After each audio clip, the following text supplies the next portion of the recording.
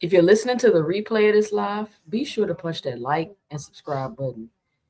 And be sure to let me know and drop it below your 2 cents as we go throughout the live. And be sure to help support the channel by hitting the Cash App at 2 cents boxing or hitting the heart with the $sign and just leaving a special thanks below. Just letting me know I'm doing a good job and you appreciate the content. 10, 10, 20, 25.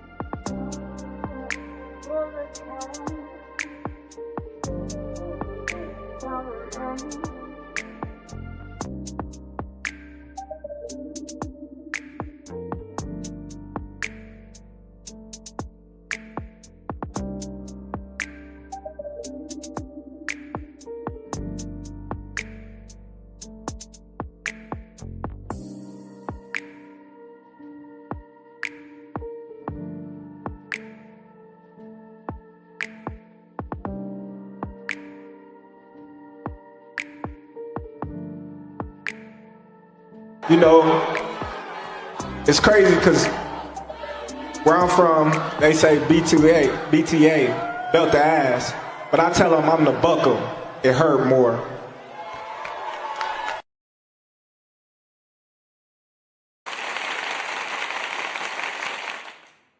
Hi, welcome to the channel. I'm Jake, and this is our 2 cents, where we talk everything boxing, and everybody's entitled to their own opinion.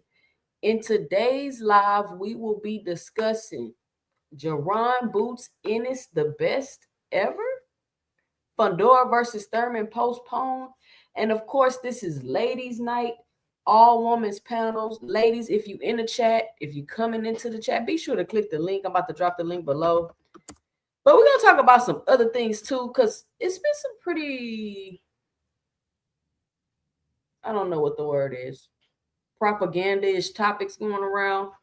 So, of course, we going to talk about that. Let me drop the link for the ladies that want to come on and come up here and give their 2 cents. How's everybody doing tonight? Y'all excited for the boots fight tomorrow? Oh, hold on. I don't like how that look. Give me a second. Let me try to get the clip right. Vic say 2 cents hates lineal and ring belt. When did I say I hate any belt? That sounds crazy. You just came in here and made that up. Y'all see what I'm saying with the propaganda? They just make shit up. Put a one in the chat if you ever heard me say I hate a belt. Y'all the ones that hate belts.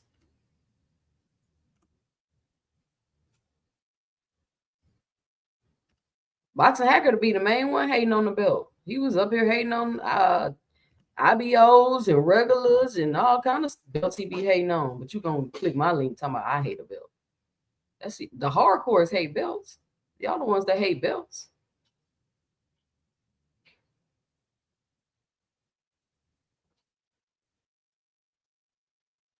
All right, let me pin that link to the top of the chat. You know, I get the belt thing, but I just don't understand the obsession with it. Like, I don't know. I guess I'm just a casual. And we're going to talk about that tonight, too. I think the casual fans enjoy the sport of boxing more than these quote-unquote hardcore fans. I think hardcore fans be miserable, y'all. But that's just my 2 cents. And I'm just speaking in hyperbole. Let me pin this link. Then we're going to get started. There we go, ladies. Link is pinned to the top of the chat. Got support coming through early. Shout out to Kurt Hurd with the $20 in the super chat. He says, hit the like button. It's free and insanely easy to do. Don't be a freeloader. Shout out Kurt Hurd. And also shout out Kurt Hurd for sending me a $5 Cash App earlier. Maybe he was watching one of my videos, decided to support. Shout out Kurt Hurd, huge, big supporter of the channel. Always adds great insight to the conversations. He's always asking questions. He's always trying to learn about the sport. Shout out to Kurt Hurd. Next in the super chat, we got Omega Red with the $5 in the super chat. He says, Dean trying to steal your Friday night spot. I'm going to go tell him stop that shit now. LOL. Shout out Omega Red.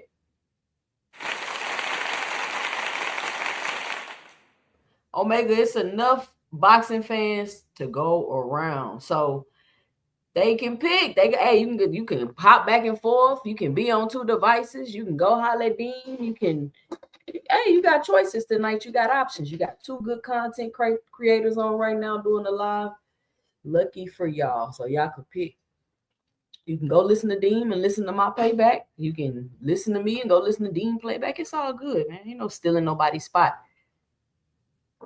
It's a gazillion people on the internet.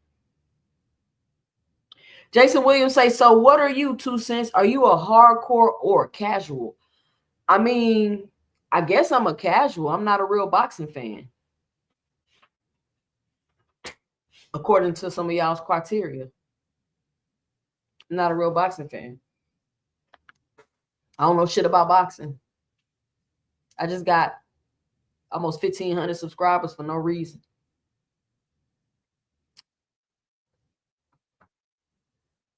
Omega Red, what do you go over there and do? Shout out to Omega Red back in the super chat with the $2. He say, I got your back, 2 cents. They coming. Shout out Omega Red. Omega Red, you gotta. I want to say I appreciate you, but why you over there disrupting Deem Live like that? But shout out to everybody that's joining me in the chat. If you're coming from Deem Live. No, you're not taking no shots, Jason. I'm just being sarcastic. I mean, I guess we could start the conversation off with that tonight till a couple of more people come in here. I was on KO's live. I can't remember what day that was. Shout out to KO Boxing. I know I don't got to tell y'all to subscribe. Y'all already subscribed over there. But he was like talking about the things that's wrong with boxing and the sanctioning bodies, the fighters and this and that. And I had this conversation with Boxing Hacker today. Shout out to Boxing Hacker, the panelists y'all love to hate. Y'all swear y'all can't stand Boxing Hacker, but the moment he not in the chat or on the panel, y'all asking where is Boxing Hacker.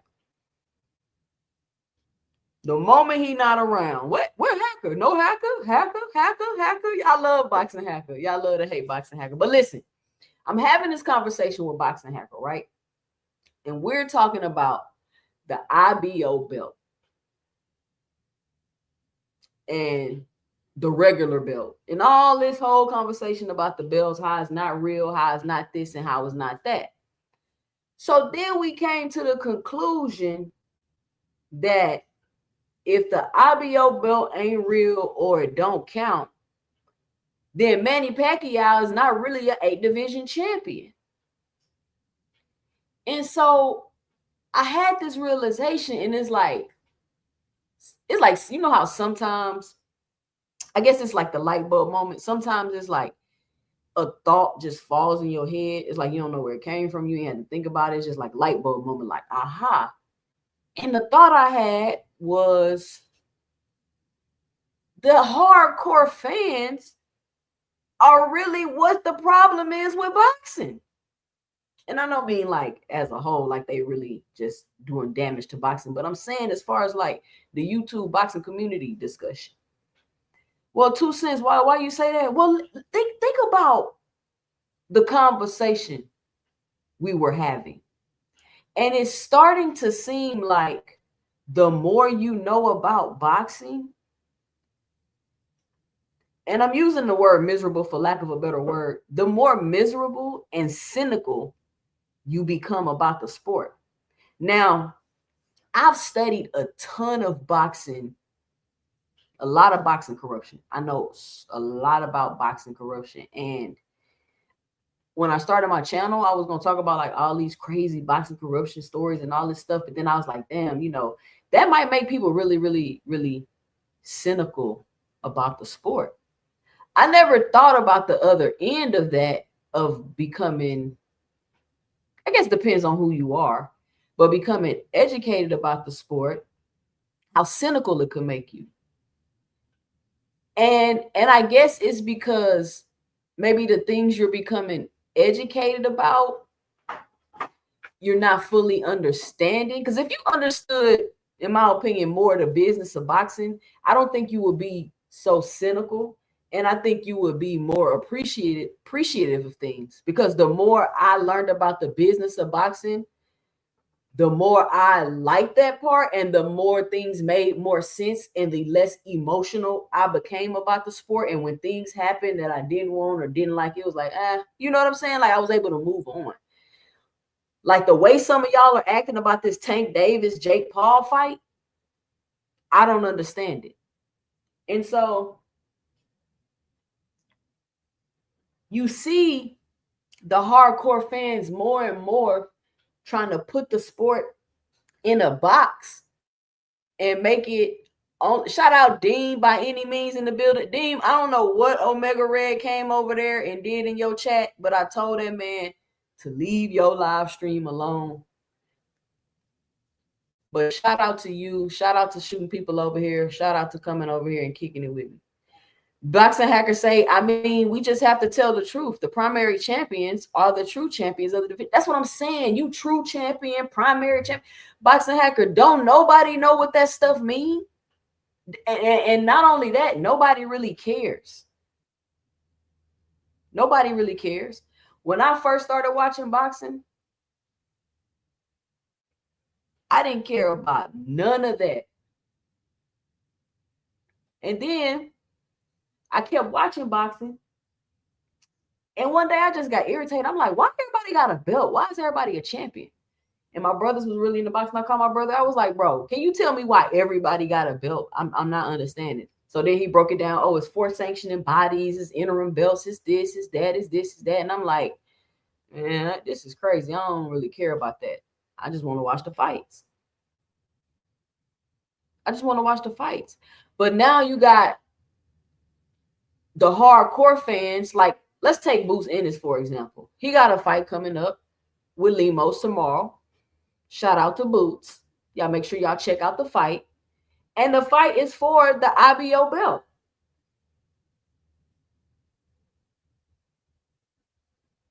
Now, if you a casual, you don't care if it's an IBO, a WBA, a WWE, a ABC. You don't care what belt it is. You just know it's a belt. If you even care about the belt. And he fighting for an interim belt. Another thing that the casuals and don't nobody really care about. You think people at the crib, like, you going to that Boots fight? He fighting for the RBO? Nobody does that. Nobody does that. Hold on, y'all.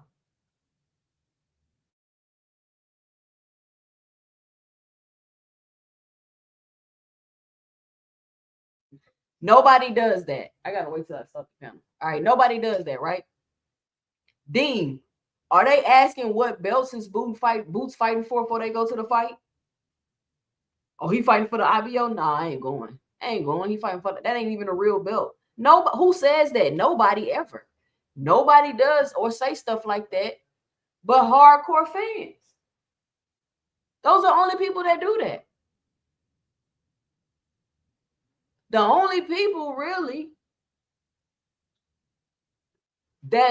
I'm not talking about people giving their opinions about fights. Like, if you feel like somebody ain't fought nobody, then that's your opinion. That's cool. I don't have no problem with that. But when you say Gervonta Tank Davis has never fought a champion in any division, like, what are you talking about?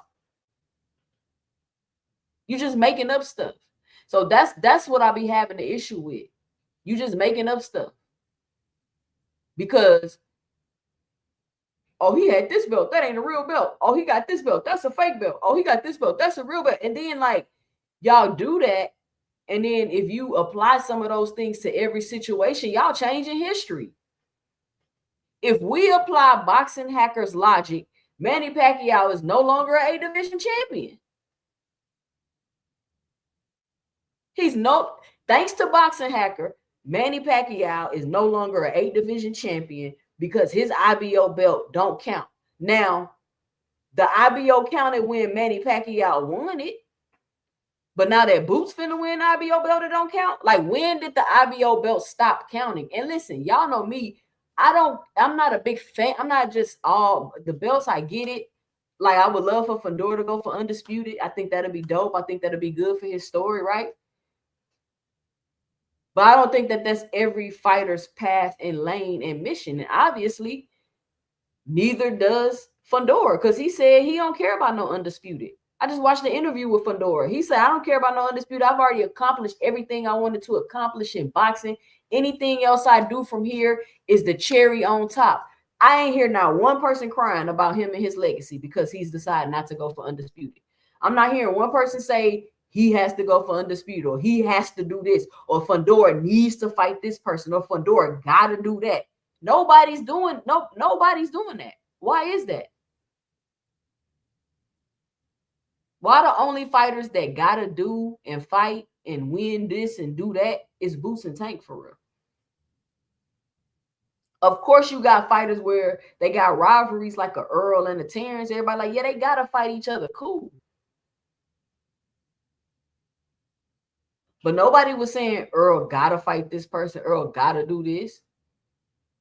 Because he was running through the division trying to collect the belts. The same thing Boots Ennis was doing at 147 pounds. And since we own Boots Ennis, right? And I find myself keep having these conversations. Hold on, y'all.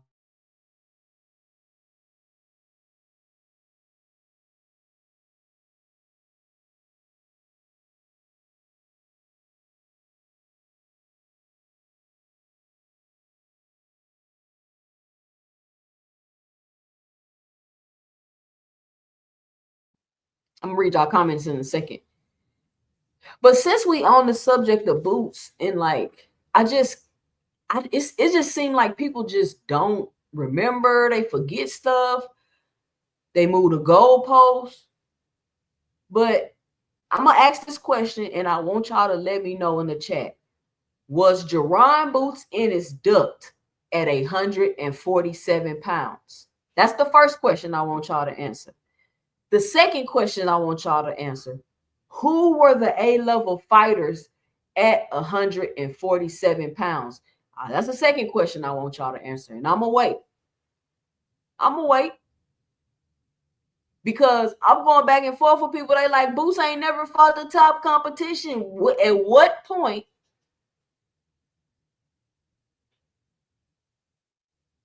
Why didn't he fight the top level competition is the question. And if his goal was to be undisputed and he was trying to fight the champions, how was he not trying to fight high level competition? According to some of y'all, according to Boxing Hacker, the champion is the best person in the division. So he beat Stanionis, who was the champion, which according to Boxing Hacker is the best person in the division. He's the best person in the division.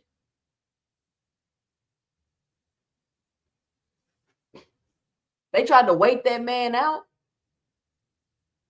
They tried to wait that man out to fight him at 147 pounds. Everybody cried and cried and cried about how he need to move up. He need to move up. And then when he moved up, everybody cried and cried and cried about how he should have stayed at 47, and fought this person and that person. I'm just saying, like, it just don't, some of it just don't be making sense to me. And it's not casual fans doing this. It's quote unquote hardcore fans. That's just flat out not being honest and jumping through all kind of hoops. Let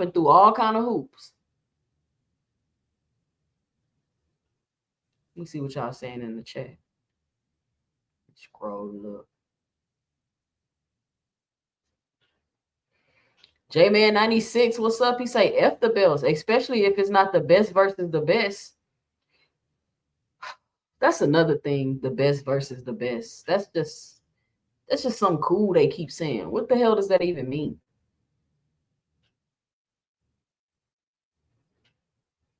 Hell nah, they just want to know the opponent. Enlighten them, 2 cents. 2 cents. Nobody cares what belt. No, they don't care. Hacker, how much you get paid by Bill? You a Fruit Loop. Wow. Come on, AJ. He never fought a super champion at 135. See what I'm saying? Some more hardcore fan talk from Boxing Hacker.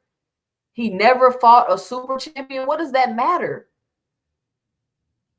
What does that matter? He's never fought a super champion. Since when is that added to the criteria?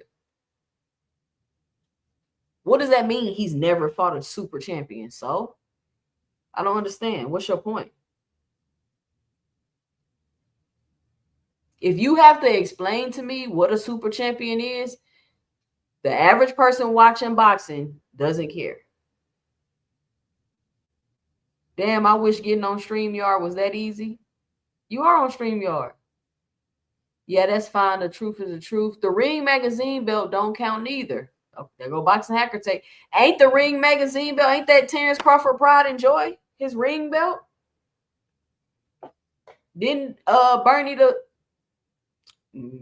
the boxer say that's the most important belt?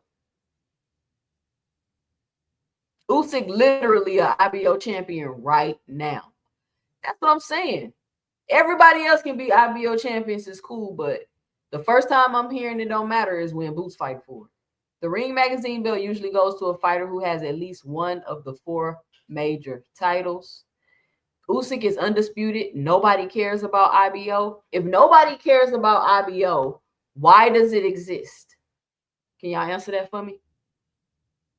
And I'm not up here trying to, listen, the last thing I'm doing is trying to defend a belt. I'm trying to point out y'all's logic, people's logic and hypocrisy. Y'all know I'm an anti-captivist. So I'm on my captivist stuff tonight. Boxing Hacker, I think everyone would take you more seriously if you showed your face, boss. Let's see them jibs. Oh, they're trying to call you a bot, Boxing Hacker. When did Usyk get the IBO? Usyk and Bivol are IBO champs. Dub City Gritty, what's going on? Vic, Chris Eubanks Jr. is a 3-time IBO champ. Nobody cares.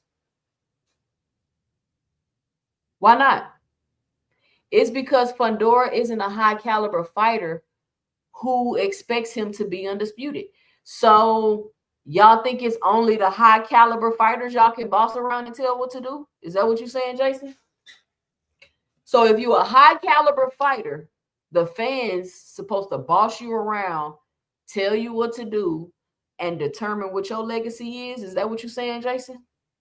I'm just trying to get some clarity. You know, everybody's entitled to their own opinion over here on Two Sis Boxing. Different expectations for different fighters. People pick and choose. Of course. Of course.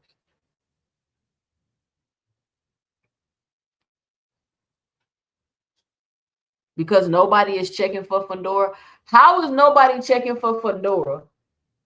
Y'all want to see the best fight the best.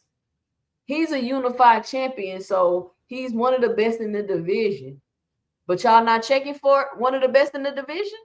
Can you make that make sense for me, Mr. Shelton?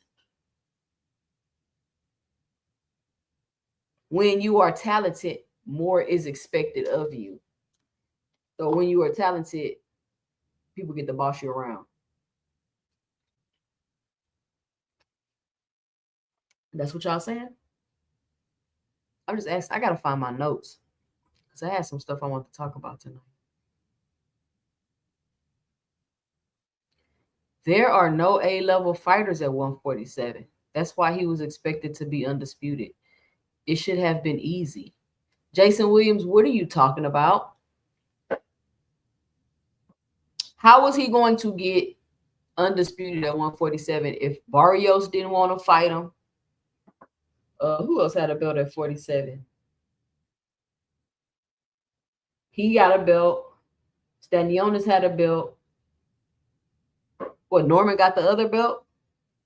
By the time Spence and Crawford fought, they had tied up the belts all that time. And so it was time for Boots to move up.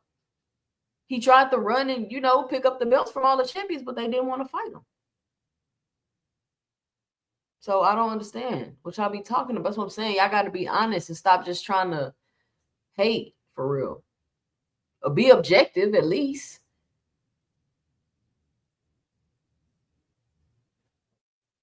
I know seeing Ironheart coming through. Soon as seeing here, bud, he pop up. He gonna start a ride in these chats. G Mills, what's going on? Yeah, Boots looks strong. Let's pull up some video. Y'all know it's Friday night, the review show.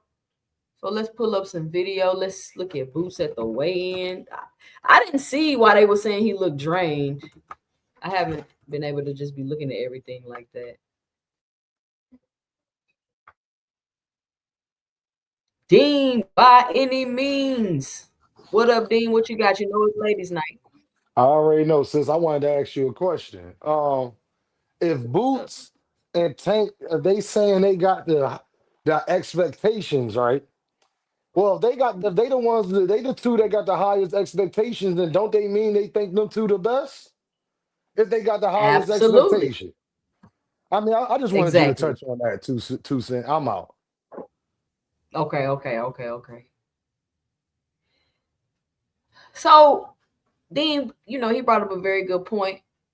I was going to let y'all make it. But since he came up, I mean, y'all are telling me that Boots and Tank are the only two people that y'all have high expectations for in the sport of boxing? Those two fighters, because like I just said, Fundora got 2 belts. He's one of the best of the division, but y'all telling me y'all got no expectation for him? Why not? Why not?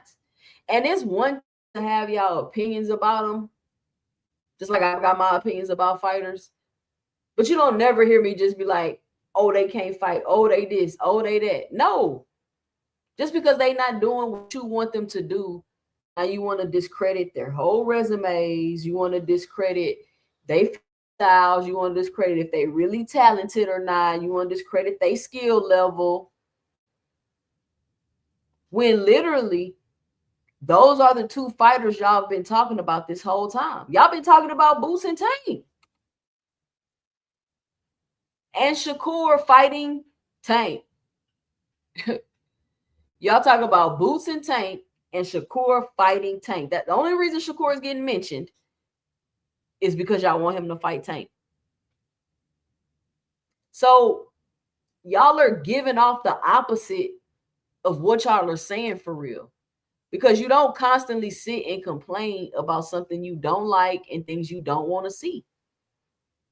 I remember I seen Show Miz make a video that said he wasn't going to talk about Tank no more because he didn't want to fight for the belts, which to me didn't make no sense. So I got to fight for the belts for you to want to talk about me when I'm one of the faces of boxing, one of the biggest American boxing stars we got right now.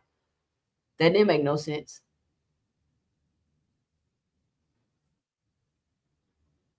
That don't make no sense. I'm literally debating with people in chats about if Tank ain't never fought nobody, he ain't never been a champion. When you can easily Google, has Gervonta Tank Davis ever been a champion, and you can find out the truth.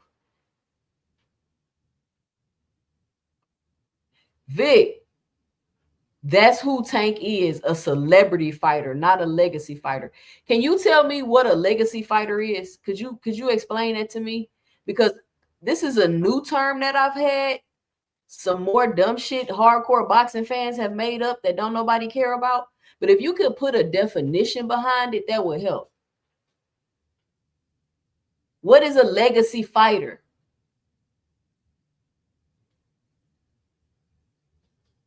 That don't even make sense.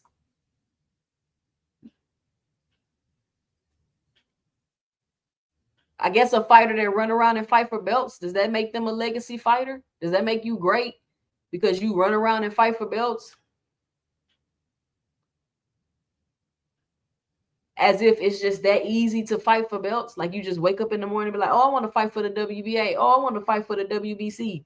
Like you ain't got to deal with politics, sanctioning bodies, promotional companies.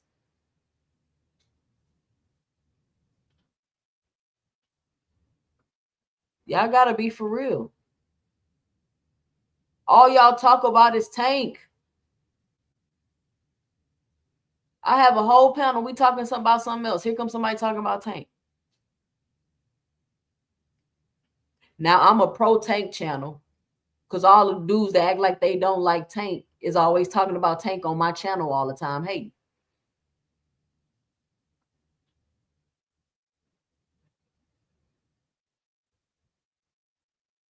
Showbiz got 6 different hairstyles simultaneously. I take what he says with a grain of salt. Come on, Melvin, there. Don't do him like that. But you know what? Showbiz did just have an interesting video, right? And I just watched the intro because I seen the thumbnail and I'm like, what is he talking about? And y'all let me know and drop it below what y'all think. A legacy fighter equals Bud Crawford. Exactly. Bud Crawford is the best. Bud Crawford he's a legacy fighter. Sitting around plotting and planning makes you a legacy fighter. Cool. Not everybody got time for that, nor the connections. So let me ask y'all a question, right? Lamont Roach. What does that mean? Tank is about to be 31. What are you talking about? What do you mean? He's about to be 31 years old. He's about to make $100+ million in a fight, allegedly. I think he's doing pretty well for himself and making a great legacy. Sound like a great legacy to me. One of the faces of boxing, one of the biggest name in American boxing right now. I mean, what are y'all talking about? Y'all want him to be like Shakur? A legacy fighter? Running around fighting on undercards? Panhandling for a Tank fight everywhere he go?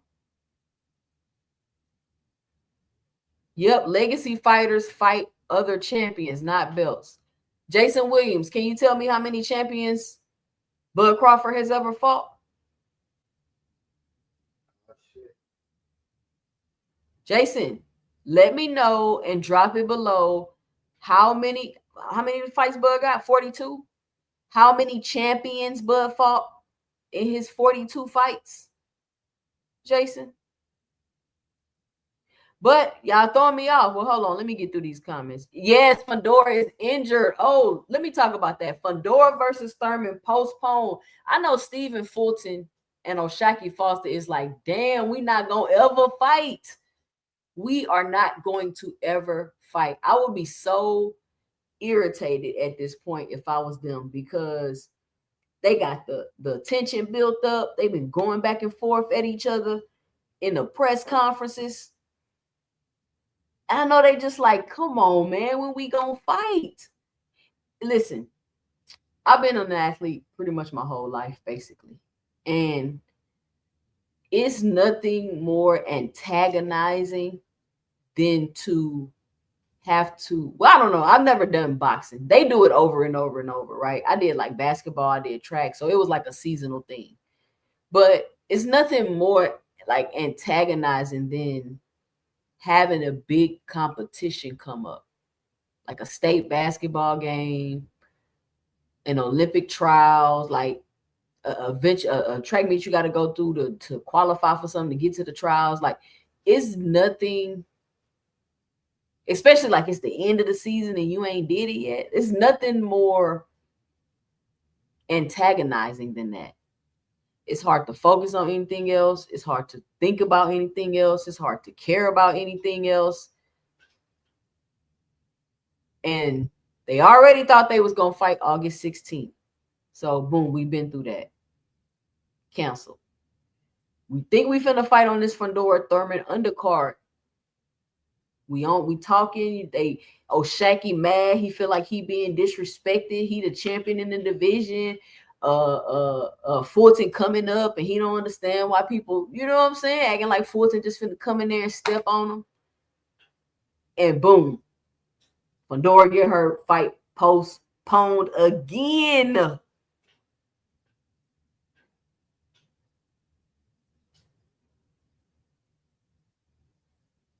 Shout out Rick Timms. He say 2 cents at age 51. I'm still an athlete out here. True strength. That's what's up. J-Man96 say, Jason, I'm telling you, if you count the champions that bruh fought, your logic not gonna match.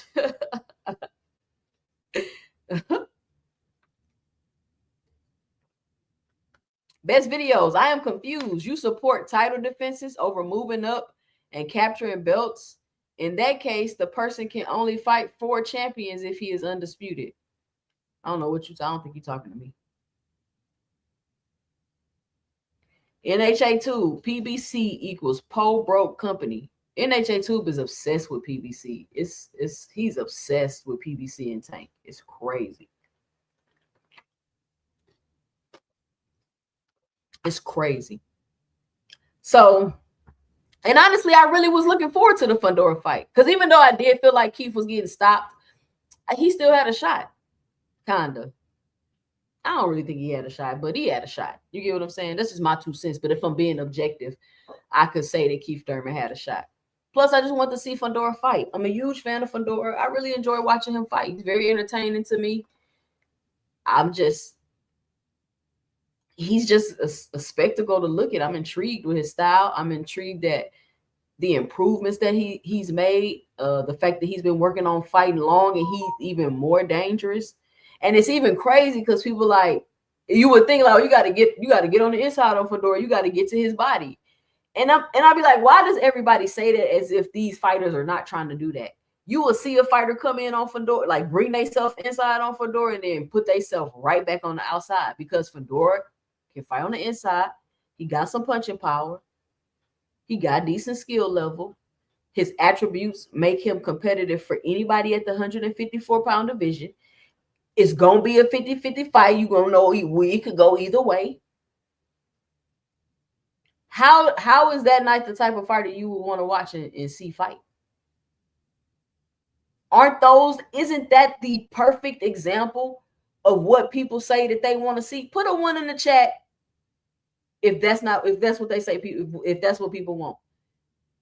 They want to see competitive fights where they don't know who go win. They want to see people fighting for belts. They want to see people challenging themselves. Is that not what Fundora is doing? I'm asking because people say so many contradictory things. I'm starting to get confused. So shout out to everybody in the chat. I know I got a diverse chat over here of all type of different fan bases. This ain't no echo chamber over here. So y'all let me know and drop it below. Do y'all want to see fights where you're not sure of the outcome and it's 50-50?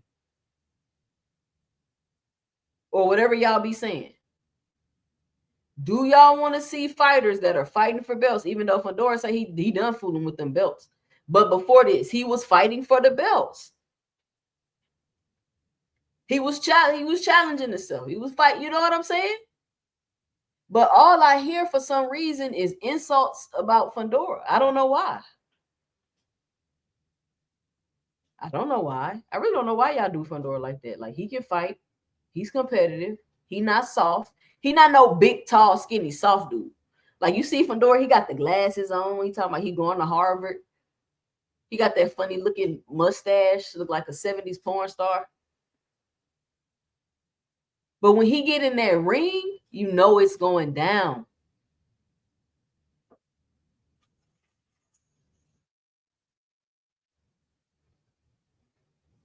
You know it's going down. Tank, a multi-division champion, held belts at 3 divisions at the same time, fought 10+ world champions, has one of the youngest world champions.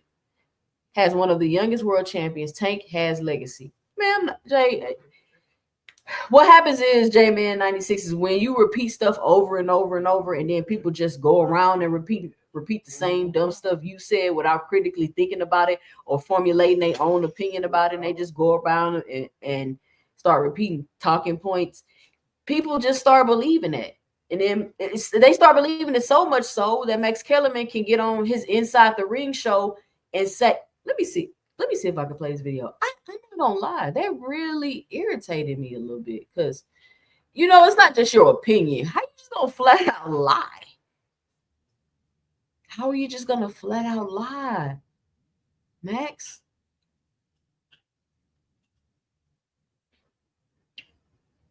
I think I seen Tony Reviews in the building. What did he say? Let me scroll up. Tony Reviews. What up, Tony? Is this open mic or ladies? It's ladies' night. I don't know where the ladies at. And as soon as I let y'all up here, the ladies gonna come and y'all be scaring them off. Best videos say Fundora is just big for no reason. How was he big for no reason? Best videos when he unified the division. The 154-pound division at that. The most competitive division right now. The man is unified at the most competitive division right now. But you got people in the chat saying he trash. Can y'all make that make sense?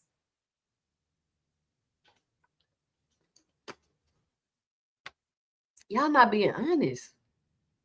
Boxing Hacker, don't nobody care about this super champion stuff you talking about, bro. Nobody cares. You got to go over there to the hardcore fan channels and whine and bitch and moan and complain about that stuff. Because over here, we just talk boxing.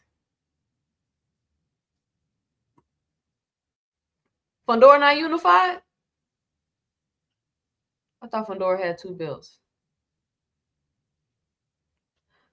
Let me share my screen so we could check out Boots Ennis. Ooh, look at that boy Boots. Ooh, Boots look good. Where did he look drained at to y'all?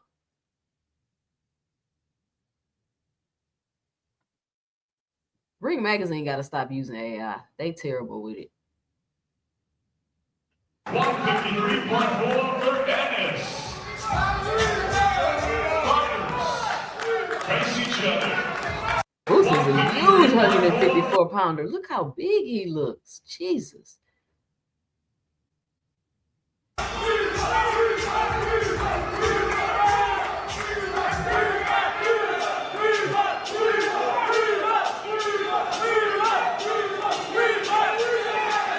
I'm gonna have to mute it. Hold on, y'all. They about to. Y'all be sure to support the channel. They're gonna demonetize your girl. Look at Boots. Boots way bigger than Lima. Y'all think he way bigger than Lima?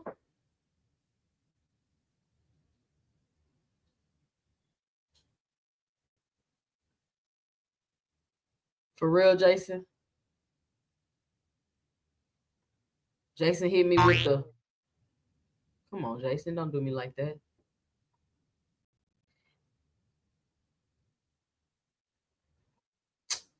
I cannot stand using X on here. Let me go to YouTube. X be tripping.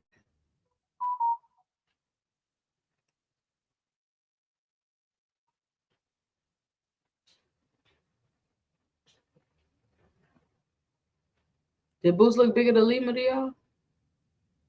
I thought Lima was gonna be bigger than it. Was a little bigger.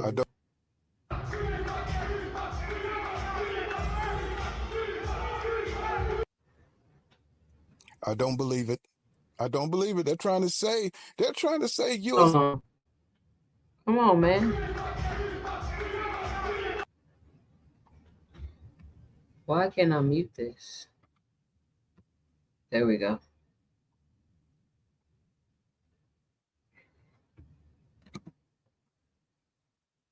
There they go.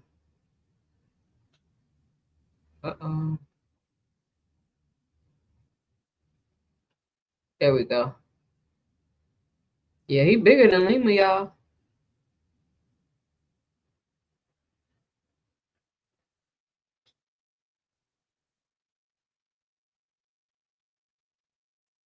Y'all think Lima look a little drained? You know what I'm saying? He ain't got no his little muscle definition at. Okay. Okay, they both looking strong up there. Where that Boots look drained at, y'all? Please show me. All right, Boots. Dean, what kind of pants he got on, bro? That's what y'all doing in Philly? The cutoff jeans at the ankles with the white socks? That's what y'all doing in Philly, Dean? That must be new. I don't know nothing about the cutoff with the white socks. That must be something new y'all got going on. Vic say Leo was set up by PBC to win that vacant so Tank could weight bully back at 130 to take Leo out after he lost the belt on scale. So Vic, how can Tank be a weight bully at 130? Ain't that his original weight class?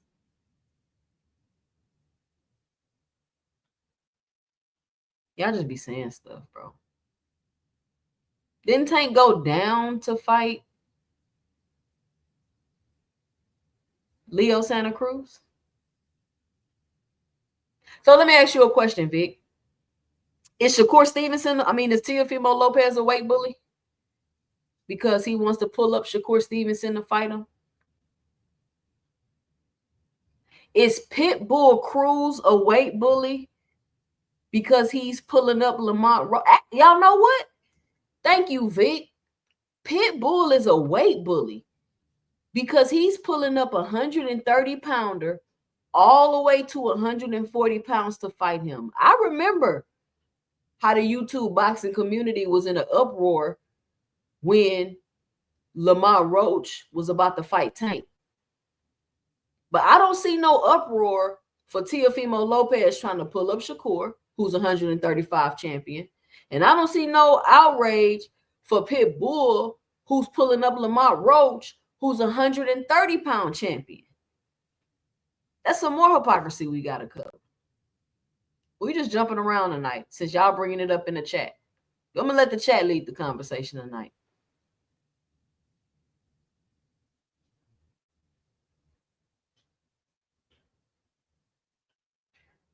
Oh, somebody said they Balenciagas. No, Dean. No, I don't know what the fuck Boots got going on. I do wear shit like that.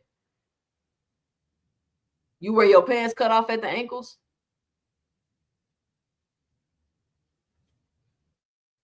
Hearn sold What? Hearn said Boots was struggling to make 154. When did he say that?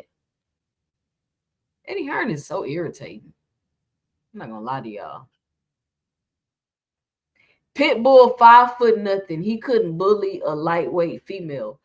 But Javante Tank Davis, who's not that much taller than Pitbull, could? Come on, Tony. Make it make sense, Tony. Tank went down to fight Leo at 130 instead of fighting the current champion at 135.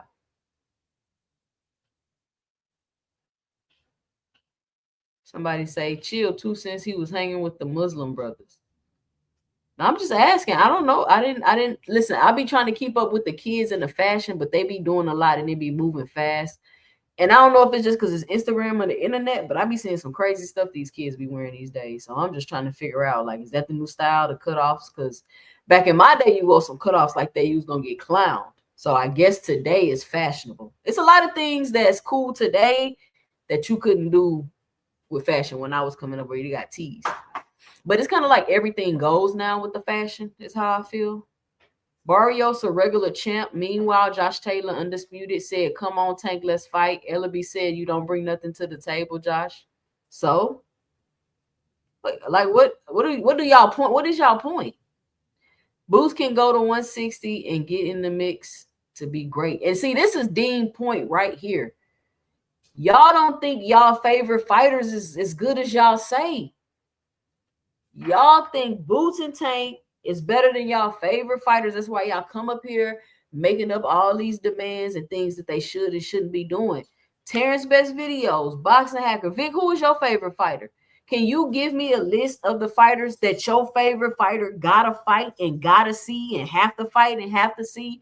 Don't put Tank name on your list because he said he's retiring after Jake Paul. So who does Shakur Stevenson absolutely have to fight, or y'all gonna be in an uproar running around and crying?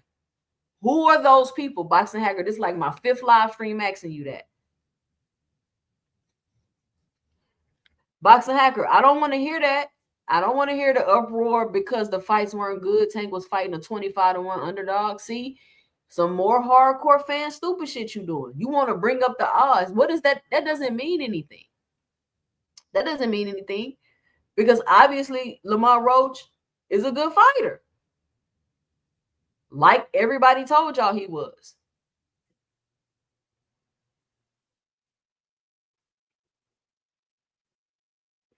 No Blaze, nobody is better than Bud. He is the best fighter in the universe and the planet. He's the best fighter. Actually, he's the best fighter in the universe. Bud can beat Bruce Lee. Bud can beat Baki. Bud can beat Michael J. White. Bud can beat Superman. Like, it's nobody that's beating Bud. So we don't even have to mention him in any conversation. He's out of this stratosphere.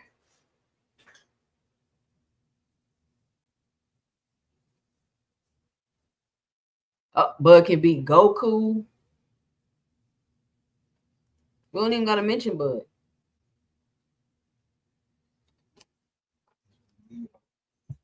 Bud can beat Neo from the Matrix. Keep it going. Who else Bud can beat? Bud can beat the Hulk. Bud beating the shit out of One Punch Man. Blaze P for P say Bud is the best fighter right now too, since you don't got to put extras on it. Come on, Blake. Y'all Bud fans, y'all got to make up y'all mind now. Y'all got to make up y'all mind. Come on now. You give Bud a compliment, now you ain't got to put the extra sauce on it. You don't put the extra sauce on it, now they crying. Y'all got to make up y'all mind.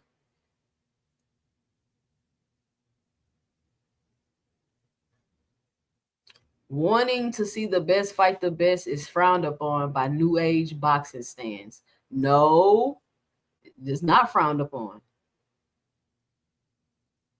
No, Boxing Hacker. I don't want you to keep telling me it's current Tank lined up. Tank said he's retiring. Is Shakur retiring too? If not, can you give me your list? No, you can't say T.O. now because they allegedly supposed to fight. Now you want to say T.O.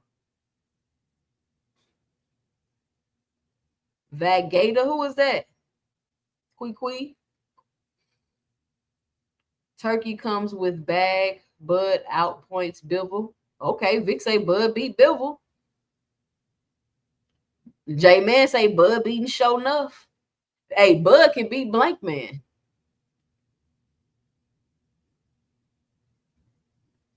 Seeing Ironheart say nigga can't be seeing Ironheart, and that's on the good Lord. Oh, he say from Dragon Ball Z. I'm telling you, Bud can beat every single Power Ranger.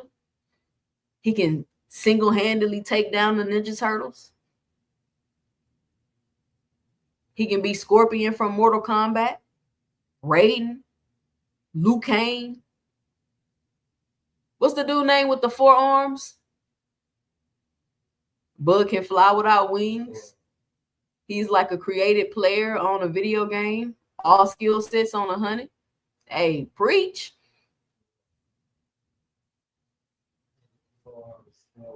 Goro.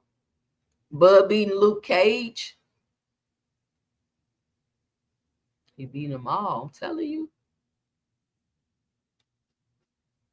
Angry Casual say Bud beat Fury. Bud stops Fury. I'm convinced. Bud, easy work. Fury, easy work.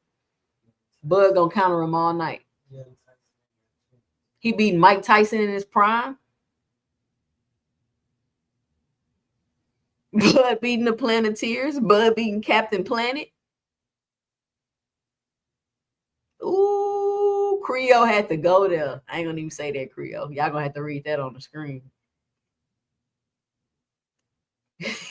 Bud can breathe underwater.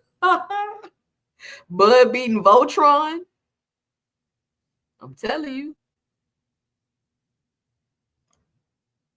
Bud will knock the Sonic coins out of Opataya. Bud beating Optimus Prime for sure. He for sure beating Optimus Prime. Bud beating all the Transformers at one time. He beating the 3 Musketeers.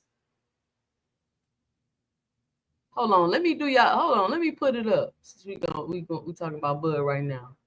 Where the Bud buddies at? This y'all show right here.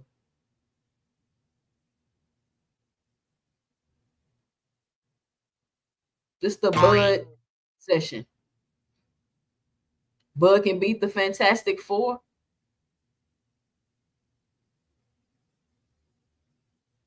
How we hating? Do y'all see this? We literally complimenting the man, and now we still hating. Hey, he beating the stuffing out of Bruce Lee. Bruce Lee, easy work. Bruce Lee, easy work.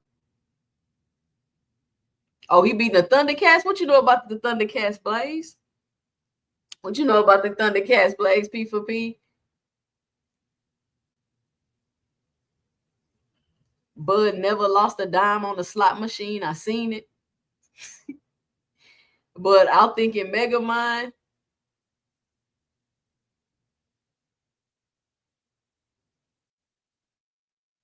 Same damn time like Endgame. Bud beating Hellraiser. 2 cents play too much. Bud beat Spence Canelo. Oh, he did that already.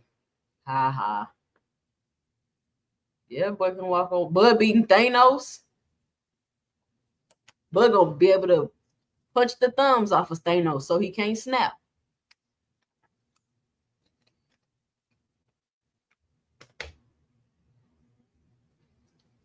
But Thanos a boxing for real though.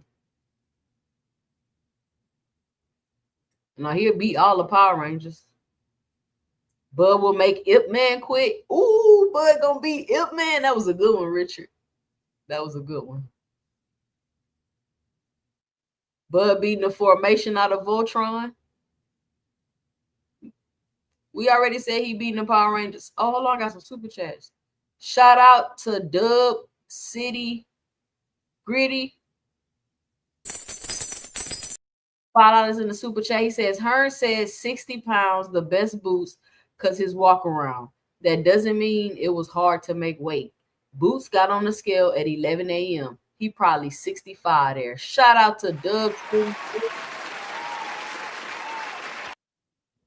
I mean, honestly, if I was Boots, I would tell Eddie Hearn, just shut the hell up. Just be quiet, bro. Kurt Hurd says she's a casual because she still likes boxing. Super chat.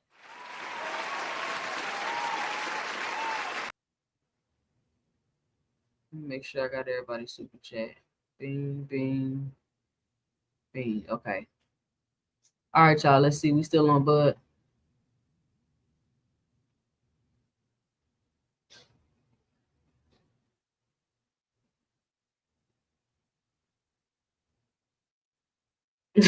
Quickly say, I ain't seen nobody beat Pinhead from Hellraiser.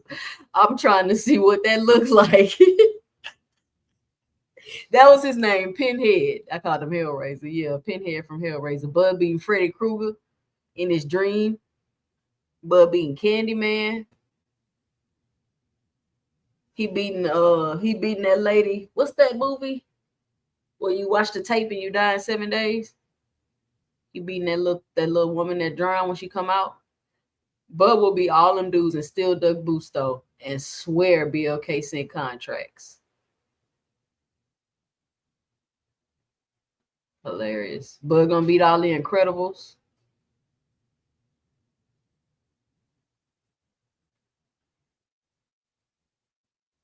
I don't know why Eddie is trying to hitch Boots wagging the Bud in every interview. I mean, are they gonna fight? Is it a possibility they fight? Are they building a fight? Like, I don't really understand what's going on with that, honestly, because if Bud and Boots not gonna fight, it's really no reason for them to talk about each other, for real. It's no reason for Bud to talk about how he ain't gonna fight Boots, and there's no reason for Boots to talk about how he want to fight Bud. Boots is doing his thing. He in the prime of his career, and Bud is on his way out of his career. If they fight each other, cool, but if they don't, cool. But this whole let's try to pin a duck or you got an offer that they trying to like pin on Boots, like it just doesn't make any sense. Because I mean, I know some people saying that Bud duck Boots. I don't think Bud duck Boots because they're a decade apart. They're in two different eras of boxing. Sean Porter said he wasn't fighting Boots. Nobody had a problem with that. Nobody was in an uproar. If Bud would come out and say, you know, Boots doing this thing, he young, I'm focused on other things, I'm finishing up my career, I don't think it'll be a problem. He don't need to come out and make it seem like he tried to fight Boots and Boots ducked. Like, he doesn't need to do that, in my opinion. But that's just me. I'm not a hardcore fan either, so I don't know. That's y'all hardcore fans that be having them type of issues and problems. Somebody say I was probably the first person to call Bud CBD on YouTube all those years ago. Wow. Ooh, Bud take down Michael Myers. Michael Myers might give Bud some work though. Michael Myers ain't going down without a fight. No, they didn't, Boxing Hacker. Stop it. And please stop repeating the same dumb shit over and over, Boxing Hacker. Like, I've heard you say that 1,000 times. You haven't changed my mind. You haven't changed my mind. Eddie doing his promotional tricks, attaching his guys to bigger names. Shakur to Tank. No, Shakur been attached to Tank before he got with Eddie. Boots to Bud and AJ to Wilder. Speaking of Deontay Wilder, did y'all hear that Deontay Wilder is supposed to be coming back to fight somebody for a title shot? Now, I don't know if y'all noticed or not. I didn't have my channel back during the Tyson Fury Wilder thing. Like, honestly, y'all, I wish I would have started my channel so much earlier. But, you know, all things happen when they're supposed to happen. So I'm going to preface this by saying Bud was scouting Ortiz at one point. So nah, he can't say Boots isn't worth it. I mean, but he ducked Ortiz, though. And when I say ducked, I mean turkey off for him to fight, and he said no, which, again, I don't have a problem with that. If Bud don't want to fight Ortiz, he could just go move on and do what he's doing. Like, anyway, Deontay Wilder is one of my favorite fighters, right? Or he is one of my favorite fighters still. And he's hinting that he might be fighting for a title shot next. Is the link not pinned to the chat? Where is all the ladies tonight? Anyway, he's hinting that he's not going for a title shot next. Wait, hold on. I just lost my train of thought. Who was I talking about? Oh, Deontay Wilder. And this is my thing about Deontay Wilder, right? Deontay Wilder's what, almost 40 years old, if he's not already 40. He's accomplished a lot in his career. And honestly, as a fan of Deontay Wilder, I feel like as a fan, he pretty much gave me everything I wanted as a fan. I mean, he didn't beat Tyson Fury, but other than that, he gave me everything I wanted as a fan. So I feel like as a fan, as his fan, I'm pretty satisfied with his career. Now, there seems to be this thing in boxing that once a fighter you don't like loses, then you just discredit and try to dump on his whole career, right? Oh, Deontay Wilder fought trash cans. He ain't fight nobody. He ain't do this. He ain't do that. Okay, cool. Let's not act like people was not ducking Deontay Wilder. Let's not act like that. First of all, it's like your favorite fighter get to move around and be strategic and cry and act like everybody ducking them. But then when other fighters got people actually ducking them, y'all overlook that and don't ever mention it, like how y'all do with Boots. But I digress. So now that Deontay Wilder is pretty much done and at the end of his career, you see Parker willing to fight him. Big Bang Zane want to fight. All these people want to fight him. And I watched Deontay Wilder's last fight, and it just seems like his power isn't there anymore. And they say that power is the last thing to go. So with that being said, in my opinion, I feel like Deontay Wilder is done. He already looked like he skipped leg day every single day of his career. Every training camp he ever had, he looked like he ain't never did not one squat. So his legs don't look too sturdy. He didn't look too strong. Maybe it was ring rust. I don't know. But I watched the last fight. He hitting the dude with the rights. He ain't dropping him. I'm like, man, Deontay Wilder don't have that power like he used to have it. I don't think Deontay Wilder got that power like he used to have it because he was small. The only thing that was, really holding him up at the heavyweight weight division was that right hand, the power that he had. And people want to, and I don't know what's up with this thing that everybody got to be this great skillful fighter to y'all. Like, what type of boxing fans? How are y'all hardcore boxing fan, but you only like one style? If that's I don't want to be no hardcore boxing fan. I don't want to have to like all the fighters where you need a PhD in boxing to watch. I want to watch all kind of fighters. You don't got to be the best fighter, have the best footwork, have the best jab. Like I don't listen. I don't want to be a hardcore fan. I like all kind of different styles, and I like all kind of different fighters for all kind of different reasons. But I'm going to get to that. So I think that Deontay Wilder at this point is just selling his name, which is cool. Nobody wanted to fight you back when you was hot. You got the end of your career. It really don't matter if you win or lose, for real, for real. Everybody know you done. But I can't understand why he over there fooling with Eddie Hearn and letting Eddie Hearn feed him to people. Why are you over there with Eddie Hearn, Deontay Wilder? I don't understand that.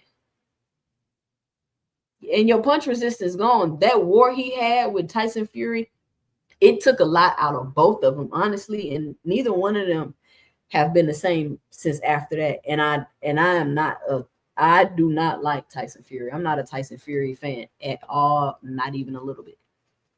I don't know if y'all know that or not, because I don't sit on here all day talking about fighters I don't like some of y'all favorite content creators. But that's what I want to say about Deontay Wilder. I just think he needs to hang him up, in my opinion. But who am I to tell a fighter when they should retire? But they say power is the last thing to go, and it looks like his power has gone. Shout out to Key with the T in the chat. Key, I'm fighting for my life up here. Let me take Bud off. We done with Bud. Hey, but that was funny, y'all. That was really funny. I might have to clip that. On my way to Vegas.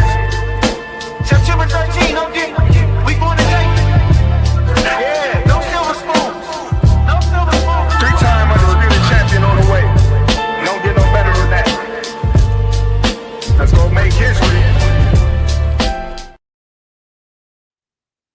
That little clip is so funny to me. I actually love that. I actually love that. Key with the T in the building, y'all. We like the sweet science. If I want to watch some rock'em sock'em shit, I can just type in bum fights on YouTube. See, do y'all see what I'm saying? Put a one in the chat. If NHA Tube is a hardcore fan in a way, and by the way, but put a one in the chat if he just proved my point. Put a one in the chat. If NHA Tube, we like the sweet science. That's fine, NHA. I like the sweet science too. But I also like a Rolly Romero. Sugar Rolly. Can y'all tell me why y'all hating on Sugar Rolly? Can y'all please tell me why y'all hate on Sugar Rolly? Sugar Rolly get this Manny Pacquiao fight. Sugar Rolly mess around and unify. Rolly Romero end up in the Hall of Fame on y'all. And that's another thing I want to cover while we on the topic. A lot of my issue with the hardcore boxing fans. Y'all act like y'all can't recognize when a fighter is getting better or when a fighter is getting worse. However you see a fighter is how you continue to envision them for the rest of their career. Oh, hold on, Key. I gotta give you your announcement. Next, coming to the stage, always got the hottest talk in boxing, always keeps her ear to the street. If the news is out there, she got the whispers about it, and she gonna definitely bring it to you to let you know. Y'all welcome Key with the T to the stage. Oh, thank you, Queen. I appreciate you. Shout out Key with the T. What's going on, Key? Oh man, just got done walking my dogs. I totally forgot. I'm like, I get on YouTube. I'm like, oh, my girl on. Let me chime in with her. So salute to you. Make sure What y'all up? hit that like and subscribe button. And shout out to the beautiful chat. I hope y'all having a wonderful night. God bless y'all and y'all families. All What right. we talk about? What were you just saying? I was talking about, because I don't know if you came on here earlier. I said I've came to the conclusion that the hardcore quote unquote boxing fans or what's wrong with boxing. And after having a conversation with Boxing Hacker, I realized that the more some people learn about boxing, or the quote unquote hardcore fans learn about boxing, they become more cynical. And things don't count and this don't count. Because I had a conversation with Boxing Hacker because Jaron Ennis is fighting for the IBO belt, right? And you know me, the belts are the belts, they're cool. I'm not just a end all be all belt person. But Boxing Hacker said the IBO belt is not a real belt. It don't count. Don't nobody care about it. And I said, well, if the IBO belt don't count and nobody cares about it, then that means Manny Pacquiao is not really an 8 division champion. Like, you see how that worked? And that's when I realized that if these hardcore boxing fans keep wanting to break stuff down and the regular belt don't count and this don't count and that don't count, we're not gonna have nothing left. Y'all gonna beat and discredited everybody and discredit everything, because you can't just the IBO belt don't count because Jaron Boots is winning it, but Manny Pacquiao get to be an 8 division champion when he go in the division and win an IBO belt. You see what I'm saying? So that's pretty much what I was talking about. Well, that's interesting. That's an interesting take. The Boots Ennis fight has been elevated to, I think it's a WBC interim or WBA, one of the two. They're fighting for the interim title now. So I think, regardless, for me, to be honest with you, the only time, no shade, but the only time I feel that way is when it is like UK belts and everything, because it's so hard to keep up with those. So that's when I'd be like, okay, not to mention, no shade on the UK. I love the UK. Shout out to overseas. But y'all already know how, a good Hispanic boxer or a good American boxer, they pretty much always putting hands and feet over there on them. So they don't really last that long with them titles over there once one of us once an American or Hispanic boxer cross over into the threshold. So those are the only ones I don't really put too much stock in. Not to mention I don't live in the UK, or in England or any of those. So I can't really, I'm not really in tune with the Commonwealth belt and all of those. But out here, I'm in tune with the IBO or the Intercontinental, those type of belts that are out here. But for me, the way that they have been, how belts have been getting treated lately, and these fights have been getting treated, and how, because I remember very vividly just what last year or 2 years ago when Rolly had won the WBA in a very controversial fashion. People started saying, um, you know what, Rolly, it don't count for him because people were sleeping on him. You know what I'm saying? They didn't like him. So it became subjective. If their favorite fighter holds the belt, then it has more weight. But if it's not a good fighter, somebody that they don't deem good, or doesn't really have a name, then forget them. We're starting to see that now with Abbas Baru at 154. He is, I want to say, the WBA, he was elevated, if I'm not mistaken, not too long ago. And now I've been having this argument that people are looking at him as like one of the weakest links at 154.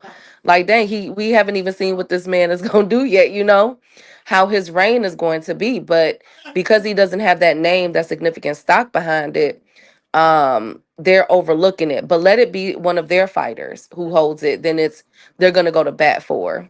So I don't even pay attention to belt holders anymore. I mean that belt conversation anymore, because it's gotten so watered down with people's opinions based off the stock of a fighter, who that fighter is, if they're selling tickets, if they're doing this.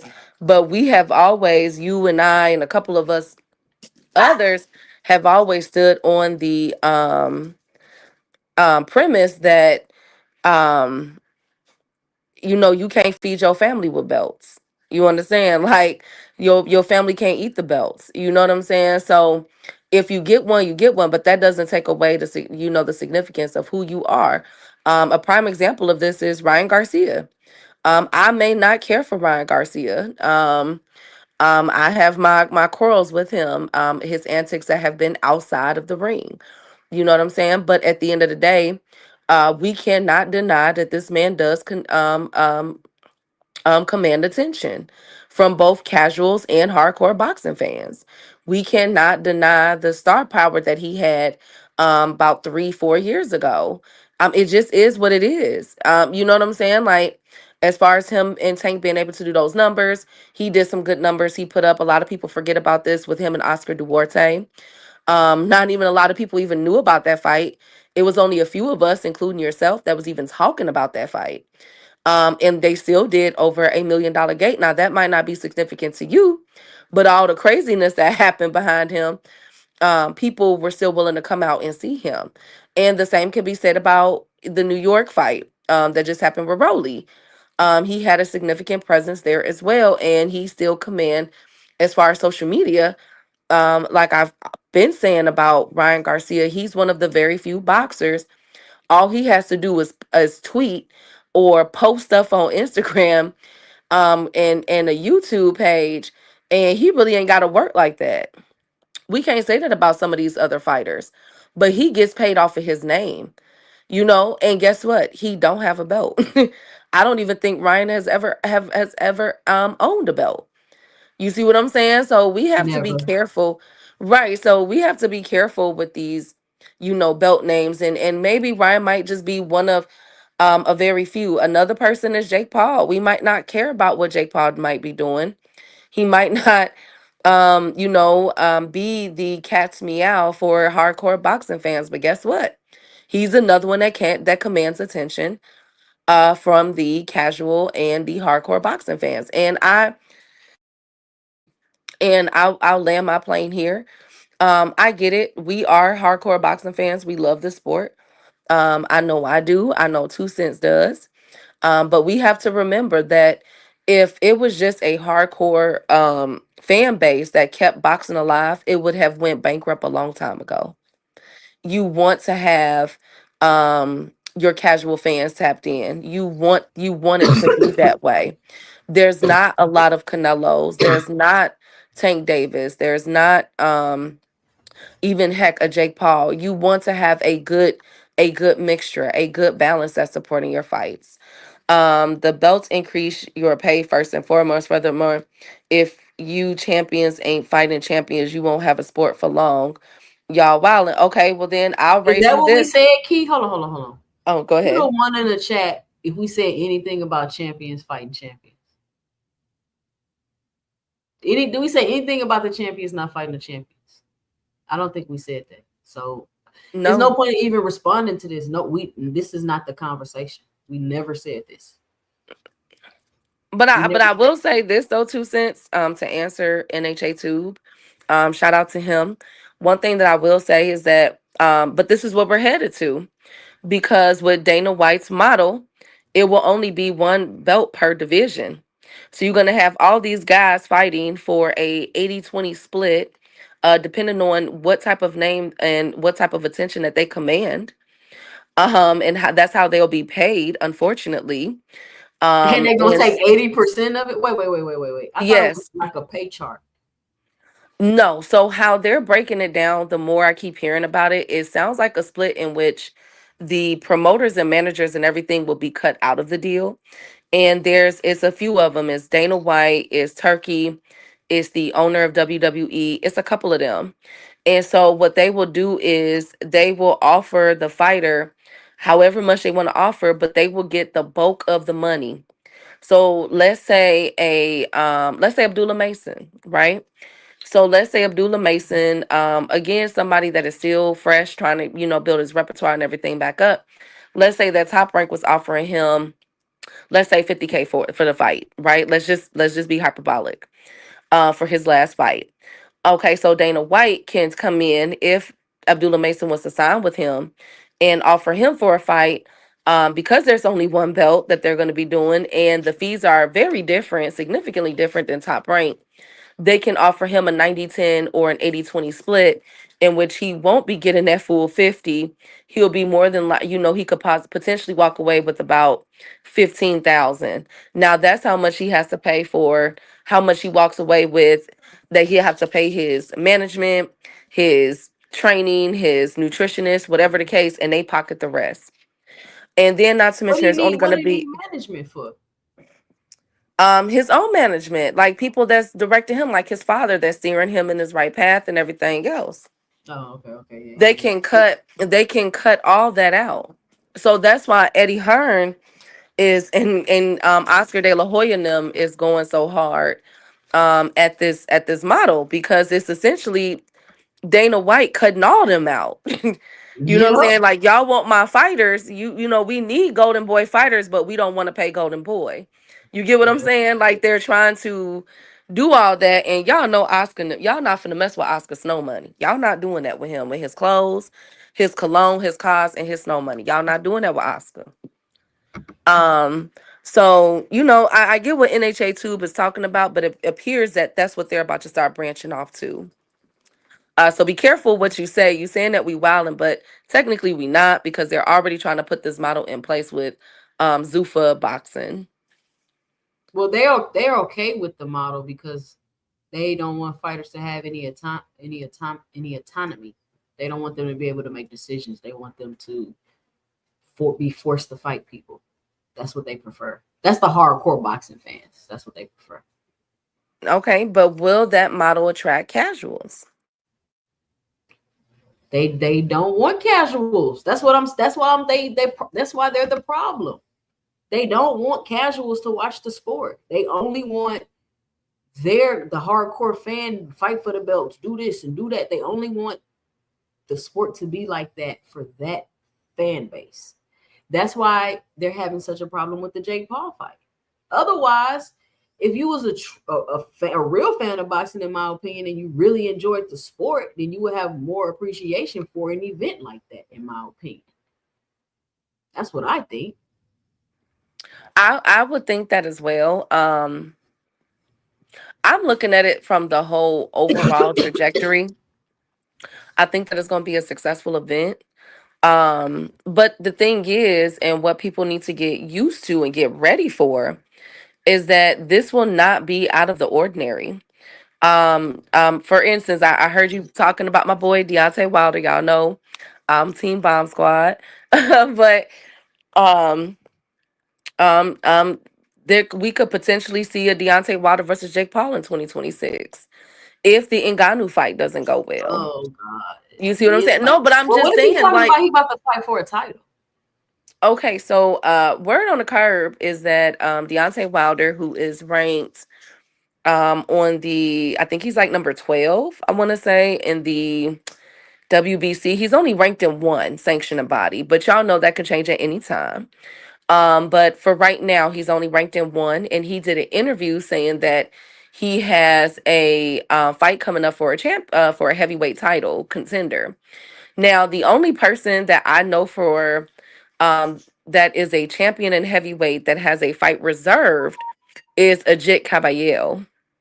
And his fighter, unless I've missed it, but to my knowledge, as far as today go, Ajit doesn't have an opponent. And I think that's either I think that's a January fight. So I wouldn't be surprised if we see a Deontay Wilder or a Jit Caballero. But I do know that they are serious about the Ngannou fight. And I had brought that to y'all attention. What that was back in what, like June? I started talking about that. That I was Mhm. hearing that no, it was after his exhibition fight. I mean his last fight that he had. That was what, in July, I think, or August, 2 cents. And I said the on that Monday or that Tuesday, I said, yo, I heard Wilder is reaching out to Ngannou. And so I'm not sure what's going on with that. Because I haven't heard anything ever since they were trolling each other. They only trolled each other for like a hot second. And then it went ghost. And then next thing you know, they lined up all of these other heavyweights because they trying to, in my opinion, I feel like they trying to low key shake down Usyk. But I'm gonna get to that. But they're lining up all these, title eliminator bouts for Usyk, and secretly here go Wilder being in a sanctioning, being in one of the sanctioning bodies, and on his return. And I said, okay, that's interesting. Let's see what they do with this. So the only heavyweight that's a belt holder that doesn't have a fight lined up is Ajit Caballero, but he does have a date reserved. So I'm gonna keep my eye on that for you guys and see if they could line that up. And I'm gonna be very, very nervous for my boy Wilder. I'm gonna be so Wilder nervous is for my done, boy. Key. Wilder is I would not. I'm not gonna. Boxing Hacker said Wilder versus AJ. AJ is being lined up for a AJ still ducking Wilder. You said what? AJ still ducking Wilder. He being lined up too, though. I think his fight will be in 2026 as well. Shout out to Boxing Hacker with the $5 in the super chat. He says the belts that matter are the primary belts for WBO, IBF, WBA, and WBL. Secondary titles just means for fighters to fight for the primary titles. Boxing Hacker. Nobody cares. Shout out to Boxing Hacker for the $5 in the super chat. I mean, I get it, but I'm just saying, like, majority of the people that's watching, they not worried about all of that. Majority of the people, in my opinion. That's what I No, think. But I'm glad you up here, Key, because I seen what you had wrote in the Discord, and I was just about to ask the chat what's this up? question, but I got sidetracked because I just been all over the place and I can't find my notes I had made. But if Lamont Roach beats Pitbull, he's better than Tank. Girl, that's what they saying, Lamont Roach girl. beat Pitbull. Is he better than Tank? Let me know and drop it below. I want to see what y'all got to say before I say something. Because I don't even understand that logic at all. Like, I don't even know why that's in your consciousness. Like, how does Lamar Roach beating Pitbull make him better than Tank? Um, it doesn't. It doesn't. And that, but you know what though? That just goes to show you, first of all, with the Thurman and Fundora card being postponed, and they're moving all of those undercards to the Lamont Roach and Pitbull, that's gonna be a bomb. Oh, is I'm that what they're doing? yes, yes. So Oh, thank God. Cool Boy Steph and Oshaki Foster and all of them will be on the Lamont Roach and Pitbull undercard. So I'm already calling it as far as 2025 go. This is going to be one of the best undercards of the year. No cap. I'm sorry. You got Janet Beck versus Laura. That's going to be, I'm hearing that will be still the co-main event.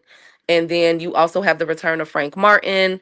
I'm hoping that they move my boy Frank Martin up, but I'm not sure because they got some stock into Jesus Ramos that they really, the PBC rock with Jesus as well. So and he's a really good fighter.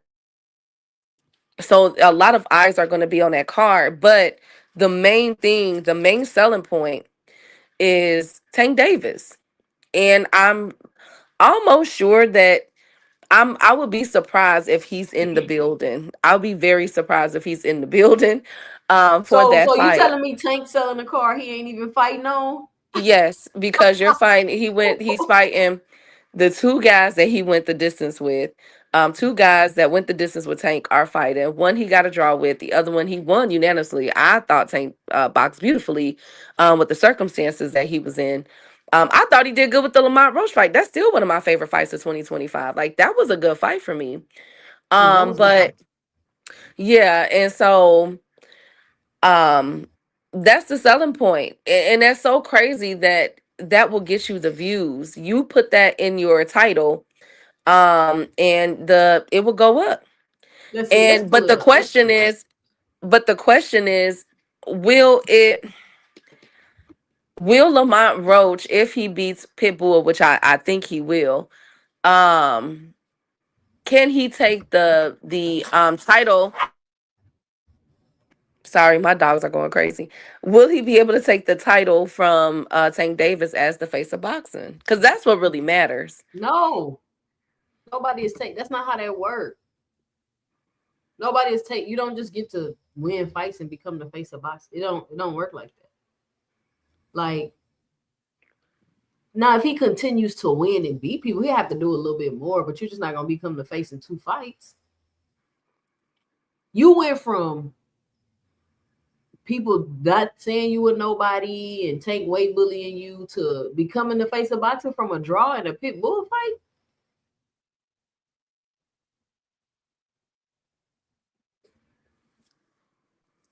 Yeah. And I mean, I know it is I'm the gonna blood be proper quiet. I'm era, gonna be so it only quiet. takes I'm 2 gonna be fights to quiet. make you great. Well, what you were finna say? I'm gonna be quiet. I'm gonna be nice. I'm gonna be nice. I'm gonna be No, we quiet. not being nice. I'm gonna be nice, 2 cents. I'm gonna be nice. I'm gonna be nice. Yeah, I'm just saying I this. have I find it real interesting. That's all. What you find interesting, Key, with the team? I just find it interesting that during the press conference, Roach said that Pitbull has always been on the radar and he wanted Pitbull. And I wouldn't be surprised, friend, if um Lamont Roach wanted him for a reason, for this very specific reason. Mm, Was to take the crown, to do what no other fighter has been able to he do, including crown. the Tank Davis, and that stop Pitbull Cruz. You know how like Manny Pacquiao used to fight all of Mayweather's opponents, but it didn't never put him like over Mayweather, so to speak. I guess some people thought he was over Mayweather, but if Roach goes around and fights like another opponent of Tank or two, and then fights Tank again, like that would make the fight even bigger, and that would make Lamont Roach even bigger. Like that'll be a good way for him to ride the momentum off of that Tank draw. You get what I'm saying? Like chase his opponents and fight them, like everybody else is doing. But for whatever reason, he's actually getting the fight. So if Shakur was doing that, you know what I'm saying? The demand for the fight would be bigger, in my opinion. Like if you going and you fighting and beating people that I've already fought and beat, that makes the intrigue even better because it's like, oh, you beat that you know what I'm saying? How you beat Right. them and this and that, this and that. So I think if Lamont Roach goes and fights Tank's ex opponents like he doing, then that'll be dope. It would definitely make the fight bigger, and it would definitely make Lamont Roach bigger, and maybe he'll be able to keep the fan base that he's developed off the Tank hate. Because I'm curious, like how many people finna go? The fight in San Antonio, so I might go to it. I'm only like 2 hours away, so I might. I was thinking about going to that fight, Queen. Let me know if you do. Okay. How many people gonna really like support, watch the fight? Cause shit, people don't even watch their favorite fighters that they sit on here and argue about every day. They barely support them. But one thing I can say, Pitbull got fans now. And oh if yeah, that Pitbull got a undercard is gonna be massive like that following. undercard, if that undercard is really gonna undercard like that, that's gonna be, man, like look, that I think a lot of people gonna show up and show out for this fight. Cause that's a really good card. Like that's a really, really they should have did this in the first place. To be honest with you, I ain't gonna lie to you 2 cents. PBC should have been consolidated that card. Cause Yeah, well, that's a take my money card. You feel me? Like, here you go. that's a good card, man. I'm gonna have to run. I think it's see the Fulton and O'Shaquie fight too. It's Yeah. only 2 hours away too. It's only 2 hours away for real. All right, let's see what Showbiz is talking about. Because Boxing Hacker trying to tell me what Showbiz is talking about. He ain't even watched the video. Oh, hold on. And I'm gonna tell you this too. A lot of people are getting on me for saying this. If Lamont Roach dominates or knock out Pitbull, he's better than Tank. If he hits Tank and Tank has Bambi legs, that goes viral. Jake Paul gave Tank Bambi legs. Bruh, he'll get trolled so much, Tank may retire. Lamont Roach was speaking to Ryan Garcia. Ryan Garcia asked a great question, and Lamont Roach answered it. And I want to know if you guys are convinced by how Lamont Roach answered this. He could do a statement and knock him out. Do you think you could knock him out? That's what I really want to know. Like, do you think you could knock him out? Oh, for sure. Especially with the. I'm not trying to give away. No, I'm not trying to give it, but I think so. I think so. And if I don't, I promise you, it's gonna be the worst he ever got beat ever.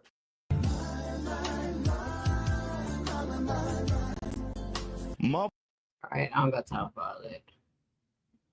But y'all see, he said it. If Lamont Roach, this video too long. But anyway, he said if Lamont Roach dominates or knocks out Pitbull, he's better than Tank. And why do we keep trying to give fighters credit for things other fighters is doing in the ring? I don't understand that. They are in the ring. Tank is nowhere near the ring. But if he dominates Pitbull, he's better than Tank, as if the circumstances were the same. Lamont Roach got a whole training camp to prepare for Pitbull. Pitbull was a replacement fight for Tank. This is who Tank's replacement fighters are, y'all. Pitbull is a replace. I want y'all to think about that. Pitbull is a replacement fighter, and y'all still gave Tank a hard time for fighting Pitbull, but we supposed to give Shakur extra credit for Padley. But I digress. He had a full training camp to prepare for Pitbull, and y'all still talked about how Pitbull was this and Pitbull Tank was that when didn't. Tank fought. And Tank beat him with a broken hand. Yeah, and Tank did not have a full camp for him either. And he didn't have a full camp in him. But even videos, how are we acting like Pitbull is great? Are we even talking about Pitbull oh my right God. now? Are we talking about Pitbull right now, best videos? Did we say anything about Pitbull and his skill level? Can you answer that for me? But even if he wasn't, I mean, Shakur wanted to fight Pitbull. Everybody wanted to fight Pitbull. So we can't say that, you know why? And I keep seeing in the comments, fandom and all this other stuff. That because they put they put butts in seats. Pitbull, contrary to what you guys think, go back and watch the Bud Crawford and Madrimov undercard. They were there. They showed up and showed out for Pitbull Cruz. He lost in front of his fans. Came back and go back and watch his last fight. that he had. They were there for him. They root for that man. That man has a lot of fans. I don't know what y'all be looking at or what y'all think this is, but a lot of people like Pitbull. You know who else they like? Neverete. They love his drunken master form, okay? Because he fight like he drunk to me, but I like Neverete. He cool too, but he has a fan base. You know what I'm saying? They always come out for Neverete. He could fight Oscar Valdez 45 times in a row. They gonna be there all them times. Mm-hmm. You know what I'm saying? So of course they're gonna want a pit bull cruise, because if this was that Flores guy that Lamont Roach was about to fight, and he turned him down for the pit bull cruise fight, nobody would be there. That's a co-main event, because that's what they were talking about. But Lamont Roach wanted a main event fight, and Pitbull said okay. But we're not gonna talk about that. He could not sell this fight unless he had a Pitbull Cruz in that division. Right. Shakur is being lined up for TO, in which I feel as though if that fight does happen, he will beat him. I heard Tio Africa. going towards Ryan Garcia. No, TO. Lord, I forgot to talk about this. So TO wants either Shakur Stevenson or drumroll, Manny Pacquiao. Man, Tio not getting no damn Manny Pacquiao fight. He said that's what he said, girl. He said he either want Manny Pacquiao or Shakur Stevenson. That's what he said, girl. I'm just, y'all know T.O. be on that stuff. He be on, he be in space. So let's see what happens with what T.O. do. Remember, I told y'all put an asterisk by that fight, because y'all know T.O. be, you feel me? He be up there. But he's not talking about nobody else. And he wouldn't be able to command that in San Antonio, Texas. That was very strategic, and that was a brilliant move. Lamont Roach will not be able to do that and command what he's getting, and be the main event without Pitbull Cruz. Believe you me, he needs Pitbull Cruz more than Pitbull needs him, because Pitbull is always going to have his Hispanic fans come out and support him. Period. Facts. Terrence Best Video says, I've never heard of fans of a promotional company until the PBC came out. Is that a compliment or a diss, Best Videos? I'm confused. I don't know if because that sounds like a compliment to me. So I don't know. Then we have to remember that it was pretty much what, two? You had Showtime, and then you had Top Rank, and then PBC came, and then next thing you know, we had the Zone. So it's more diverse now. Exactly. Tell Hold that on. I got to, somebody go ahead. backstage. Y'all coming to the stage. She's a historian. She knows her facts, and she don't play no games. You will get fried, souffled, air fried, baked, broiled, whichever way you want it. She gonna cook you. Coming to the stage, Juice.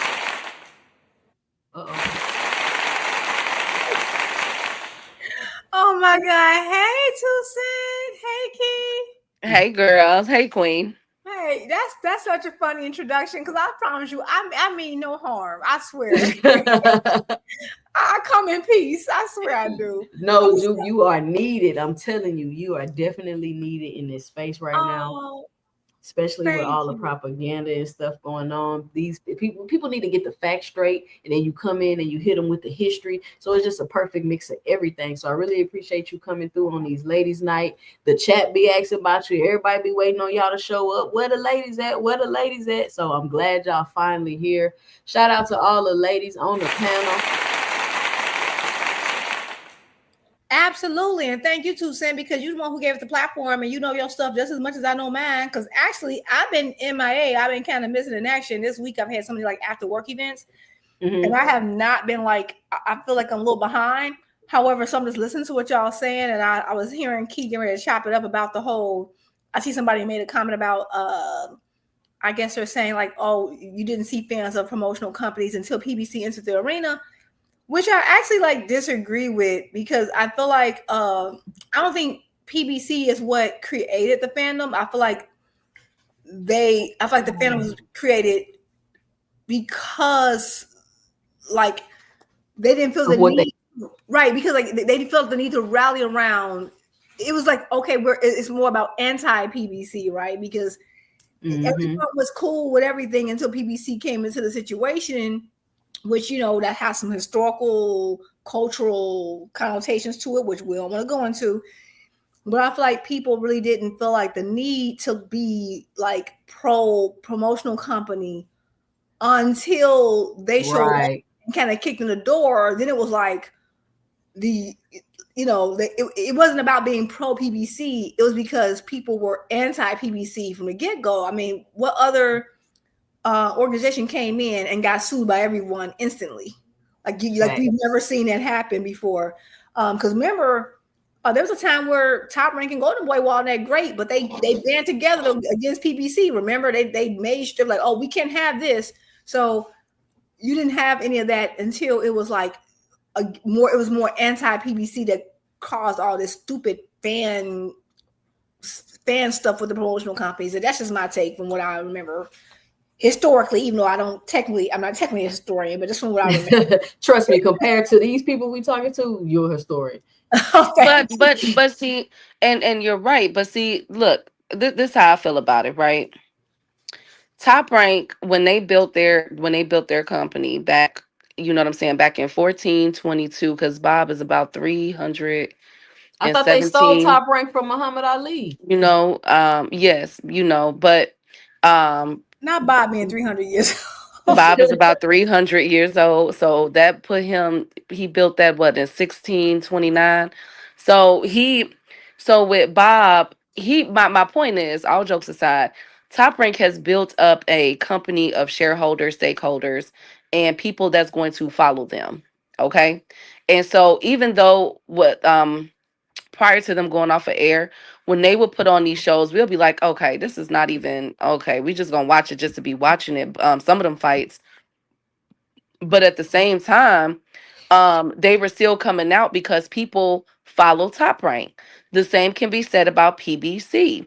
Guess what? When you go to the zone and you're overseas, we don't want to watch Lewis Crocker and them. No disrespect to them, but those not our real cup of tea like that. You know what I'm saying? We not watching Pero and everything, trying to anticipate their next move. But the zone have built up a fan base overseas in the UK and all these other places, and they're going to have people come out. I mean, another prime example is Christian and Billy. Christian and Billy has a ton of fans in Canada. A lot of people don't know that, but a lot of people rock with Christian and Billy in Canada. So when he goes on a Top Rank platform or whatever platform he fights on, he's going to bring those people out. But guess what? That company has a presence. And that's what is so important. It's not about we didn't start hearing about fans until the PBC came in. They already had their fans, these other networking companies, because of the fact that they built that over time. You know, like these people, some of those people have yearly cards in which they get access to VIP, free parking, all kind of stuff, and they pay into those things. Like, you guys would be surprised how the business of boxing really go. I wish they would take a little time just to learn a little bit of it. Shout out to Mr. Altruistic with the $9.99 in the super chat. He says, blessings, ladies. Shout out, Mr. Altruistic. All right. Juba, I know you say you've been behind on these boxing streets, but you know it's the same conversations every day. Tank. You can't talk about nothing without talking about Tank. Let's see what y'all saying in the chat. I like Shakur, but Frank Martin is better than anyone Shakur has ever fought. Preach, Blaze.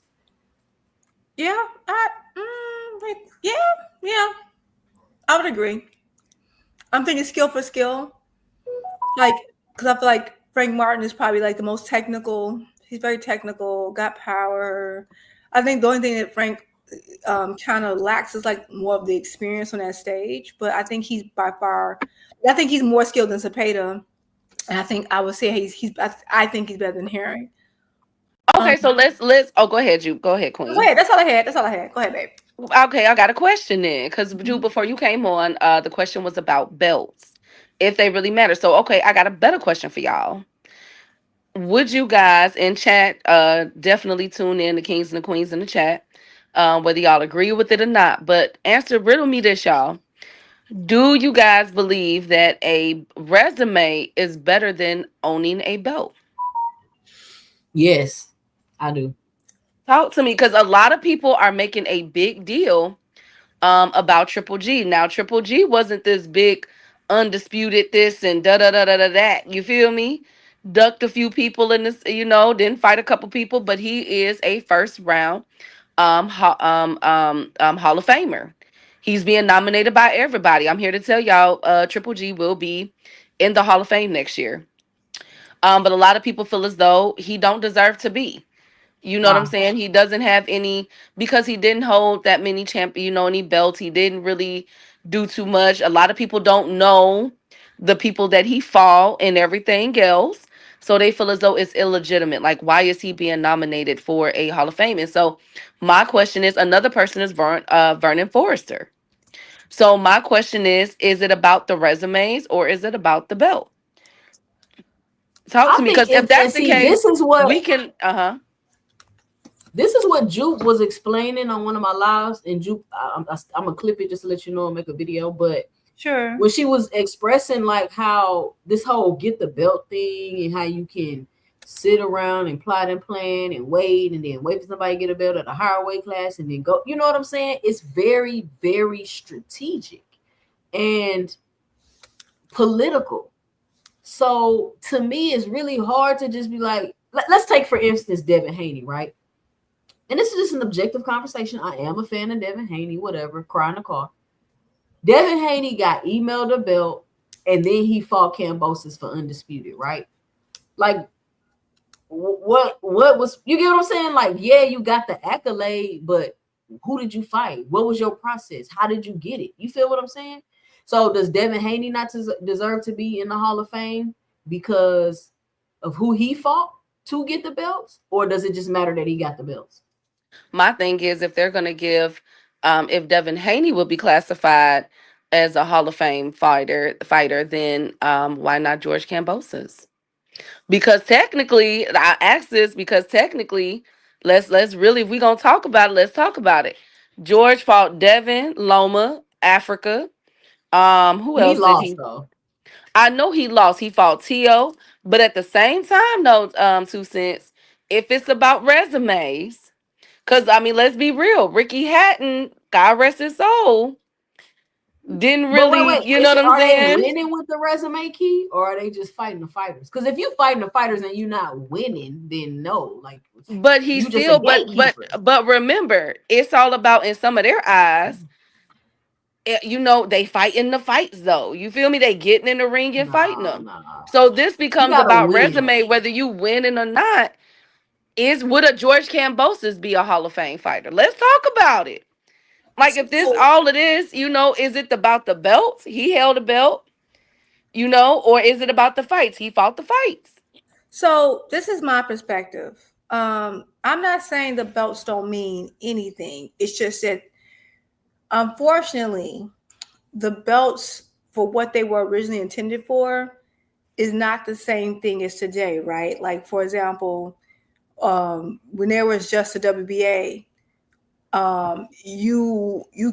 undisputed, like there was a time in boxing. People don't understand this. There was a time in boxing where every champion was undisputed because there was only one belt, right? And so then you went on to have two belts, and then that, right? But the difference is that what made you the man was because there was one belt. You had to fight everybody that was ranked. Everybody, they had, their whole job was to knock you off the totem pole, knock you off. So you had to go through the gauntlet. And so if you're mandatory, you might get lucked up. You might luck up. They might be not so great. You might get a killer. You got to fight them. There was no other routes. So then you expand, right? And so now you really were him. There was no other options. You were him. So then it expands to two belts. Okay, that's still manageable to fight mandatories because there's only 2 belts. But once you get to 4, it becomes unmanageable, right? So that's why I feel like although I do like the accolades and the belts mean something, to me, defending those titles, like defending your belt with mandatory defenses, means something just as much. And what you see now is far less defenses because you can just jump to a different track of options versus there was nowhere to go. Everybody who came with that pike, whether they were terrible, good, or indifferent, we were going to know. So it meant you had to fight every single style. Versus now, you can say, the person who's number 1, number 2 in this belt, they some killers. I can go over to this track and do. You see what I'm saying? So I'm not saying the belts don't mean anything, but I would just say that all undisputed or all unifications are not created equal, right? Thanks. And to me, the resume does matter, but you do have to win some of those fights. I'm not saying all because I don't believe in this whole you got to be undefeated to be great. I don't believe in that at all, right? You know, I have a question. If you're undefeated, to me, it makes me kind of like make me want to analyze your resume, right? Yeah. Because why are you undefeated? You get what I'm saying? Like you undefeated. Yeah, it's rare. It's rare. No, nothing. Like why are you not just? You know, like to me, it just. I would have to see how you was moving, in my opinion. Yeah, like my only true of my favorites. Like I mean, like when I'm talking about like of all the fighters I've watched over time, the only person who I thought, well, maybe 2, I got 2 who I thought like, oh my God, they were really that is Floyd, and I do think Ward was underrated, but but they're the outliers. They're the exception, not the rule. You know. I mean, Floyd moves strategically too. We can't lie. I think everybody moves strategically. I don't think there's a non-strategic mover in the whole. AB, that's why he got his ass whooped. Yeah, I think everybody moves strategically, but I'm saying, but I think it's just this Floyd I think Floyd really is him. Like trust me, there were times where I was like, oh, man, he really is him. He did move strategically, but so did everybody else. The difference was that he found another lever. And I don't like Floyd personally because he gets on my nerves. But that's when people compare people to him. And I go look at some of his old fights. I'm like, I don't know what y'all seeing. Like this man was different and it's so annoying because he can be so unlikable. But I can't deny what I saw in my own 2 eyes, right? So I think this to was Keith saying, yes, the belts mean something, but no, like it does, but to a point. I don't weigh them heavier than your route to them or your route, because there are people who never got a belt who'll be better. For example, we saying Triple G is about to go into the Hall of Fame, right? And then you mentioned Vernon Forrest. To me, Vernon Forrest deserved to be like. To me, Vernon Forrest is much more deserving of being Hall of Fame than Triple G. Triple G's best win is who? Danny Jacobs, right? Who else is his best win? Well, that's a good point. His best win, I can recall, and I'm just trying to remember. But he lost 182 times to Canelo. You hear me? In close fights, you know. So right, maybe that's what his claim of fame is. Right, but think about that for a second. So Triple G. So let me tell you, Triple G is gonna get in there because at the end of the day, the people who are voting are media members, and they always love them some Triple G. The only time Canelo's ever been forced into a fight in his whole career was because Triple G, and he could out-privilege Canelo. Let's just be real. And that's it. But to me, and I think Triple G was good, but you know, his best win is if off the top, I think it was Danny Jacobs. I'm not saying Danny Jacobs not good, but we look at like Vernon Forrest, who, by the way, is Al Heyman's first fighter. Some people don't know that. Vernon Forrest, he lost to Mayorga twice, but he beat Shane Mosley twice. I think he's the one who took Shane's O. And then he fought and beat Carlos Baldomir, you know, and Sergio Mora. He lost to him once and then won again once. So actually, Vernon Forrest has a better resume than Triple G.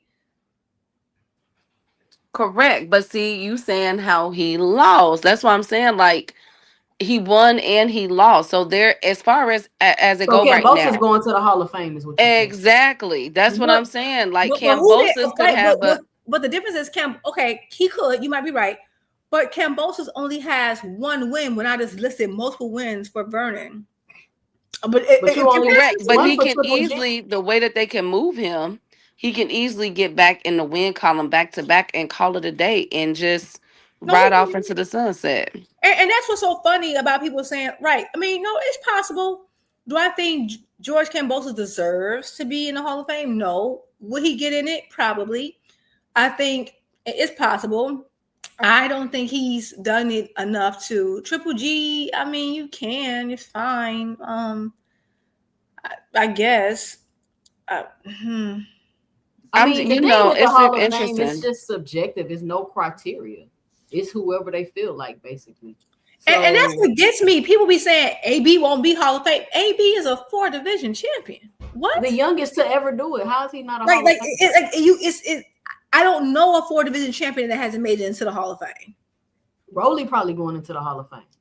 Leo Santa Cruz is a shoe. Like, he's a 4. I'm sorry. Like, I know people don't like it, but it just, if Triple G's in there, they're definitely in because they've done more.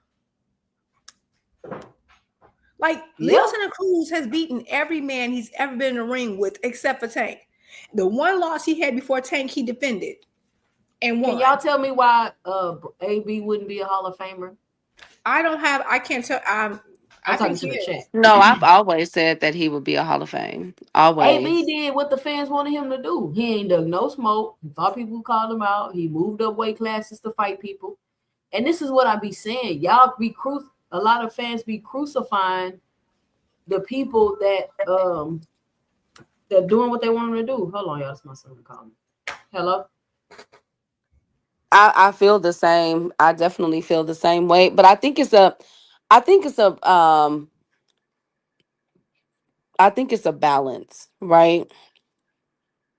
Of both accomplishments and fighting the fights. And it's really, and low key, it's really it has turned into a popularity contest. I'm not even Well, it's the stunt to Hall of y'all. Fame, not the Hall of Accolades. But I still think that it's turned into a popularity contest too, though. But I think I don't think it's about what it turned into. It kind of sort of already was. Think about it. Rocky Balboa is in the Hall of Fame. I mean, I get that, but at least we know that the ones that's supposed to be in there is in there. You know what I'm saying? Even though we have forgotten about them, but there's no way. I found out a few days ago that Zab Judah hasn't been nominated. That's a travesty that's crazy to me. to me. Like, That's what? a travesty because he's supposed to be in there. And this is the thing too. Like, so I feel like accolades can get you in, but resume can too. So, and this is something I want to kind of pinpoint is that we gotta remember, like, we keep talking about accolades. A lot of these accolades are very, very new. Like, these are like the thing about accolades, which to me, which is why I weigh them a little bit less than like who you fought and how you won throughout your career, like what I saw. The reason why I weigh them, to me, they're weighed. They're not as weighted to me, is because you can literally make anyone, like, literally Bob Arum made up an accolade overnight. It's called the WO. He made it up overnight. You can make up an accolade in a minute. I can literally say, you know what? I want the Jupe boxing block, and now it's a new accolade. And now you can add that and say, oh, I'm a 5-division, 5-4, because I made it up. Same thing with the weight divisions. There used to only be 8 weight divisions. Now there's, I don't even know how many, right? All these tweener weights. You can literally you can pad your record at any given moment if someone just has enough clout and enough power to make up an accolade.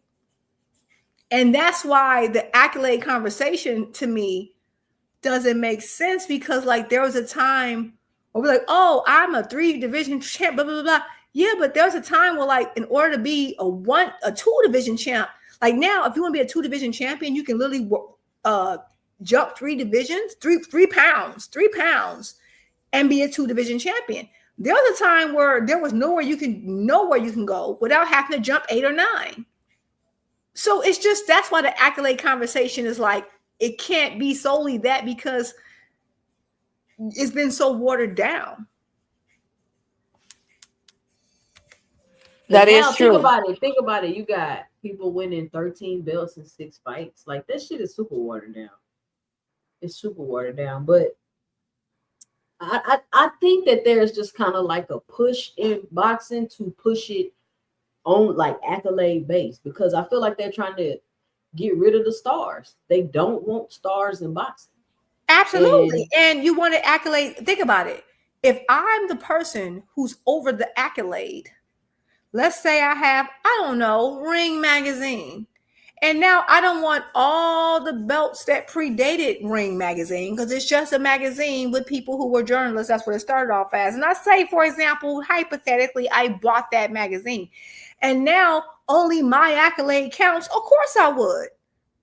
And that means I'm going to just count every single thing that happened in the 300 years of boxing? Yeah. Of course I want that to matter. Because it doesn't behoove me otherwise. And it's also cheaper for me too. And I get to pocket more. And that's what I'm saying about the accolade thing.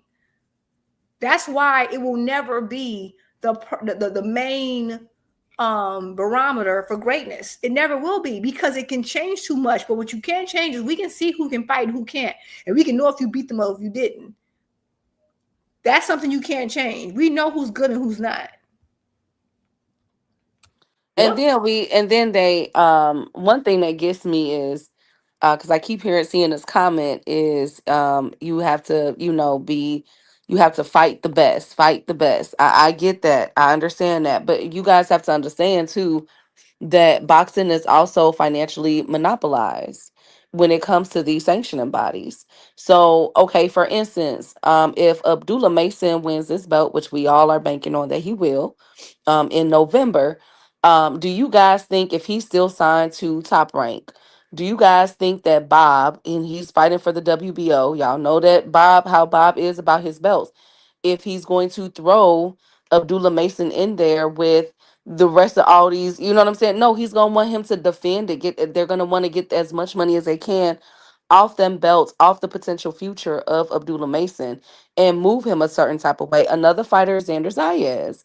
Another fighter, whoever wins between Andy Cruz and Murataya, do y'all think that the next fight is gonna be lined up a unification bout with Tank Davis? No. You see what I'm saying? Like, no. And I get that, Teach, but tell that to Teach, this Sweet is Pea. false. Teach, this is false. Money ain't legacy. That is false, Teach.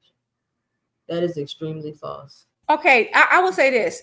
And this is just to that specific comment.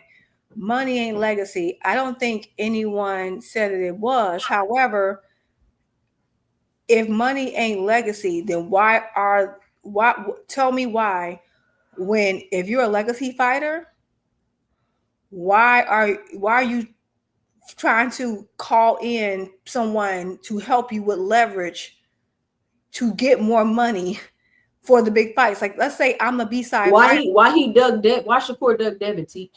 Right. Why he ain't fight for them belts? And 2 Cent, I'm gonna disagree with you. I don't think Shakur dug Devin. However, that is a good point, and I can't argue against that because if it's about legacy, then take whatever. Then, like, you can't. Money ain't legacy. Okay, if you're gonna back that, then fine. Then that means every B side should be running towards the A side. It shouldn't be, well, let's talk to Turkey Al Sheikh. Let's say no, because you go to Turkey Al Sheikh is known as the money man. And this is my problem with people who have this money ain't legacy. We don't care about money. Then why are y'all championing Turkey Al Sheikh? If y'all didn't care about money, Turkey Al Sheikh wouldn't exist. He wouldn't have a foothold in boxing if what you're saying is true. So you guys are trying to straddle a fence. You're saying one thing and doing another. And I'll say this too, Jupe, and to both of you in 2 cents points. Then why is it called prize fighting? And you see that? You see how that prize fighting, y'all see how that prize fighter term has turned into legacy fighter? Like these people is being duped and they don't even see it. And all these legacy fighters are keep going to the guy who they told us for months, Turkey got the bag. Turkey got the bag. Want to go to bag. Then why were y'all praising Turkey if y'all don't care about it? Like you're in open contradiction. Because let's say, for example, Shakur is one of my favorite fighters. I like Shakur. I'll defend Shakur. Do I think he does Devin? I don't think so. And I have my own argument for that. But this is the thing. Okay, you're a legacy fighter. Fine. Then if it ain't about the money, okay, well then do what you gotta do to get the fight. But what Shakur said was, man, I'm that dude too. So, blah, blah. The first thing he did when talking about that was bring up Turkey. Y'all keep talking about Turkey got the bag. Everybody got to make a fight through Turkey because he one who got the money. No, if you were old school, you'd have told Shakur, take your butt to PBC because the fight you want for your legacy is over at PBC. Take what they're going to give you, whoop Tank's butt, you're the man now. If you were on some legacy stuff. If you didn't say that, then don't talk to me about no legacy. You're fake. I ain't trying to hear that. Like, you need to, if you want to pick a lane, stay on it. He said that it's also about it's only accolades. Then why is Triple G being inducted into the Hall of Fame? You know what I'm saying? Like, again, real talk. Like, y'all got to stop this. It's not about, it's not what y'all think it is. It's very subjective. It's very opinionated. And a lot of it is based off of popularity. If that's the case, Zab Judah should have been inducted a long time ago. Let's keep it 105. Zab has a better resume than Triple G. That's what's so crazy. They keep talking about we want the best to fight the best. And then y'all don't make us think about some situation like that. Like I said, I don't mind Triple G. I like Triple G when he was active. I thought he lost against Derevyanchenko. I thought that should, whatever. The point is that people are inconsistent. They've been telling us for years for their favorite topic, tank. He ain't fighting nobody. He's not doing anything. He's not a legacy fighter, right? You tell me he's not a legacy fighter, but he has more accolades than Triple G. He has a better resume. He has fought more champions than freaking like, what are we talking about? It's you're saying again. And they're like, oh, we don't care about money. Yes, you do. Yes, you do. Turkey wouldn't be here if you didn't. You would have loved the traditional boxing as it was. Some guys aren't stars. Some guys are. And so at the end of the day, people need to go ahead and just admit that they are fans of they're fans of certain groups of people and dislike other groups of people. And it informs their decisions. And then we can just move on. I'm telling y'all, it's just, and I just want to point it out, ladies. We got to keep pointing it out because and you will point it out and they'll just ignore it and keep it moving. Like you ain't just make a point. That's what would be funny to me, but because they can't dispute anything I'm saying. Like I see somebody coming, well, Tank said he's not a legacy fighter. Okay, at the end of the day, Tank has fought and beat people that all his contemporaries are now trying to fight and beat. So it's not about what someone says. And this is what that the best videos, whoever that is in the comment section, this just proves my point. Well, you guys you have grown adults. Well, he said this and he said that, and the said and the said and sister girl and the said at the end of the day, what was done? If you look at Tank's resume, are people trying to fight the people he's beat? Yes or no? Did Devin not say he would fight Rolly? Did Devin not try to fight Barrios? Yes or no? Yeah, the answer is yes, he did. Did Ryan just say he would love to fight Barrios? Yes, he did. At the end of the day, everybody is trying to fight the people he beat. He literally, you can't escape Tank's resume in boxing right now. His resume is literally the thing keeping boxing going. And then you're going to tell me on a legacy fight while the people, your favorites, are trying to fight those fights, and you're going to call it a legacy fight. Like, stop it. And then this is the thing people not understanding too. Like, you already had Rolly and Ryan headline a card. Now you got Roach and Pitbull headlining the card, and it's on pay-per-view. And people was kind of in an uproar when Calvin came out and said, you know, Lamar Roach was nobody, not in the bad, like a derogatory way, but like nobody really knew who he was. And now Tank made him famous. And that really determines the status or the level of somebody's greatness, what happens to other people when they're associated with them. Think about Tank, right? Everybody that fight Tank, not everybody, a lot of the people that have fought Tank have went on to become stars, have been on to become champions, have went on to become ranked in their divisions at whatever weight class they're at after fighting Tank. Pitbull, Mario Barrios, Rolly, Ryan, all of these guys are quote unquote big names in the sport or big names in the division. So much so to the point they're headlining cards. I don't understand how anybody can look over this. The fact that people look over this and skim past this and continue to say Tank Davis haven't fought nobody, when I hear somebody say, oh, Lamar Roach don't dug no smoke, he about to fight Pitbull. So Lamar Roach fight Pitbull, he not ducking no smoke, but Tank fights Pitbull as a replacement and y'all criticize him. It's just very contradictory. It's just propaganda. It's just blind hate at this point. And people just flat out are just not being honest. They're blatantly lying. And like what you just said about the whole Pitbull thing is true. And like, okay. And this was so funny about the legacy thing. So let's take so Tank says what he says. And right, Tank is there for the money. And I don't have a problem with that. Okay, you're there for money. That's what type of fighter you are, right? Cool.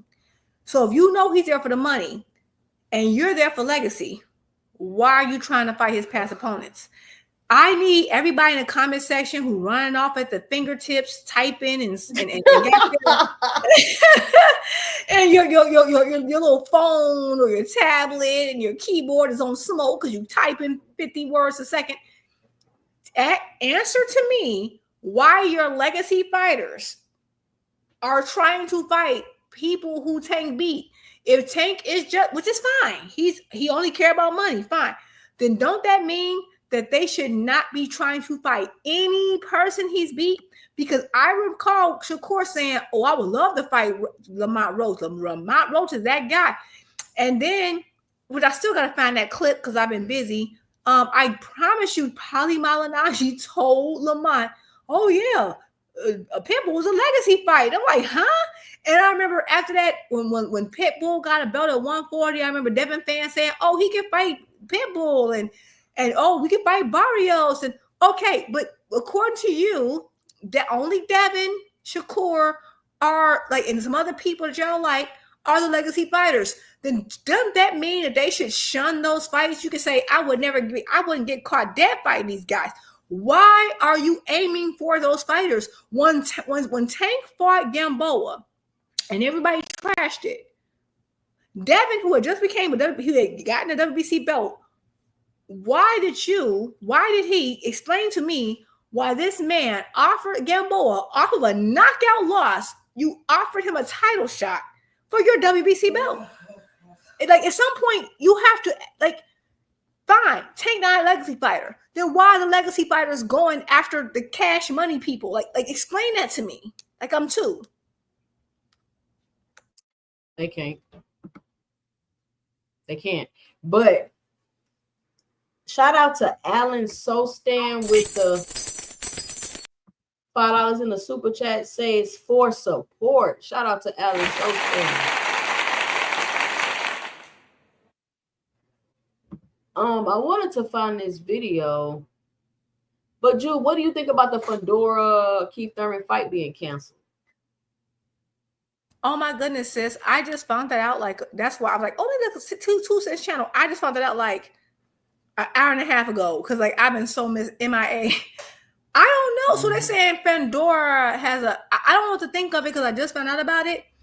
I think Fundora did want this fight. I just off the top because I didn't do any deep dive and research, so I could be wrong. This one to let y'all know, I found an hour and a half ago. I'm assuming that he just truly had an injury, it's a freak accident, and Yeah, he hurt him. I don't see Fundora trying to duck Keith Thurman. Like, I don't see that happening, but that sucks because I really wanted this fight. Like, I thought that was a good matchup. It's, to me, I mean, some people don't think it is, but I wanted to see them. You know, I'm hoping he ain't faking. I don't know what to think. But no, I don't think he faked it. I think I was looking forward to the fight. I thought it was gonna be a good matchup. But I'm a Fundora fan. I love watching Fundora. I like Fundora. I like Fundora and Keith, and I really wanted to see it. And then I wanted to see because wasn't another big Shaki Foster and Fulton. Yes, that's the fight I really care about because I like Foster and I'm a big Fulton fan. So I'm a little sad for that because like I've been wanting to see. But Key with the T update or what they do with the fight? Oh, they're moving those cards to the Lamont Roach and Pitbull Cruz card in December. Unfortunately. So we got to wait a couple months. Okay, this is my opinion, and I'm not mad at that. But I really think Fulton versus Oshaki is good enough on his own. I would say maybe not pay-per-view, but like why can't they just give them a? Because then they have to make a whole nother undercard.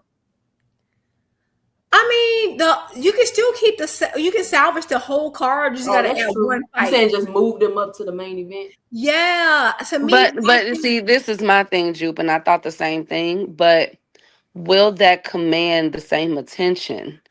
I don't think so. I don't think so.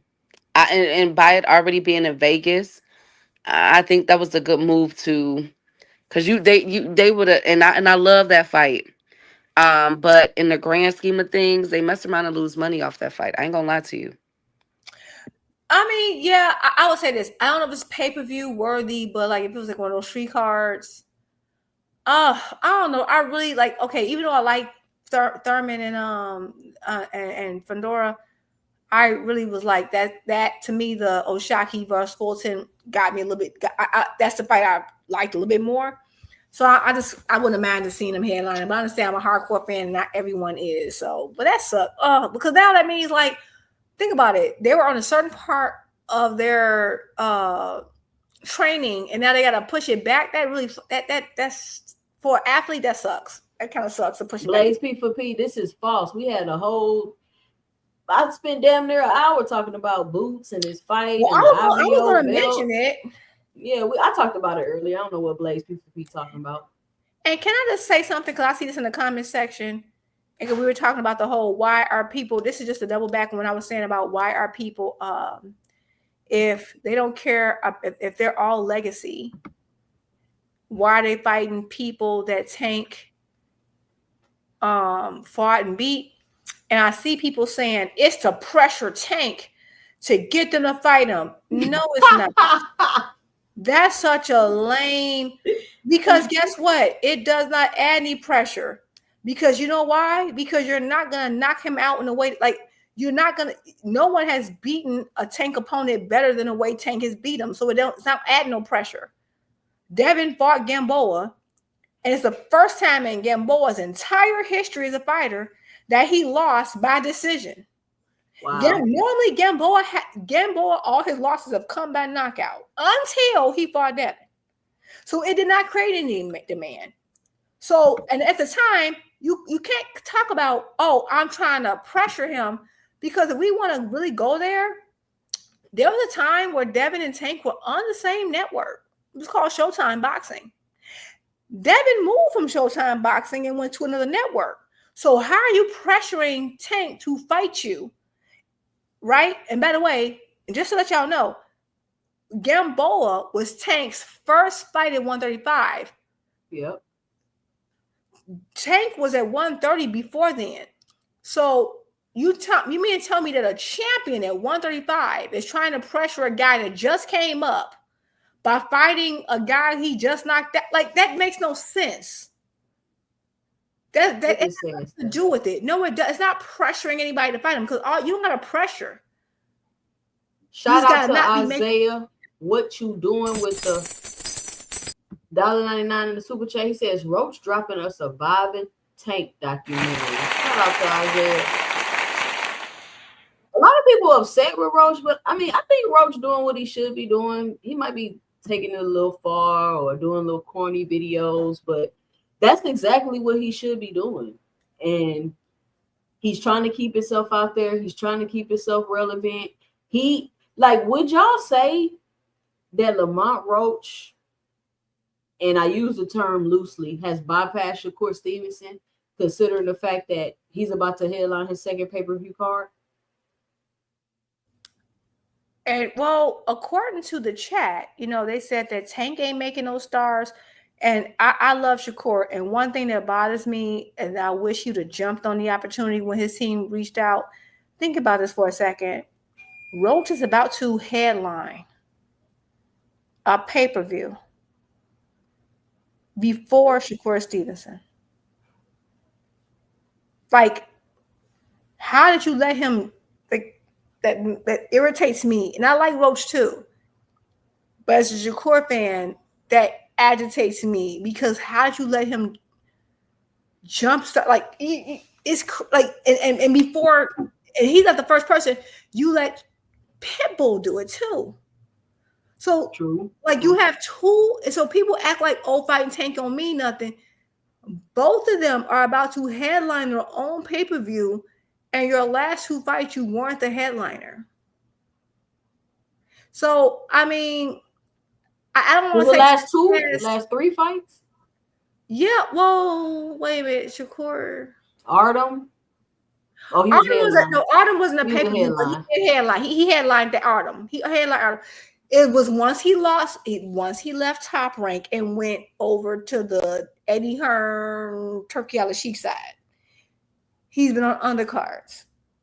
And so that's my problem. It's like, you're supposed to have been the person to be like building your brand organically, so that when you do come to the table, you can bargain with something. But now it's just that I was paid this, and it's just, I thought that's what he was doing.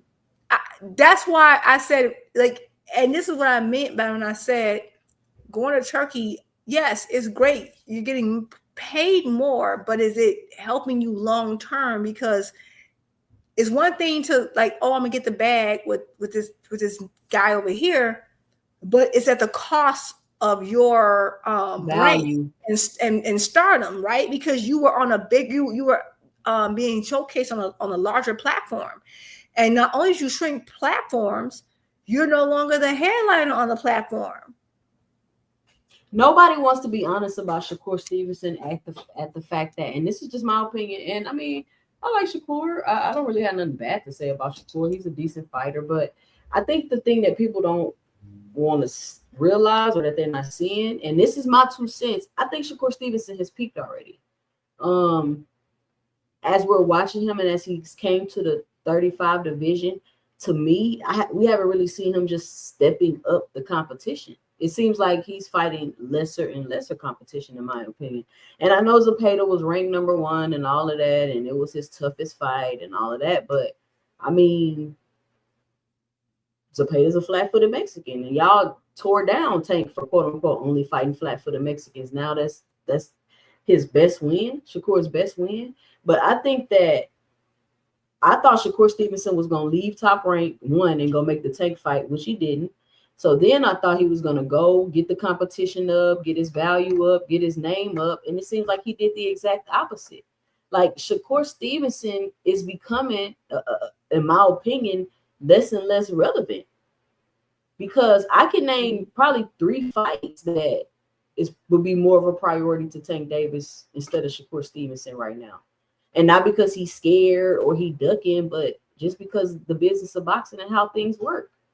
Because y'all want Gervonta Tank Davis to just acquiesce to whatever it is Shakur Stevenson is, just to make a fight for his quote-unquote legacy, when no, we've already seen this play.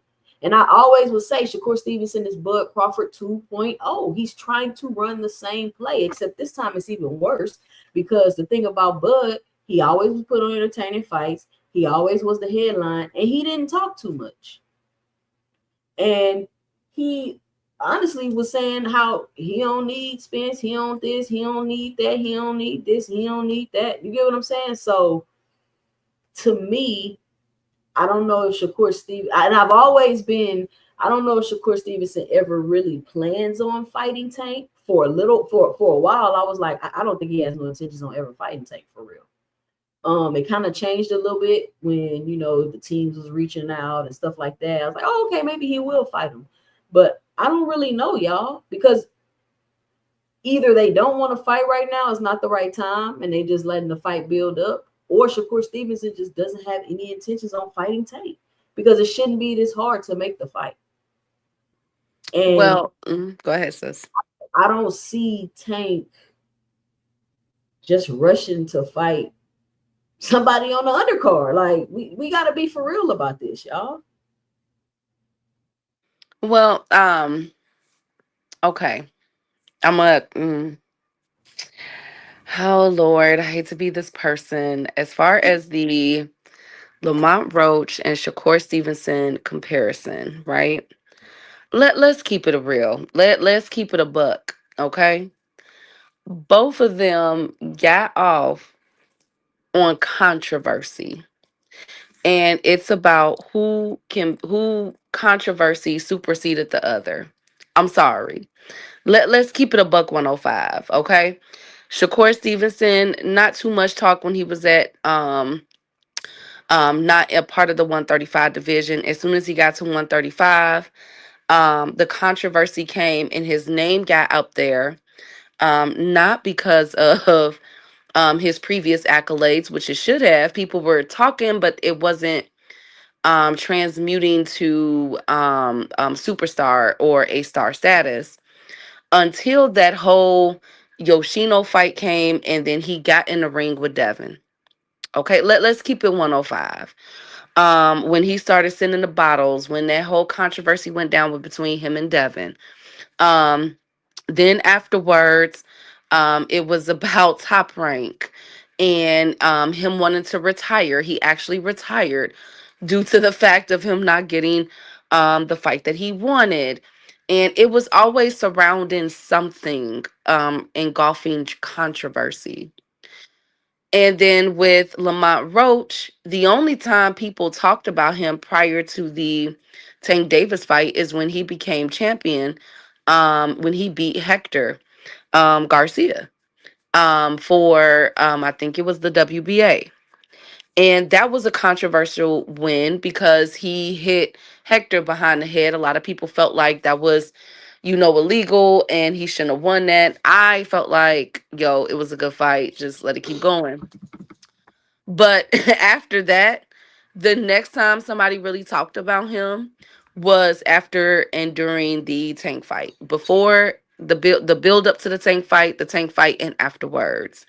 So now we have to compare, and this is no disrespect to Shakur. I feel like because Shakur's name has been out there more in the people's faces, due to the controversy, whether it was Joe Cordina, whether it was him fighting Padley, whether it was a Kid Austin Jr. situation, it was always engulfed in something. Okay. And so it's whose controversy sold the most. And in this situation, I have to go with Lamont Roach. You know what I'm saying? Because he has rode this wave of it, whether it's selling merchandise, getting a modeling gig. Shout out to him for getting that modeling gig. No hate. I get your coins up. Now he's about to be in position to fight a Pitbull Cruz, who was very, very known in the Hispanic slash the Mexican demographic. And unfortunately, Shakur Stevenson has not gotten there yet. He's doing it now with the TO, in which they will rely, that undercard is going to be lit because they're going to rely on that undercard, in my opinion, to really sell that fight. Because TO, okay, Jersey folks might come out for Shakur and represent, but come on, in the grand scheme of things, good luck. You feel me? It's gonna be that undercard. It's gonna be a very good undercard, in my opinion. So Shakur, he can get it back because right now people want to see Was the fight between Lamont Roach and Tank Davis a fluke? And why not do it best with someone that Tank Davis went 12 rounds with and a lot of people felt like he lost to? So let's do that battle. And that's where the attention and the focus is going to be on, especially as we lead up to the December card. You see what I'm saying? And it's unfortunate that a lot of them, both of their names have been engulfed and have been put out there due to the controversial nature and not due to what they're doing inside of the ring. I hope that makes sense. Like with Tank, we know he's doing the knockouts, right? So that pretty much solidified him even from when he was a young kid. With Canelo, everybody knew in Mexico who Canelo was before he came to America. You feel me? David Benavidez had a following before. You feel me? Like a lot of these fighters, they are the fans was already talking about them. But with a person like Shakur Stevenson, he had a pocket of them a little bit, but people started following him more and more as let's keep it 105. They were breakaways from the Devin Haney fans. Okay, especially after that Loma fight. Let's be real. And because Shakur is coming off of the knockout against Yoshino. Devin went tooth and nail with Lomachenko. Let's keep it 105. And then he got in a ring, and then next thing you know, we have people that are breaking off of the Devin Haney fans and also now getting on the bandwagon of Shakur Stevenson. And then all the controversy surrounding that Devin Haney situation.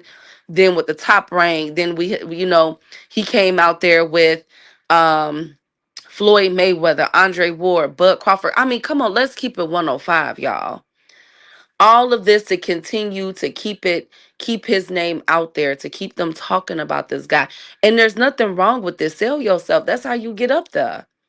You feel me? But if you got to go through all of that after all that controversy and then turn around and fight on the undercard, meanwhile, this other individual went to a draw, okay, and built up the controversy off that draw, rode its wave, and now he's about to be featured on a pay-per-view.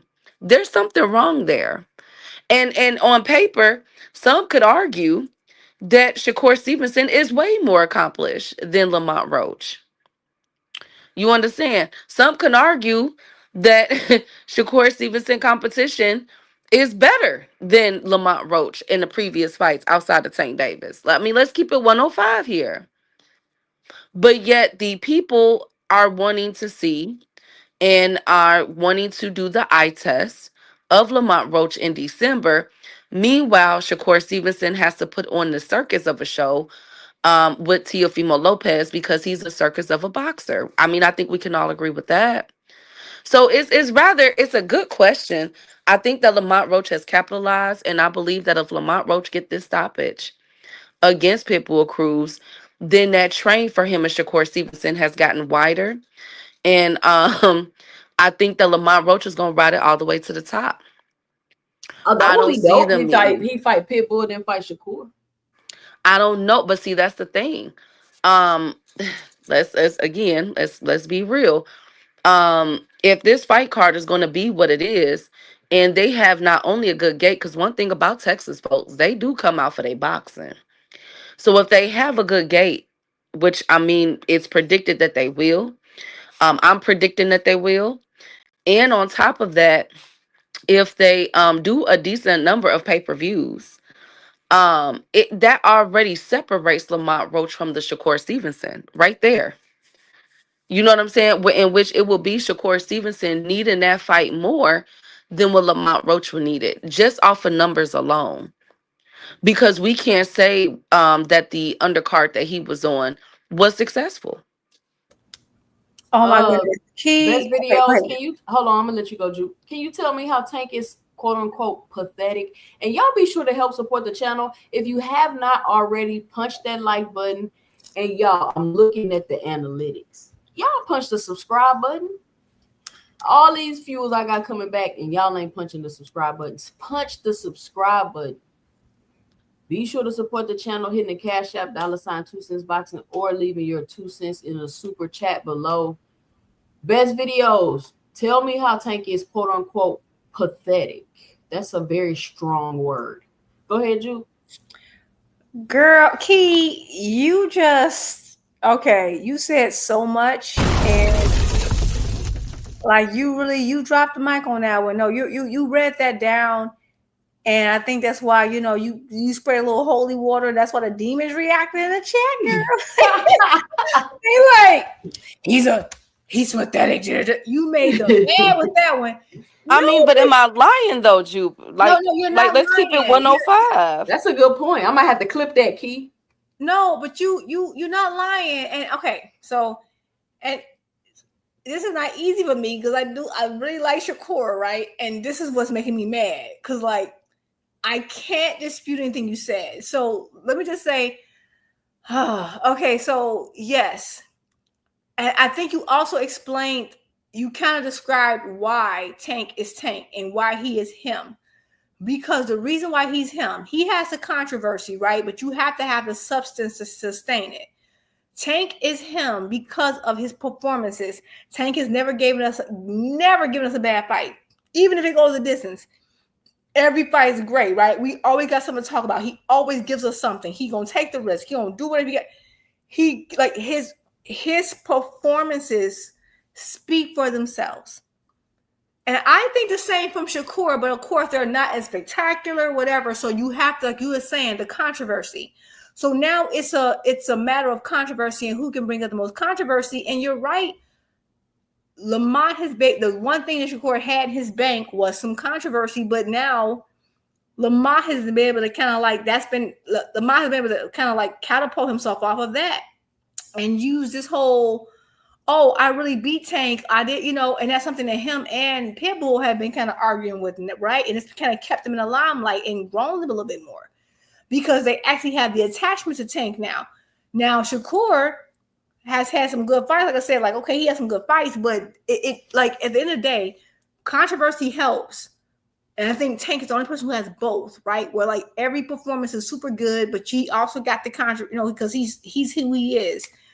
And that's how I feel like Shakur taking the bag from Turkey to me has allowed Lamont to kind of get out in front. I think Shakur's looking at the money, and I ain't not mad at him for it. That's fine. Like, and this is what's so funny about everyone being mad at Tank. Like, oh, he's fighting Jake Paul. He's fighting for the money, right? But your favorite fighter is too. They're just getting less out of it because the difference is that Shakur and Devin and a few other people, with the exception, Bud might be an exception because he got the fight. He got the Canelo fight. But on average, you're gonna go over there. You're gonna get a bigger bag. Is it going to grow your name? Are you on a bigger platform?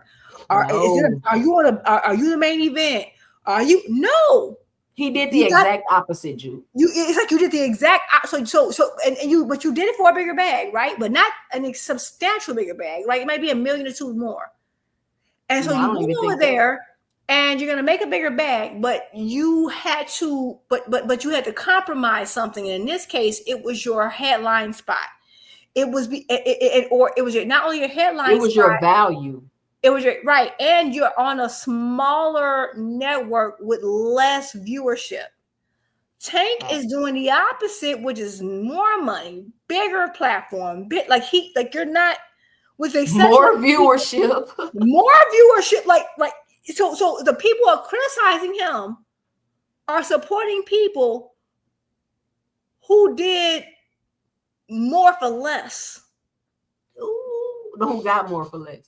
You did more for less. And so, and even Lamont Roach, like he's been tripping, mad or whatever, because he wants that Tank fight. So now he has to basically, but even then, even in Lamont Roach not getting the rematch that he wants, he claimed he wants, because that's a whole other conversation. He's still his caveat, his secondary choice is still a bigger option than the people who went over. It's like, you're right. He kind of wanted that perspective. So Key, you wrapped it up with a bow that you're right. And I just really wish, really, thank you. I really wish that when whoever reached out to Shakur, I really wanted him to take that ASAP because I feel like you're trying to fight, and I get it. I do think he's trying to play Bud's. He's trying to do the Bud play, but Tank is not Spence. He's not as predictable, and Shakur is not Bud. Right, and Shakur ain't Bud either. Absolutely, absolutely. Because I would say, Bud and Spence were at least a little bit closer in mark. I mean, Spence was still bigger, but they were close in market value. It's a much bigger gap with Tank and Shakur, much bigger gap. And you're trying to run that same play on someone who don't care. He don't like, and I'm like, the minute you get an opportunity, you need to take it. You thinking that you can just Tank's like, oh well, he'll keep playing this game with me. That man will mess around and leave and go somewhere and we'll never hear from him again. Like, you know how he's fickle. So yeah, you're right. And right now Lamont did kind of like take the torch. Like, I do feel like he kind of, and it bothers me so bad to say that because like it's pissing me off because but they had already started saying that after the Tank fight. Shout out to No More Sleepwalking with the $2 in the super chat. Downgrading is never better. Crazy work. Shout out No More Sleepwalking. Bombs for the ladies. They up here cooking right now. Y'all listen. If you listen to the replay of this live, let me know and drop it below your 2 cents, or just write cook in the chat if you've made it this far. If you're listening to the replay, listen. If you listen to the replay, fellas, if you in the chat, you can't argue with this up here. Jude, Key, they cooking. Like, what is y'all argument against what they're saying? They're making very valid points. You cannot go wrong fighting Gervonta Tank Davis, win or lose. These people are getting knocked out and moving on to become big names in the sport. Y'all can hate Rolly all y'all want to, but y'all know who Rolly is, and y'all gonna watch Rolly when he fight. And that's what's bothering me. Like, okay, this is what really bothers me. I heard people saying, oh, well, Tank bowed down to Paul because he's fighting Paul. He's a B-side. But from what I'm hearing, he really isn't, because during that press conference, he said on the A-side side. I don't know what's going on with that deal, but I will say this. Let's say Tank is the B-side. Well, the way it's announced, he's the B-side to Jake Paul. Tank is one of the best-selling boxers in the last 10 years. If he can humble himself to make the biggest deal of his career, there is no reason, anyone else who claimed they want to fight him could do it. You should not be talking about, oh, well, let's bring in it. No. If Tank could do it for his biggest bag and you claim you want to fight Tank, we should not be hearing any demands, any stipulations, other promoters you want to bring in.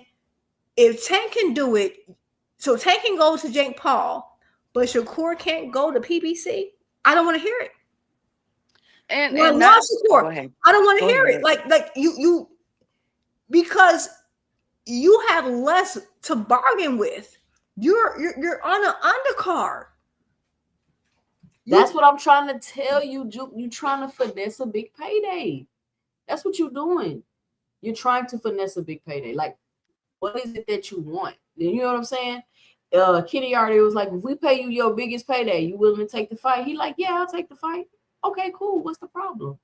See, I think that Shakur wants to make the fight with Turkey either to get paid a certain amount or to take away the leverage that Tank has, because it's quote unquote no A side with Turkey.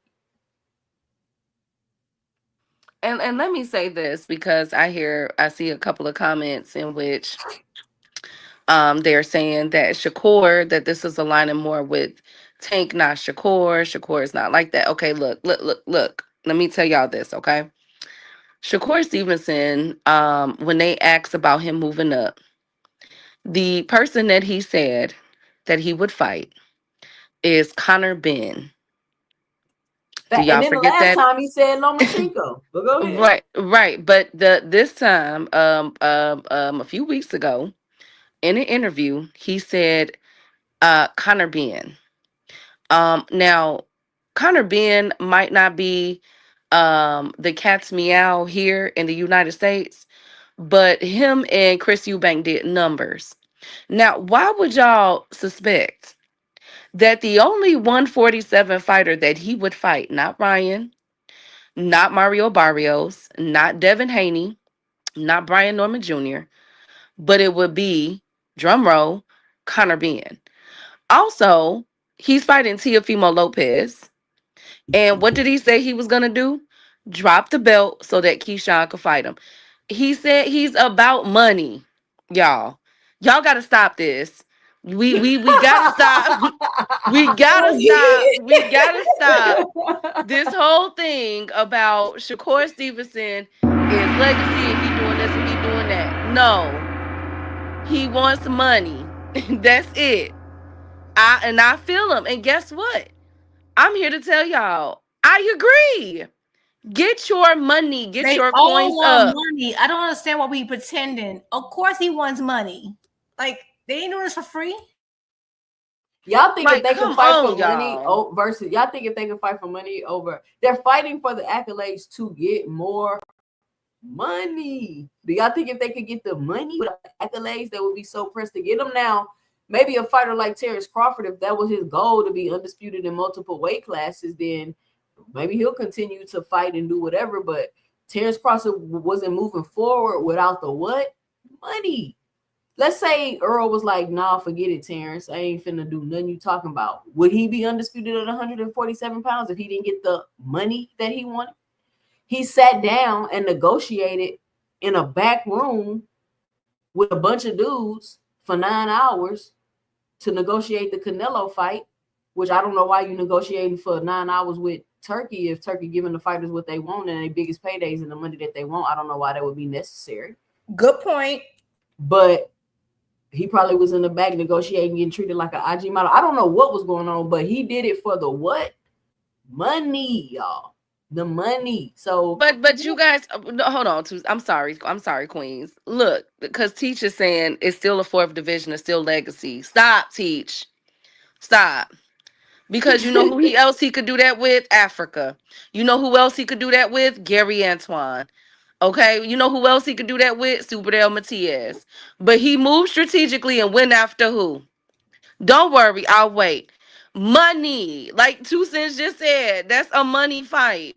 Like, we but gotta y'all know what? stop Let me this, say and this. there's nothing wrong with that. There's nothing wrong with They that. gotta go against it because then they'll be agreeing with Tank. So they But you know what too? The minute when we were like this was a week or two ago, and this is when I realized that everyone was full of BS. And like I think that people are just not used to someone like Tank being so blunt about what he wants, which is money. And I think that the good thing with Tank, like a lot of people he want to fight, just happen to be very good too, right? But it's just they act like, oh, all he care about is money, and he don't care about blah blah blah. We only want to fight. Like, this is when I knew it was BS. Is when we were talking about how, like, I remember Big Dog Willie was like, oh, you know, after this, he's going to fight Manny. And everybody was like, oh, it's a terrible fight, blah, blah, blah. We hate it. And then the Bud Crawford fans, someone mentioned Bud fighting Manny, and everyone loved it. It's a big fight. It'll do well. I said, oh, so money and numbers do matter. Right then, they blew their cover. You can't say it does matter. You don't like the math until you hate it until it's your fighter that wills it. Let me say this. Power until you can wield it. When you're not wielding it, you don't like the power. But the minute you think you got the power, you love it. At the end of the day, this is jealousy. There's no one in or around. There's no one who has Tank peers who would not have taken the deal he's taken. And I hate this fight. I think it's trash. I hate the Jake Paul fight. But there are no peers who would not have done the same thing. They hate the fact that he's getting the opportunity because he has the cachet and the fan base to even be considered for it. That's what they hate. That's what they're mad at. Yep. And so when we're talking about this whole money thing, if it wasn't about money, then Shakur wouldn't even look. Shakur, when it comes to Tank and Shakur versus Tank, or Tank versus Shakur, and I love me some Shakur, but the fact that he keeps mentioning Turkey, if it wasn't about money, Turkey would never came up. Well, they would get the most money. What do you mean the most money? I thought the money didn't matter. I thought about legacy. He would never bring him up. He would just go on over there and make that fight. And remember when when Shakur called Turkey that racial comment, and who did he end up going back to? Exactly. And let me say this. Yeah, because he's about to go, and unfortunately, because they're about to go back to a purse bid, right? Remember? Mm-hmm. And no one was gonna bid on it, and he didn't want to be in that situation. Even and Key made a good point, which made me think of something. What if Shakur is not a what if? It seems like Shakur, like, he wants to attach himself to Tank with some type of controversy, right? Is that not what Shakur is doing? I mean, attaching yourself to the bigger name always brings money and eyes to yourself, whether you want to fight them or not. And that's why when people say, well, he called him out. I mean, I can call Tank out right now. Does that mean I'm gonna fight him? Hell no. Right? I mean, if I had a channel and I'm gonna bring, like, yeah, you controversy sells. So I mean, I think this is my theory. I think Shakur does want to fight Tank. I think that Shakur is just trying to do the whole, like, playing the game, because at the end of the day, he's a younger man. Going to fight. We don't know. I feel like Shakur is a younger man here, right? So he feels like, do I believe this is the only contradiction I think that Shakur is having. Do I think Shakur wanted that fight yesterday? No. Because Shakur is a younger man, and it doesn't matter to him. It doesn't matter to him, right? He wants pounds. That's who y'all want to see him fight. Conor Ben. Y'all don't want to see him fight Devin, fight Orion. Y'all don't want, you know what I'm saying? Y'all want him to fight Conor Ben. No, I want Conor Ben to Is that legacy? I just ain't interested in him. Is Conor Ben legacy, y'all? No, but he's a money fight overseas. He go across that pond. Like, I don't know how to feel about Conor Ben. I mean, I guess. I think with the what you were saying, Jupe, about with Shakur and his fights, I don't know where 2 cents went, but I think this is the dilemma that I see Shakur in. Okay, I'm gonna just be honest with you. I feel like, okay, after TO, which is a great fight, I'm not crapping on the fight. Like I said, I get it. I understand it. Y'all ain't gotta teach you ain't gotta run down the accolades of TO and the bigger name. I understand it. It's a good fight. I would never say it's not. That's not what my point is. But at the same time, or excuse me, not but, however, at the same time, the what we have run into with Shakur Stevenson is, okay, then after this, then what? Unfortunately, even though Shakur does have the skill set, everybody, let's keep it 105. Everybody, now that Tank has announced his pre-retirement, everybody is vying for that face of boxing in those weight classes. Everybody is attempting to be that money person, to be that person to beat. Okay, so Shakur is in the company of Africa. He's in the company of Devin Haney. He's in the company of Brian Norman. He's in the company of, hell, dare I say, Manny Pacquiao. Like, where did that even come from? He's in the company of Rolly Romero. He's in the company of another silent killer, Abdullah Mason. There are other people that are out there that are all attempting to get to traject up there to that superstar in that 147 to 130 or 135 trajectory. You understand? So after this, then what for Shakur? They're going to want, okay, he cooked TO. They're not going to be saying, you know who you should fight, Shakur? Conor Ben. They not thinking about no dang old Conor Ben in American boxing. You understand? Like, let's keep it 105. I agree. They're gonna want to put his name to the Ryan Garcias, to the other people. Look, we want to see this. And if he doesn't carry that out, then you know what? I feel bad for Shakur, because the same weight that they have put on Tank Davis with these fights is now going to be carried on to Shakur. And the thing is, I wouldn't be surprised if we see Shakur lashing out like he did a year and a half ago about threatening to retire and cussing out fans and doing all that other stuff. For the simple fact that that weight is a mighty blow to carry. So I'm curious to see how this works out for him in 2026. What if Turkey drops Shakur if Gervonta retire? Because remember, people were kind of saying, you know, Turkey was trying to box Tank in, kind of like how he did Benavidez. So if Tank say, forget it, I'm retired, what is Turkey's incentive really to keep Shakur around? And that's what I've been saying. So, like, okay, so I think he'll keep him, right? But the whole Turkey thing, I feel like people need to really look at the big picture. But what Kia's saying, I feel like if people are saying, oh, well, Tank can just retire, we don't care. And we care about legacy fights and it has nothing to do with money.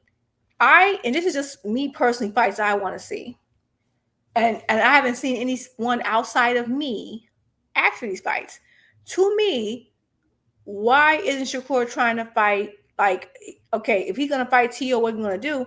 I don't understand why. If it's about legacy, there's still smoke at 135, and you said that that's what you want to do. And I think Shakur does want that, right?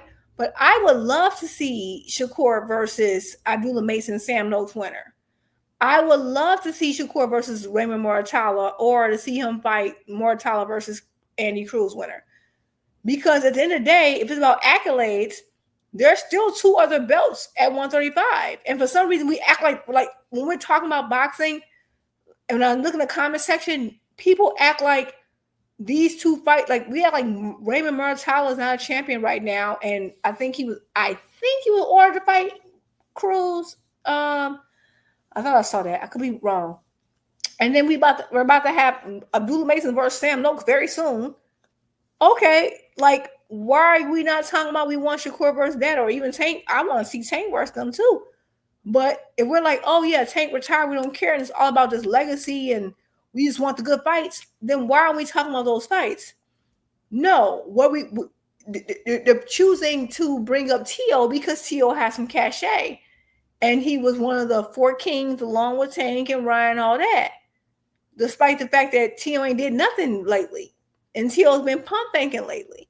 So if it's just about, you know, having good resume and fighting good fights, why aren't we talking about that? I just think those are really good fights. And I would love to see an undisputed 135.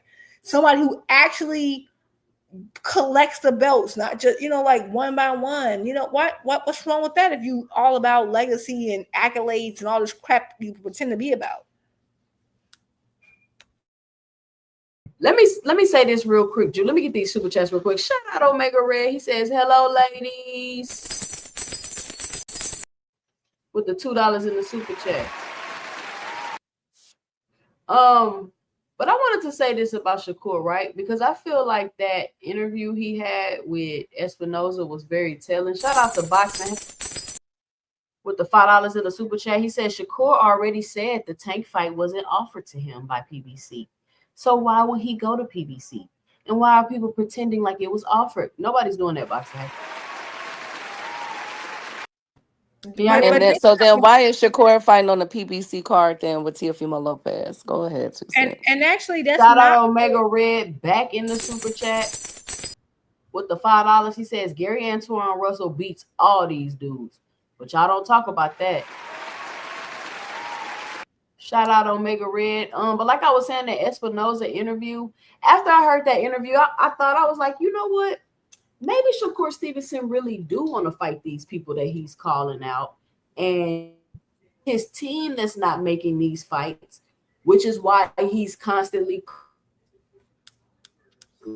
right? That's what I started thinking, like, he don't really, it seems as though he doesn't really have control of his career for real. Because if you look at the people he call out and then you look at the people he fight, either he's capping or it's a disconnect team and his team ain't trying to make those fights of the people that he's calling. Now, with that being said, when you get him in an interview and you ask him directly, he say things like, "Oh, if I could fight anybody, I want to fight Lomachenko. Oh, I want to fight Conor Ben." Oh, you know what I'm saying? Call out Tank and say things that when asked directly, like serious conversation, he's never like, "Oh, if I could fight anybody, it'd be Tank. Tank the only one." Like it's not coming off like that. Do y'all get what I'm saying? Mm-hmm. No, absolutely. Yeah, he's never.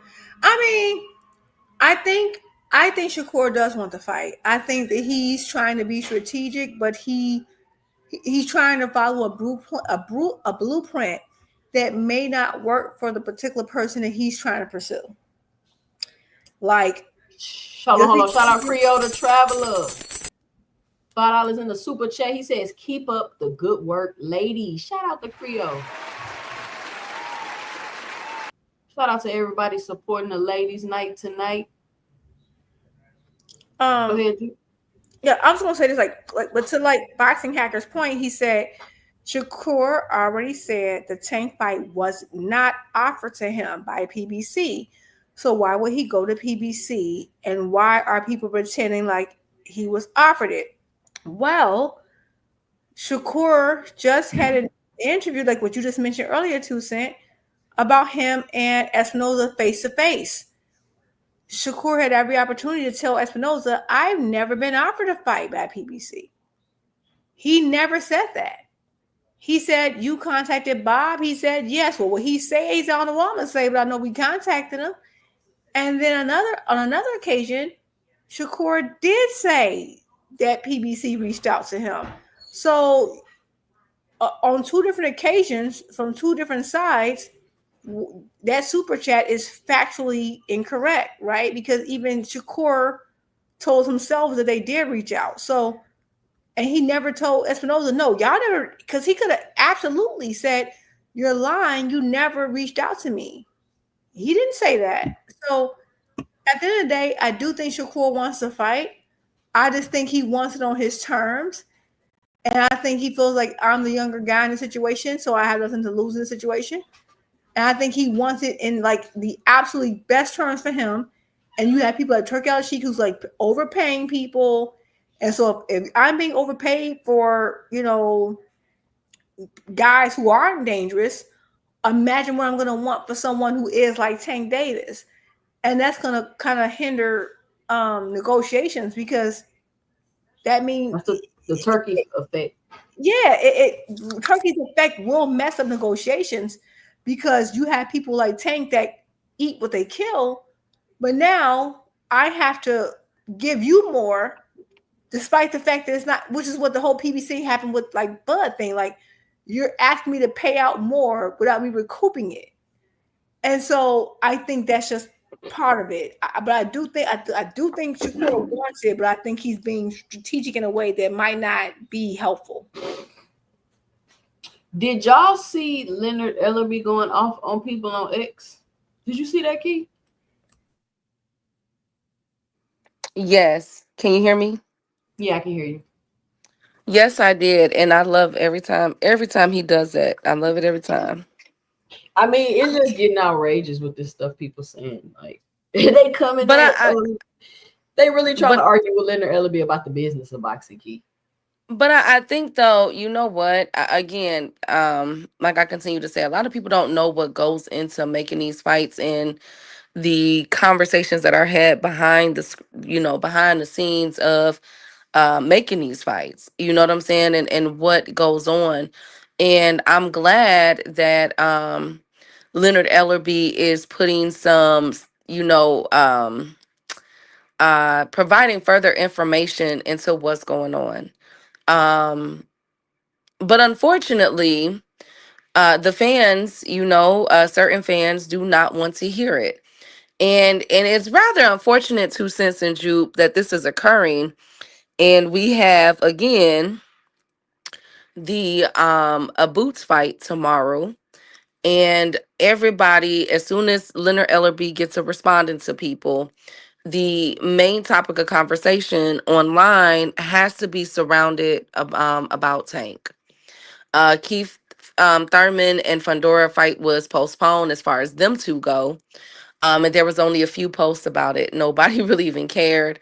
Everything is surrounding this whole Jake and Tank. But again, they can definitely weaponize this. I hope that Jake and Tank come, begin to market this fight a little better, because I can come out and say, just being just a pure boxing fan, I would want them to do a better job with marketing this fight, but maybe they know something better than I do.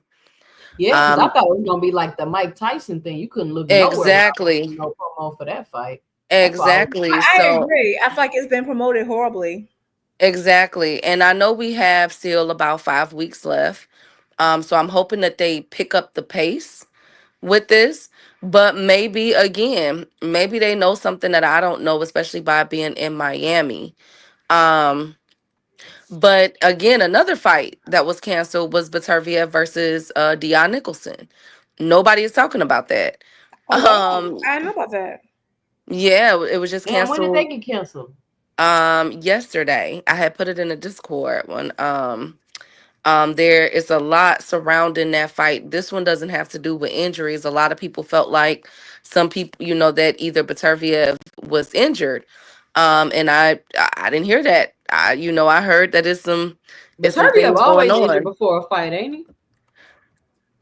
Just the one with Baval, I think he was, but he wasn't though. It doesn't surround an injury with this one. I think it's some ghetto-ness going on, because again, that's a Riyadh season card. And remember, Turkey messed around with that Baval trilogy, and Baterviev is not happy with that. So I wonder if that whisper that I'm hearing is true, but only time will tell. Hopefully we get to hear more about it as it come out.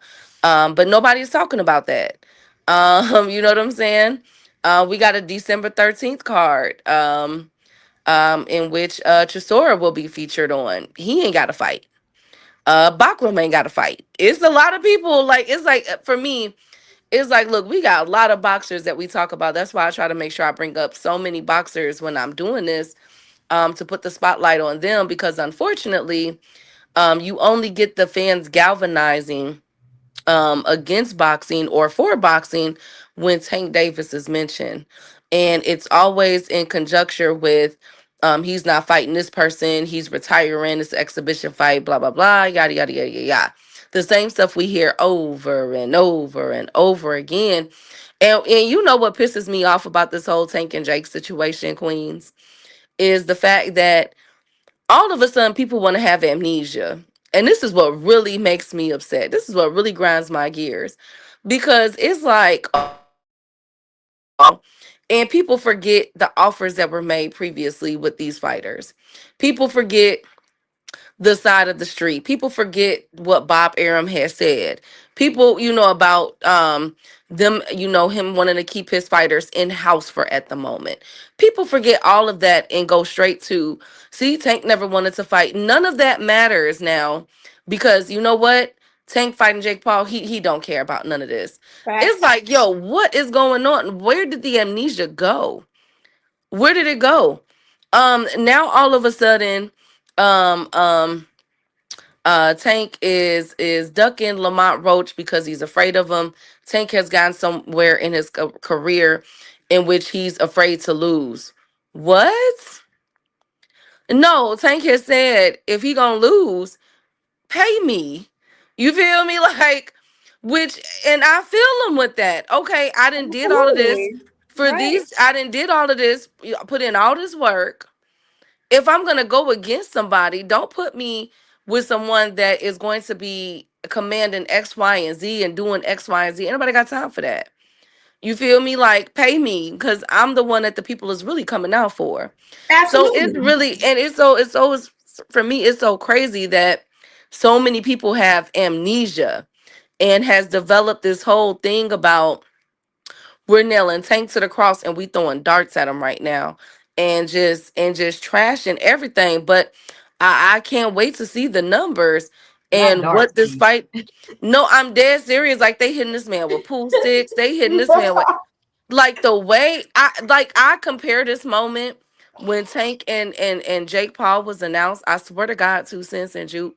I compare this moment to when LeBron James announced that he was leaving the Cleveland Yeah. Cavaliers to go to the Miami Heat. Remember, they was burning LeBron James jerseys. It was I tripping. know, man. I compare it to that moment because the hate that this man is so crazy to me, and I keep telling 2 Cents, yo, it's really not that serious. It wasn't. And Key, I got to go back and listen to my lives when that was going on. Like, it was unbelievable. I had people coming in the chat talking shit. Like, it was unbelievable. I'm like, why are y'all this in an uproar over one fight? It literally makes absolutely no sense. Oh, well, he should be fighting Roach. He should be fighting Roach. I was talking to my husband earlier. He was watching some kind of Muhammad Ali documentary or something. And he was saying how when they would lose, they would have to go back to the bottom and then beat everybody and work their way back up to get a rematch. Like, that's how it was back in the Yeah, day.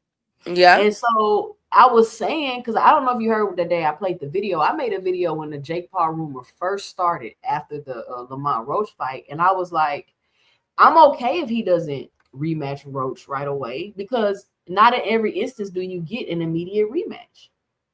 And I don't have a problem if he fight Jake Paul, go make a bunch of money for one little exhibition fight and keep his career moving. Like, I really, honestly, I don't understand what the big deal is. Like, they acting like he can't fight Jake Paul and then go fight Lamont Roach after. They acting like he didn't plan on it, get arrested. You know the story, how all of that go. He just wasn't able to make the fight right now. And even after all of this has calmed down and you got some people like, okay, he making a lot of money and this and that. Think about it. They calling him pathetic. You're right. They are hitting him with pool sticks and throwing darts at him. They calling him pathetic. They saying he's scared. Like, they know how he feel emotionally. His head ain't in boxing and all this other stuff going on. It's just really egregious, the stuff that they saying about Tank. And you can't even say anything without being called a name or getting attacked. And that's why I keep saying, Key and Juke, this is a bigger agenda and this is a bigger campaign. It's just the people that's participating in it, they don't really understand what's going on. You get what I'm saying? They just going with the flow with the whole group thing going on. But this is so much bigger than that because they're doing Boots the same way. Like, I don't understand why Boots got to fight. Now, I'm not saying I don't want to see him fight the best of the best, but I don't understand how Boots went from 147 to being ducked, people trying to wait him out, nobody wanting to fight him, to the perception of him today. Like, how did that change so drastically? You telling me it changed so drastically because he didn't fight T.O.? Are y'all serious? Yeah, I think it's okay. I think you're right about there being like bigger actors at play and a bigger agenda at play. I do understand some of the criticism of Tank. I do, because I think people see him as like super skilled. Again, I have no problem with some of the criticism. Do I think people took it overboard? At the end of the day, Tank is just one of those figures where, like, it's just, you can ask people to be realistic and logical, and they just Hold can't on, do it. Jupe, hold on. 2 Cents. Virgil Ortiz and Boots fight is next. Just want to put that out there. Oh, Oh, They it is? signed it. It's signed. They got it. It's done. Who Let's Really? said go. it? Who said that, Yes. Keith? Who said that, Keith? I can't tell you. but Hey. Oh, okay. Okay. if See, I was wondering, like, did Eddie Hearn said in the interview or something? if Boots win, of course, and Virgil Ortiz win, their fight will be early in 2026. Go ahead. My fault. You heard it here No, first it's not. on 2 Cents Boxing Ladies Night. Boots Ennis and Virgil Ortiz are supposed to be early 2020. Key with the T coming through. Why y'all gotta be? Keep with the T. I hope that is so true, because I want that fight to happen, and I like both fighters. Of course, I'm more on Boots' team, but like, for real, I hope that's like we get that. I was gonna say that I agree with you. What you're saying, 2 Cents. It isn't propaganda going against both fighters. I do think people like. So let me just say, when I found out about Tank versus Jake Paul, I had just got to Cancun, and like I was out the country. And let me tell you how like I found out in the airport when we were getting our bags, and the very next day I saw it on screens at the resort. Like that's like it was. I was like, dang, this Out is the country. Yeah, I was in Cancun. I went with my family to Cancun. I found like the day I got announced was the day I landed in Cancun. And I kind of found out when you take your phone off airplane mode. Yeah. And we get our bags. I'm like, oh, this is some BS. I don't believe it. Like, I don't know. Yeah, I've been hearing about it, but I'm gonna wait and let the dust settle. And once it was confirmed the next day, I promise you, I'm walking through the little bar area they have. And it was on the screen. It was like a sports bar area they had in the resort. And it was like, I'm like, wow, they already promote this mug. And it's like, I'm in Mexico. So, I knew it was big, and I get why people don't like it. I don't like the fight. But when in terms of like people are overdoing it, and I feel like they're trying to like, oh, Tank was ducking Lamont Roach and blah, blah, blah. Well, that's not true, because at the end of the day, if people keep saying, like, people are contradicting themselves, like, oh, Tank always planned to fight Lamont Roach. Always had this plan to fight Jake Paul. Well, if the plan was already in motion and he didn't plan on getting a draw, that means he's not ducking, right? Because it's just something that he had on the table. And by the way, let me just tell you this rumor I heard, and I saw it on Twitter, by this gentleman who says he knows Tank, right? So apparently, Tank was gonna fight Lamont, right? But apparently, like, there was some negotiations because, of course, maybe Lamont wanted more or less, whatever. And so this is a rumor again. I don't want to get sued. This is just what I'm hearing and saw online.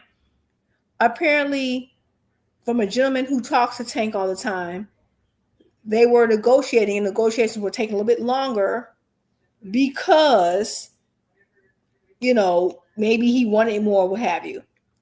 And so apparently what pissed Tank off, of course, besides the fact that you're going saying he's scared of you, because remember, he went from saying Tank hasn't signed his side, right, to suddenly saying that Tank did sign, right? So like, right, we've gotten two contradictory commentaries. But apparently the problem happened when Roach, after he got disrespectful, I'm hearing he sent something called a letter of demand, allegedly. He had his legal team send something called a letter of demand, which to my understanding is like a letter demanding certain things before you sue the person. That's just a rumor. No, and see, that's what I'm saying, Drew. Like, I think it's so many things that happen behind the scenes. Right. And that's what Tank came out and said, you trying to sue me, blah. Remember he said something like that? Yeah. And got mad, like, you supposed to be my friend and you taking me through this. Like, I just went through this legal thing and now you bringing some more legal stuff. And that's what made Tank say no. Right. And I think it's just a matter of like, oh, and I'm not saying Tank will never fight him, but I'm hearing that it's like one of the barriers, because a letter of demand, I guess you're demanding certain actions, and he's probably feeling like, I get it. It went to a draw. I feel like I won. You feel like you won. But you're my friend, and now you already like tried to go through the commission to get it reversed, and now you're demanding specific things out of me and threatening to sue me. I'm out. Like, screw you. I don't want to get you no money. You didn't piss me off, type thing. And now we have it. I'm not making it as an excuse, but that's just a rumor I heard. Somebody say juke with the T. That's what I saw. This gentleman who apparently knows him, and I think he feels like betrayed, right? Like, oh heck no, like, don't put me legal. I just got some legal mess. Well, Roach seems a little, not a little. He seems entitled. He's coming off as like entitled to me, kind of like, bro. Just because we got a draw, that don't mean I gotta fight you. If we could have a rematch clause, doesn't mean I have to rematch you right away, because I'm fighting an exhibition. It's not even a real fight. So technically, if I fight you after this fight, it's an immediate rematch. Right or wrong? If he, I mean, it could have been. I don't know about now. I mean, I'm just saying, like, let me do the exhibition, and then man, you can fight. Just chill. Yeah, because I think he was trying. Like, to my understanding, like this opportunity has been there, but he's trying to squeeze it in. According to everyone involved, Tank was trying to squeeze it in, but of course, he had his own legal trouble personally, and then Roach know that too. Right, he knows that. He knows that, and then you allegedly, I'm hearing, he sent a letter of demand. And now you're demanding things out of me, which I'm like, I gave you an opportunity. I don't owe you nothing. Because, like, again, the draw is the gift. It's right. So now you're going to demand something. On. Right. And so now you're looking like you're going to put me in more legal mess. Like, now I don't even want to, like, you're that thirsty for money and you're my, no. And to what the guy's saying, I saw on Twitter, he's like, Tank was all for, like, yeah, let's do this, blah, blah. And now he's like, okay, but you thirsting for this money so bad to the point where you're going to, like, put me back in this situation of law. Like, I'm just getting out of this. So I don't know how true it is, but it would make sense because remember when Tank went online and saying, like, oh, you trying to sue, you trying to get me in some legal mess. That just was not. I hope that ain't true, but if it is, that ain't, like, I really think it would have happened. And I think he would have easily went back into it, and he might still. So, like, let's say Roach knocks Pitbull out. The demand for that rematch is going to be even higher stakes. Tank is fighting this Jake Paul. They both have the opportunity to make this fight even bigger, even more money. But they were saying that the reason the negotiations were already stalling because this fight is big, the rematch is big, but not to the point where, like, where certain demands may or may not have been. So I don't know, but I will say one thing that will ruin or harm you in this sport of boxing is suing folk, because nobody want to be dealing with that. That's costly, or threatening to sue people. Like, that makes them like, oh. Because that's costly. It eats up. Come on, y'all. Mr. Shelton, we got to think a little bit past Tank is scared, y'all. Can we just... Well, I mean, he said, Rose said in an interview today that he doesn't think the rematch will happen because Tank is scared. You know what? At this point, I don't even know what to believe, because Lamont went from saying Tank didn't sign the contract because he was scared, and then he said, I'm confused because Tank signed everything. So is he so scared that he didn't sign anything?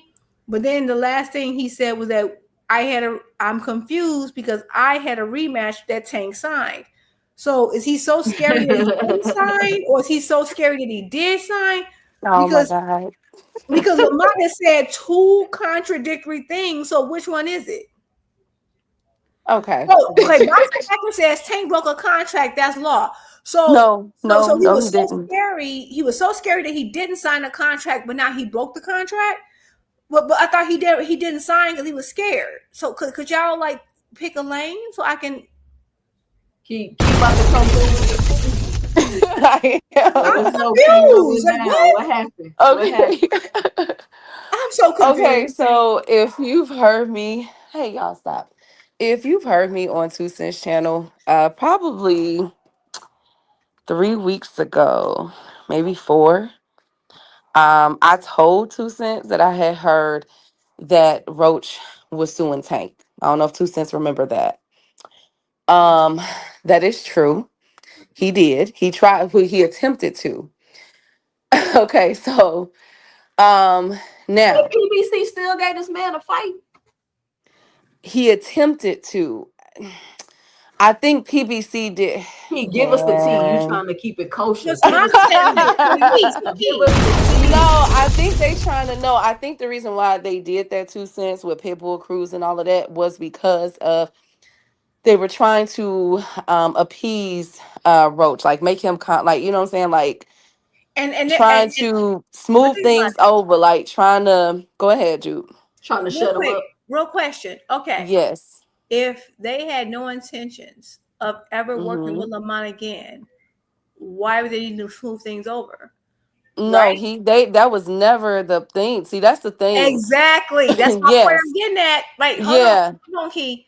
My point is, people are saying Tank ducked Roach and never wanted to fight him, and he never No. had the intent. Right? Because if that's the case, then why the heck would they try to smooth things over? Because according to what I'm hearing, rumor again, is that Lamont sent a letter of demand, demanding things that are Tank, and Tank don't play with that demand shit. He's like, oh hell no, screw you, F you, and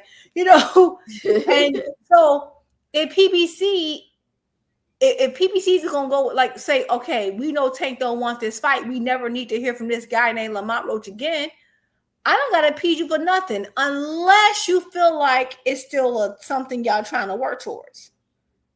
Well, first of all, that's going to be used to degrade PBC. You know what Right. I'm saying? That's like one of the things. But the thing is, what everybody is missing out of this whole situation, which I know that Two Cents and Jupe understands, is that these two guys were friends.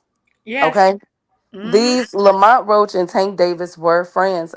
There may still be some cordiality between the two. I haven't heard anything to say any different, like they okay. But from my understanding, them two were friends before all of this even happened, before the fight, all of that. Remember, Tank was one of the first people to congratulate Lamont Roach on beating Hector Garcia. He sure You see what I'm was. He's saying? So crazy. Yep. yeah, and put on for and congratulated him for putting on for DC. So they were friends. I think a lot of it had to do with their history. We all know that back in amateurs, this has happened where Roach has went, his team has went above and beyond to contest the amateurs fight. And then you fast forward over 20 some years later, and this is happening again. But this time they did take it a step farther. I did hear that he did get lawyers and everything involved once the Jake Paul fight was announced. So when all that whole thing was announced, he was dead serious and his legal team did reach out. But here's where it gets interesting. Tank did not sign a rematch. Okay. Now I did hear some rumblings. I did hear a whisper that whoever wins between Pitbull Cruz and Lamont Roach will fight Tank in 2026. I did hear that. Which goes with what I said a few months ago when people asked for the list who was Tank talking about, and I said I'm not sure. The one of the people that I heard was back there was Pitbull Cruz, that he was back in play. So I could see them two fighting for that 2026 fight with against Tank Davis. Now that's just what I heard. Okay. Now, what ended up happening was, now this is what this was told to me. What ended up happening was before Tank got into trouble, he was in the gym. Jake Paul asked him, the team MVP asked him if he wanted to fight. At first he was like, okay, yeah, I'll fight you.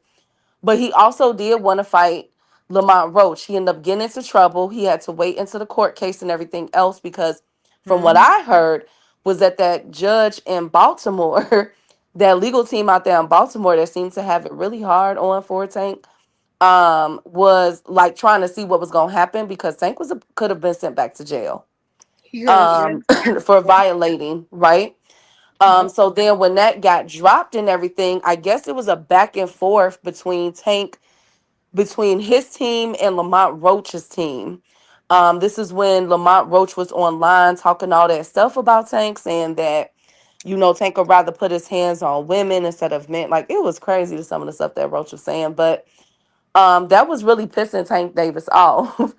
And then when the situation arose, he took the Jake Paul fight. Yes, he did think about getting involved with the Lamont Roach fight in August, but due to the court case, they wouldn't have had time to promote it the way that it should have been. And it just wasn't, the timing was wrong. And so Yeah. it fell through. But as far as a lawsuit, like can Lamont Roach take Tank Davis to court? No, it's not going to happen. Otherwise, he would have did that already. No, Now, I think he tried to go like. ahead. I think what he tried. So that's what I mean by the letter of demand, because So no, I agree. I think that if Lamont, so I remember Jake Paul had the Canelo option. He was looking for a bigger fight because remember he had fought Mike Tyson and then he fought Cesar Chavez Jr., which technically did not do as well as they expected, so he needed a particular name. He was looking for either Canelo, AJ, or Tank. He wanted one of those, one of the three. And now this is, of course, like life change, like crazy, dumb, stupid money for Tank. And that option has always been there for Tank. And I think that he's like, okay, I can do that in November. But again, between March and November, and one thing we know, Tank has been trying to do 3 fights in a year for a long time. He absolutely could have made that had it, like, if everything went according to plan, but it didn't. But according to what I'm hearing about this letter of demand, so a letter of demand is a formal request for payment or action to resolve a dispute. Because he wanted his money because Lamont Roach was training. He wanted his Absolutely. money to pay for. It was a threat. Like, I want. Exactly. So what they did was they threw him a bone. We're going to call it 105. They threw his ass a bone with Pitbull Cruz now. First, it was the Gabriel Flores dude. He turned that down because it would have been a co-main event, and it was being shopped around on Pro Box TV. Let's keep it 105. No, it was money. He It was did it. I know you now. I'm not talking to you. I know Yeah. you keeping yours, but I'm just saying, like, this whole amount, he getting on my dang on nerves. So he been on the money grab for a minute. Yeah, he been like, exactly. It was that way. He turned down the Flores. He turned down old boy. They threw him Pitbull Cruz. Pitbull Cruz agreed, and that's how the fight came about. Absolutely, because I think he thought that, I don't know why he thought, because this was so funny, and this is something that's not being discussed enough. I remember being in KO's chat and people saying Tank's so scary, he didn't sign the rematch. He didn't sign the rematch. And then Lamont changed, and I said, well, maybe he didn't. I don't know. And then Lamont said, I don't understand. I'm being cheated because everything was signed, me and him. But that's a direct contradiction to what you said previously. So he did or he didn't sign. And then he kept saying we had a rematch clause, but we're not stupid. There are no, like, you can't exercise a rematch. He kept saying Tank exercise rematch clause. You can only exercise a rematch clause if you lose. If it's a draw, you go, because if that's the case, they wouldn't have been renegotiating. Because if it's a rematch clause, you don't have to renegotiate because it's set in there. It was a draw. Tank didn't have to rematch you. He was considering rematching you, and that's why you guys were in negotiations again. Right. There was no rematch clause for Tank to exercise because he didn't lose. And that's why I'm like, I know that's false. And that's why he's gone from, oh, Tank won't sign the rematch to he signed the rematch, because he's lying both ends. It doesn't make sense. And now he's realized that he got a lot of, like, he did. They just really did the notoriety and helped him and built his name. And without that name, his name wouldn't do as well. So he needed a big enough name. So what he had to do, keep saying, oh, you, and that's why he did the whole letter of demand. He was trying to get money. He was trying to get some money or whatever to recoup his expenses. But the reality is that the reason why you can't get any money to recoup your expenses because you never had, there was never a rematch clause triggered, because it wasn't an option because it was a draw. So like, I get Lamont. Lamont wants to, and I think his team is smart. I think Pitbull is a smart fight, but he let these people on this road of, oh, Tank's scared he won't sign it. Now he did sign it, and they're not acknowledging that huge contradiction. Y'all went for months telling us Tank's so scared he didn't sign it, and then Lamont said, oh, he did sign it. Now he didn't sign it. He did. And it's just been and so Tank is like, you lied on me so much, and now you bring in some legal stuff into it. Yeah, okay. You wait on that payday then, because I'm gonna go make my payday. Like, well, I'm not about to. I tried, and you did all this mess, and I don't blame them. And I think in the meantime, hey, y'all punch that like button. We up here cooking tonight. In the meantime, this fight could be even bigger. If Lamont does what he's supposed to do and Tank do what he needs to do, which is just basically don't get hit by Jake Paul, then it could be bigger. And I think it might make Tank like revisit it. But I think right now, I think that who wants to be in business? I don't know. I'm not sure. Lamont Roach is gonna have to shut the fuck up and be a fan. He is, because I feel like he's hurting his own chances. You can't threaten to drag someone through all kind of legal proceedings, and they want to do business with you again. Well, I think, again, I think a lot of it has to do with the friendship that was behind it. I'm not gonna lie to you. I'm not trying to sound sentimental or anything like that, but I don't think for a second this is on the helm of Tank falling out with Africa. You know what I'm saying? It was some craziness that went back and forth between that. From what I hear, it was him falling out with you know what I'm saying, some people that he thought that were cool with him, that he had been knowing for a long time. And I think they miscalculated.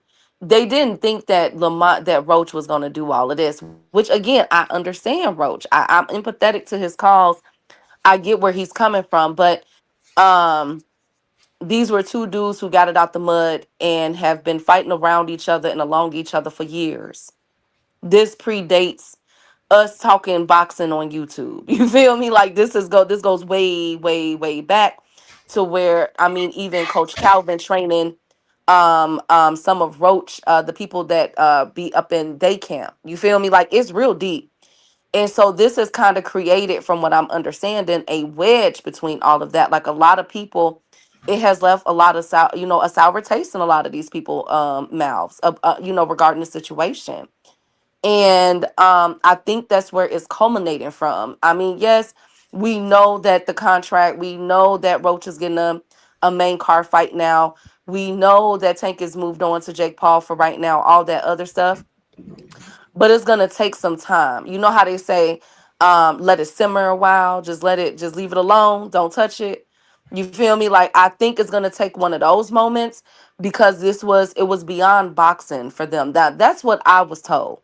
You know what I'm No, saying? That I this is, agree. I yeah, like, agree. it's more so beyond boxing. Like, it's like they was cool. And unfortunately, you know what I'm saying, these things got in the way. And I'm hoping that the whisper that I heard of the winner of this fight could potentially face Tank Davis in 2026, because he's not retiring. Now, I did hear that this could be the last year, 2026, maybe leading into 2027, that we see Tank Davis fight. I will say that I did hear that, but I did hear that he got a couple people that he do want to check off real quick before he bounced. And I want to put this caveat out here: don't be surprised. Do not be surprised if how do I say this? If um if a fighter by the name of Teofimo Lopez is lined up in 2026. Don't be Oh, surprised. I Just mean, baby, think I about clocked it, just T. They remember all where over they you there just clocked it top rank. remember where you heard already. it. Just T, they remember where all you in heard it top first. rank, Key. They No, they all in not. top Baby, Top rank. No, no, I mean not T.O. top rank. PBC. I meant to say PBC. Think about it. Yeah, let me yeah, tell they you all with, Shakur and something. PBC. yes. Shakur and Don't be surprised. I would Don't be not be Shakur, surprised. surprised. I clocked Shakur and that. T.O. about to fight on PBC, right? Mm-hmm. Right? Why are they over there? Why, You you know what I'm already saying? know what's going Why are on. both of Why do them you think over Shakur there? took it so hard when Tank said that to him, and he just don't mention him anymore? Just again, Ain't it funny 2020. how Tank? Ain't it funny Tank Yes. never wanted to talk about how he don't want to talk about Tank in the interview? Ain't that funny? Like, you could have clearly told them people, don't ask you nothing about Tank before the interview started. But I knew it was something up once T.O. So remember they had that, and I knew that was fake. Well, I remember when Turkey Al Sheik, remember they did that premature announcement of T.O. versus Devin. And Yeah. I'm like, they always premature. And so what he will do, because one thing I will say is that he understands social media and he knows these people are freaking. he understands propaganda, G. He understands that people eat it up because they're just so silly. They just don't have no common sense. And Turkey he think y'all dumb, by the way. prematurely I just want to throw that out there. he prematurely announced that fight before it was signed. That's something he's done previous more than once. Multiple And times. so when the fight doesn't happen, they can say, "Oh, you ducked." He's been framing Boots to say anytime you won't commit to him 100%, he will frame you as a duck. I'm not saying they're not ducking; they could be, but he knows how to frame you as that by prematurely announcing something before anyone's agreed to it, right? So right after that, what do we see? We saw T.O. at PBC events wearing PBC hats. I Right. already knew what was cooking right then and there. I said, "Oh, I see the play." And so I'm not saying T.O. versus Shakur won't happen. I hope it does for Shakur's sake. But if it don't happen, I will not be surprised. And I would say because he's another option for Tank. However, and Tank could retire, what have you. But I do agree with Key. I think Tank, like, you can see during the build up, like Tank, like he respected Roach. He knew his mom. They want to Jupe, respect. Like, low key, I'm gonna keep he it was 105 with you. I'm crazy gonna keep it, respectful. Jupe. I'm gonna keep it 105 with y'all. And I hate that I gotta say because y'all know Tank is one of my favorite fighters. Yeah. But I'm gonna keep it 105 with y'all. Low key, he did not get up for that fight. No, Because but he when you was say that, not they like get mad. he did He like was what too we lovey saw. dovey. He's too lovey Them dovey. videos, yes, them videos that we saw. I'm not even gonna stunt. Gosh, my sword's gonna kill me. I'm not even gonna stunt to y'all.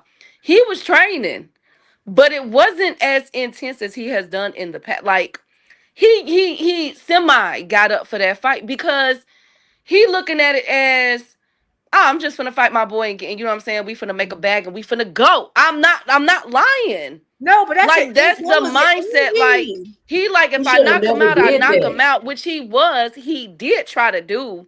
You know I what I'm think he saying? But did. at the I think same that's not. This is time, a problem. You know what the thing is? What Tank Davis is good at? He knocks you out when he doesn't try to knock you out. By time, this is just me analyzing the round by round. Tank tried to knock him out towards the end when he realized, oh shoot, I don't know if I bank. Like it was forcing it. Tank normally doesn't force it. It kind of like comes by strategic measures. And I feel like Tank was being very, in my opinion, he ended up becoming predictable throughout that fight. Too Rich, this is very disingenuous. Too Rich. He was being, to me, he was super predictable. He was doing the same combinations over and over again. He had zero feints, which is one of his greatest assets, his feints. He threw zero feints. It was a bad fight. It was a I mean, and I'm not like I take nothing from Roach. Roach had an immaculate game plan. He wanted Tank to be first because he knows Tank is a natural counterpuncher. Like I'm not saying that the only reason this happened because like you know all Tanks being trashed. No, Lamont studied again, and it's so funny. I said on KO's channel that Lamont's advantage over every other Tank opponent is that he knows Tank more than every other opponent because it wasn't just a one-off sparring match like Frank one-off sparring match, Shakur 1 or 2 off. Like he Roach and Tank know each other way more intimately, have been way more like they know each other. And so to me, that person is always going to be your hardest opposition or one of them. And that's why I said it's going to be harder than Frank Martin. Even though I think there's certain things that Frank has over Lamont, there's an experience gap that Lamont has over Frank. And that's why I said this is going to be a harder fight. But at the end of the day, I didn't like even in the build up when he was like, I don't want to say something. His mom's in there, and they're like, oh, he's your brother. And I'm like, you got lulled to sleep, my brother. You got lulled to sleep. You didn't do your feints. And I feel like you was no, I don't think he even got lulled to sleep. I think he real deal just did not. He didn't want to because he knows them. Well, not only that, like you know what I'm saying. So I think that it was You know what it was too, though. Think about it. Hold on, Drew. Let me ask y'all a question real quick because I got to entertain the trolls in the chat. When Mike Tyson bit Holyfield, didn't he spit his mouthpiece out? Yes. Who said? Can you bite somebody with your mouthpiece in? Not really. Yeah. Not with a grip. I mean, you can, but not really. So this don't make sense. I've still been trying to look for that one, which Tank tried to bite Lamar. Okay, whatever. We ain't got time for these little emotional men. Like we talking real boxing talk. We ain't got time for these emotional stuff. And then, like that's what I'm saying. Like, oh my God, the men folk, could y'all at least like contribute something worthy to the freaking debate? Oh my God, y'all frustrate me. Y'all supposed to be the logical people. Anyway, you got like they just like y'all just so like y'all are not raising to the occasion. I need y'all like like elevate the conversation or just be quiet. But I will say this. I don't know if he got up for it, but I will say this. The fight we were expecting and the fight we wanted, remember, he was supposed to get Lomachenko. Mm-hmm. And then we couldn't get Lomachenko. They were trying to get Shakur. So this was like, so I will say And sometimes, then T.O. I'ma always throw T.O.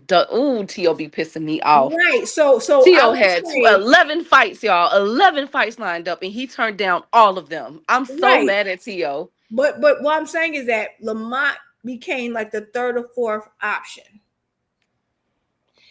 You happy because you're getting your boy money, and I don't know if he got up for the fight or not.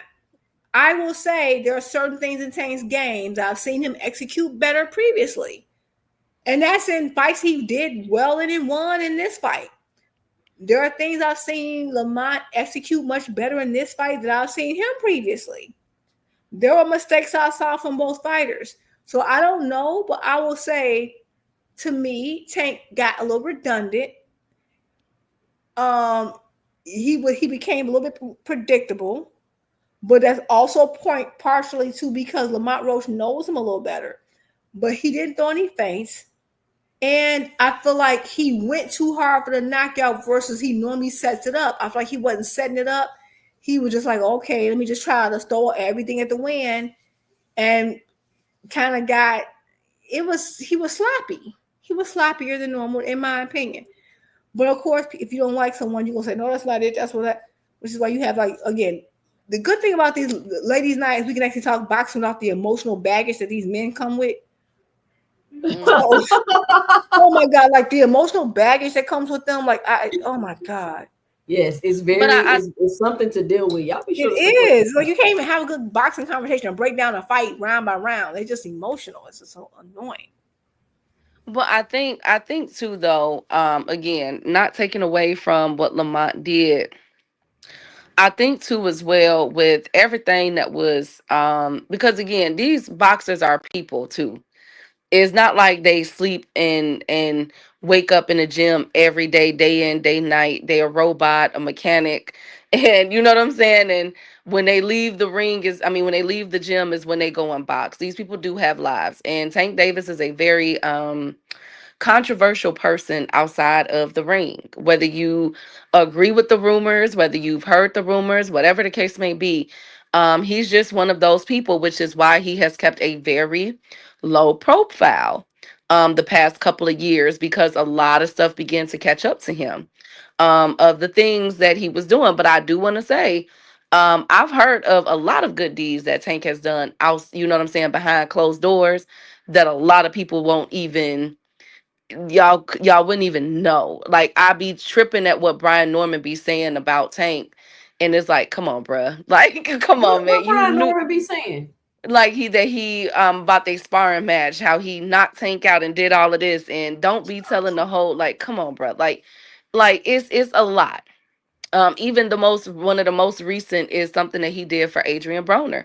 You know what I'm saying? How he put his team with Adrian Broner last year, and Oh yeah. tried to get him that comeback fight with Blair Cobbs. Like, it's a lot that man does, but he's a controversial figure inside and outside the ring. Okay, we can't deny that. But I think moving forward, this is why, and I'm gonna say this because, like I said, after that fight with Lamont Roach, he instantly got back in the ring. I know this for a fact. Okay, so and got back into sparring and doing all this stuff, and I would not be surprised. This is why when the Jake versus Tank fight was talked about, first mentioned, I came up here and told 2 Cents that I truly believe, and I stand on this. I truly believe that this is going to be a real fight. Y'all could say what y'all want. Y'all could talk about, oh, it's an exhibition and everything else. But my thing is, Tank has something to prove. In the words of Lil Baby, he got something to prove right now. And it's crazy. He has relinquished the title of Face of Boxing. He has told y'all he don't care about none of that. He said that he is trying to make enough to buy an island and get away from all of this. But deep down, low key, this is a staple fight. And I don't think people really understand that. Like, this is very serious. You know what I'm saying? To where they're training in different size gloves. He's fighting heavyweights as we speak. He is sparring heavyweights. He is sparring people with length and everything else. I'm trying to get the names, but it's so close knit right now of how he's preparing. But Coach Calvin and Coach Kenny is back in there. Um It's a lot that's going on behind the scenes for him to get ready for this Jake Paul fight. And guess what? It's a lot that Jake Paul and them is doing. Y'all not peeping what I'm peeping. What It's you a lot mean? of things. Just look at what Jake Paul, the things that he's working on, the videos that he's putting out, what they're trying to get him ready for. I know now the gag is the gag is one of the people that Jake Paul has is sparring is Montana Love. Now I know that's funny. I know I'm about to it's kick you funny. off of here, Key. I'm just saying though. I'm just saying. I'm y'all know I'm gonna keep it 105.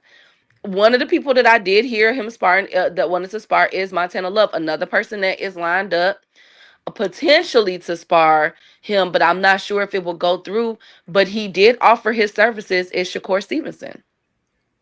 No, I heard about Montana Love also. No, I think that's almost confirmed at this point. He's sparring Montana Love. Yeah, but yeah, and then so he's getting so Jake Paul is also trying to. So this is whether it's 10-ounce gloves, 12-ounce gloves, whether it's I think it's what 10 rounds, 3 minutes. It's 3 judges.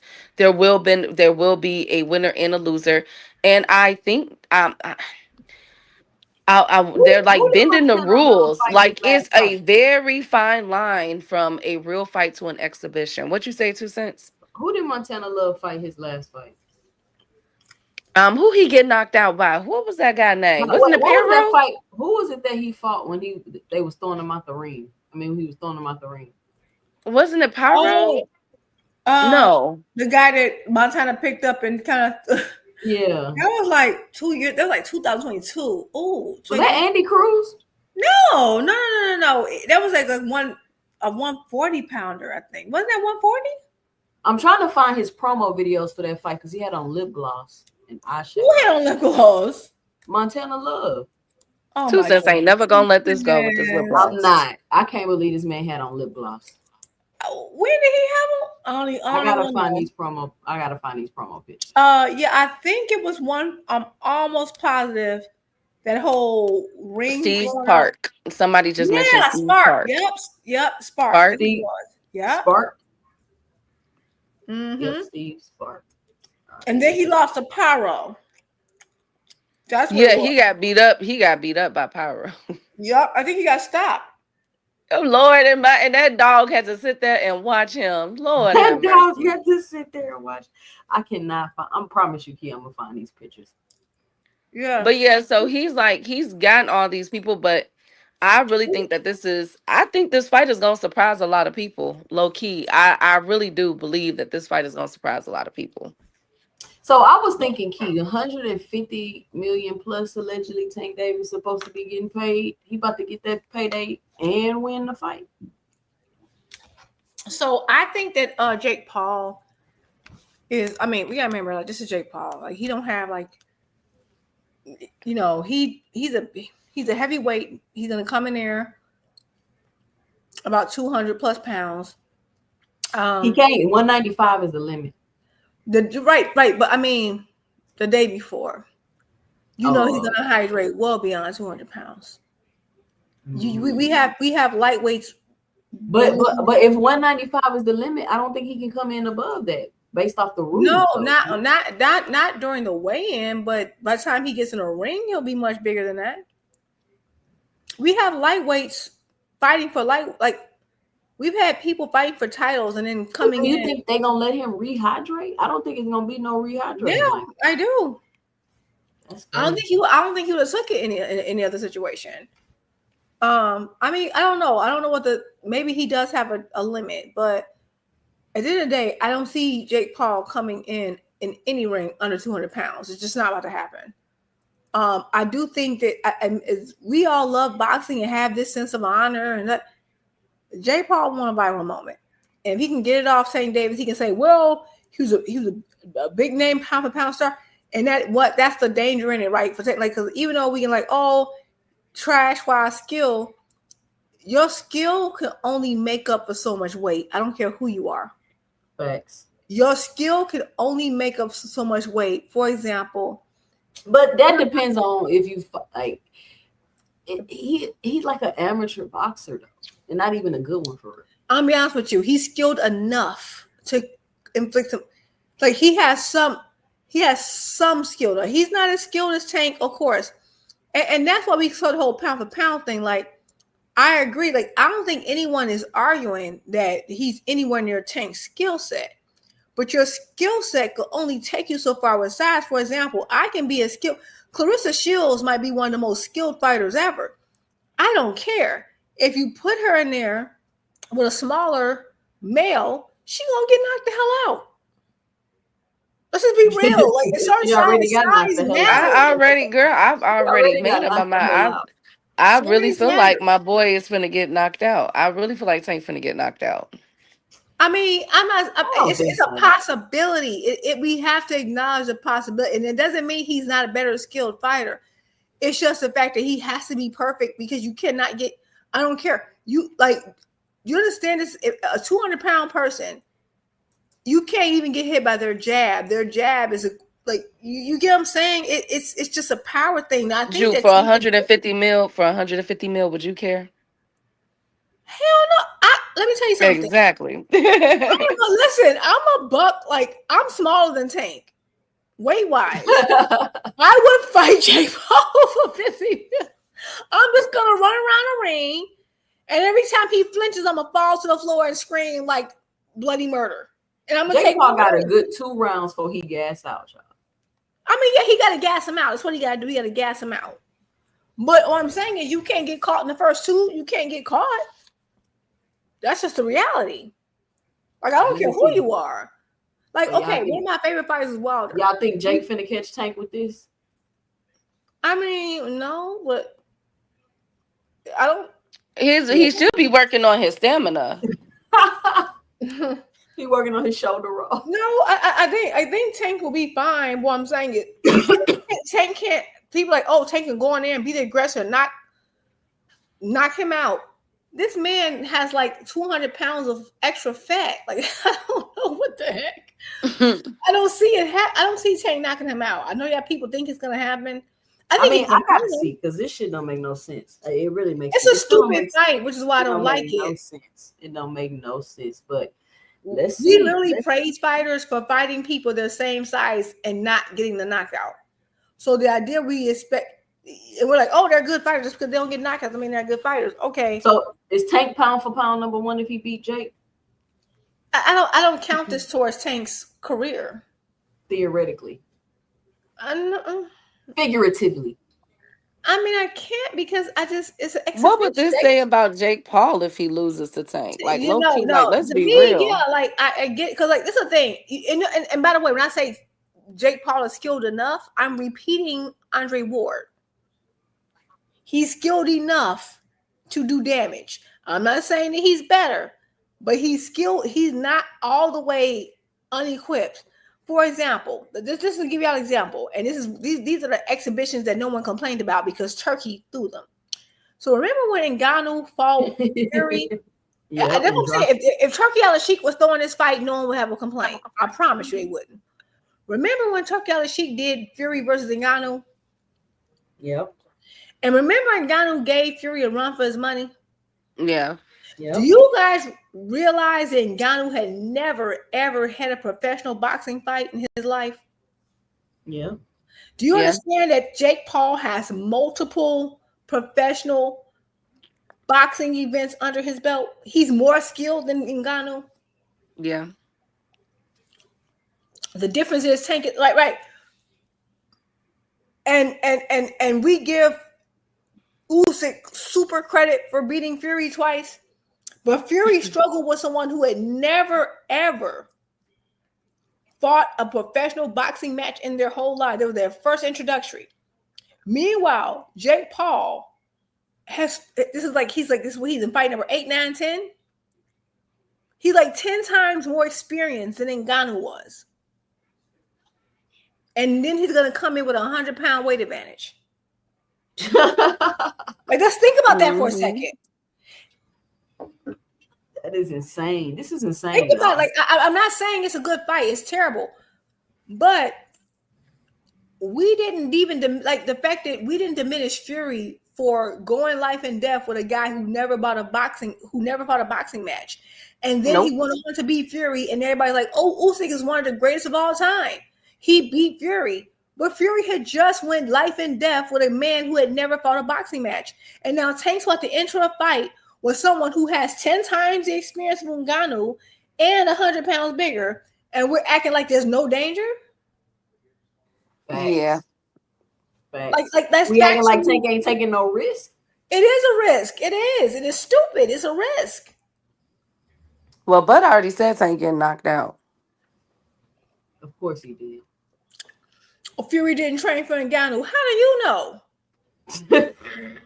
If Fury didn't train for Ngannou, but also Fury was considered the man, and Fury wasn't 100 pounds. He wasn't a 100-pound deficit either. And why was Fury even fighting Ngannou? Right.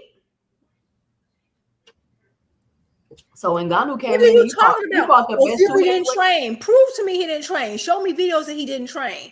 He lasted all 12 rounds. He didn't faint. Fury always been sloppy. Fury didn't train. Fury didn't have a 100-pound weight advantage. He had an all skill. Ngannou had never, ever had any professional boxing experience, and he took Fury the distance. This is what I'm talking about, Dang Father. You're not listening. Dang Father has an agenda sent out by whoever. Hope he get flued out. I don't know, but who cares? At the end of the day, that man ain't whatever. This Fury had a weight advantage and still got drugged to the ends of the earth by a man who had never had a boxing match. But you're telling me that Jake Paul, who has 10 times the boxing experience than Ngannou and 100-pound weight advantage, isn't a risk for Tank? Like, at the end of the day, all he did, Dang Father just did, was just prove that he's just a troll and he's not even a boxing fan. He don't even pay attention. You're just talking. You're just typing because internet is free. I don't know. Whatever. So, like, I don't even got to entertain anymore because you're making no sense. Let me hit this drop real quick. Hold on, y'all. If you're doing good, they got something to say. If you're doing bad, they got something to say. So, do what makes you happy. Because you see this jet, you see this private jet that we own? I got it because I did what the fuck I wanted to do. I made over $1 billion. You know why? Because I did what the fuck I wanted to do. I'm gonna always tell Tank, do what the fuck you want to do.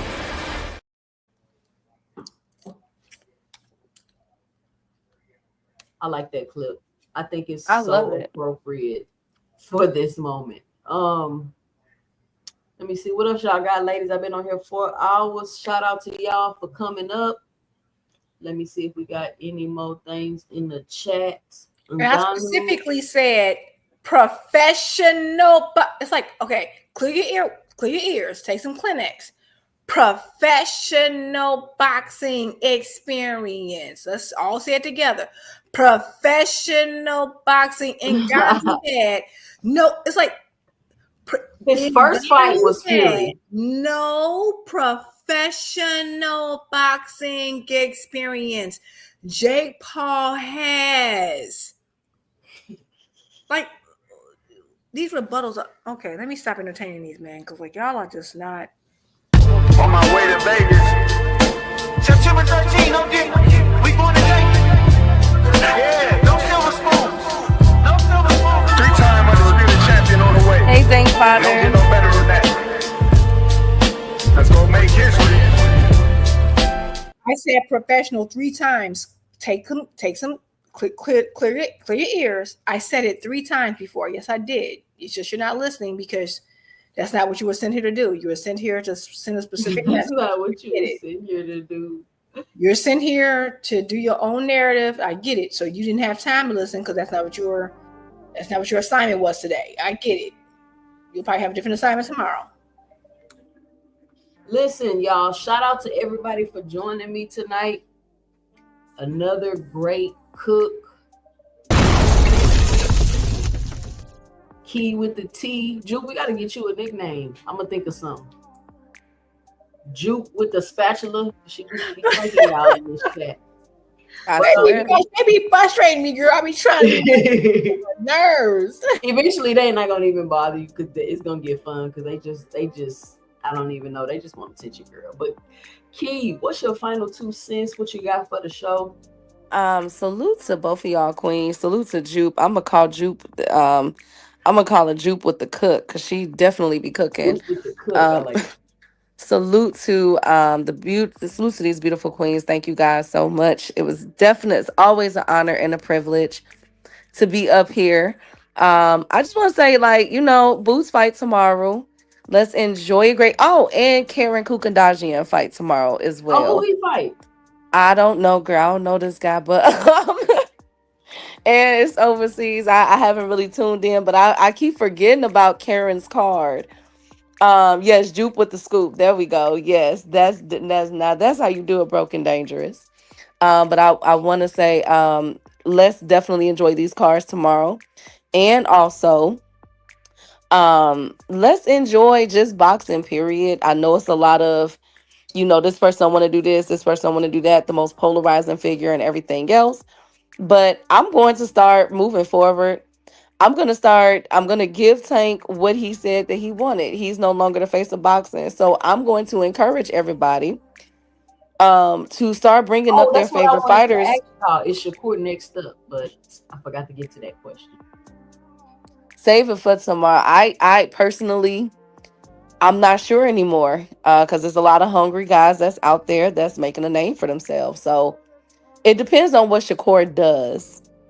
But I definitely feel as though he has the skill set to be up next. I really do.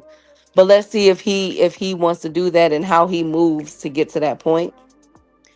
But again, I'm gonna start treating Tank like he said he don't want to be the face of boxing. So I'm gonna encourage everybody when they come up over here to start talking about their fighters and what y'all want to see, what y'all want to,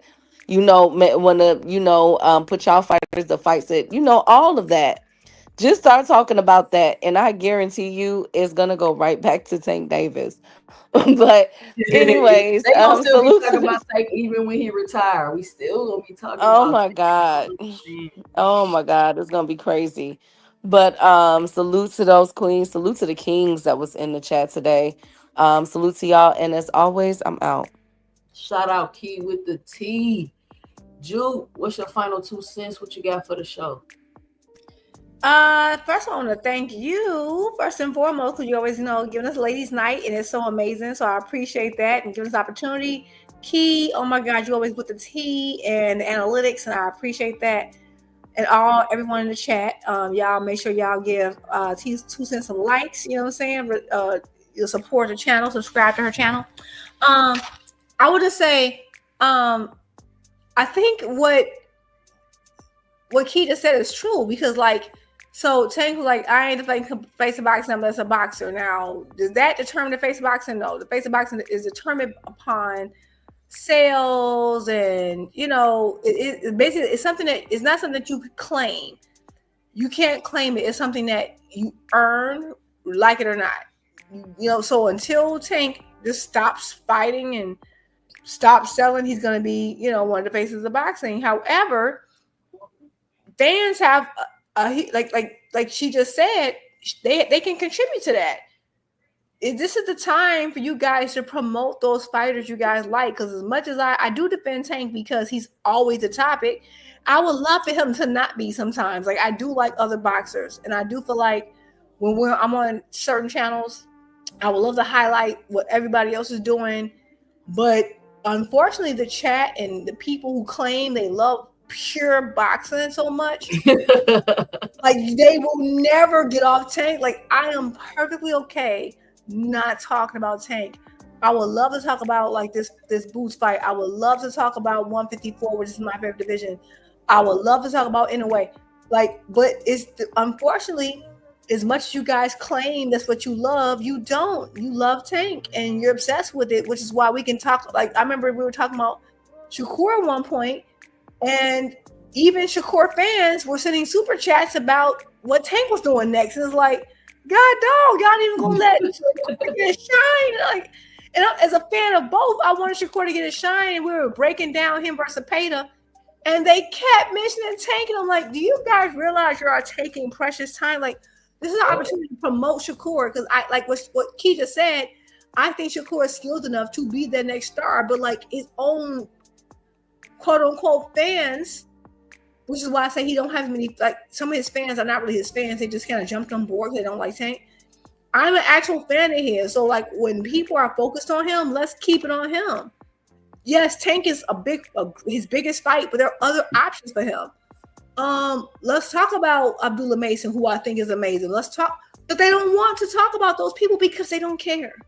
They really don't care about anyone else, and they have this obsession, this man fandom, this fantasy with this man, and it's weird because like I'm a woman and I ain't even on that like that with him. So like, why? I mean, if you like what you like, love is love. But my thing is like, why are y'all so hyper fixated? And at the point, if he does retire, we do need to find someone who can carry the sport. But this doesn't seem like you guys care enough. Because that's who they talk about next the most. Yeah, it's like you mean tell me you don't like no. Then they say, oh, y'all are cold. And then baby, we can get off that conversation. I can break down fights, talk about the difference between a hook and a jab and we can talk about all these different things, but they can't do it. Like, what's going on here? Like, I'm just not used to this.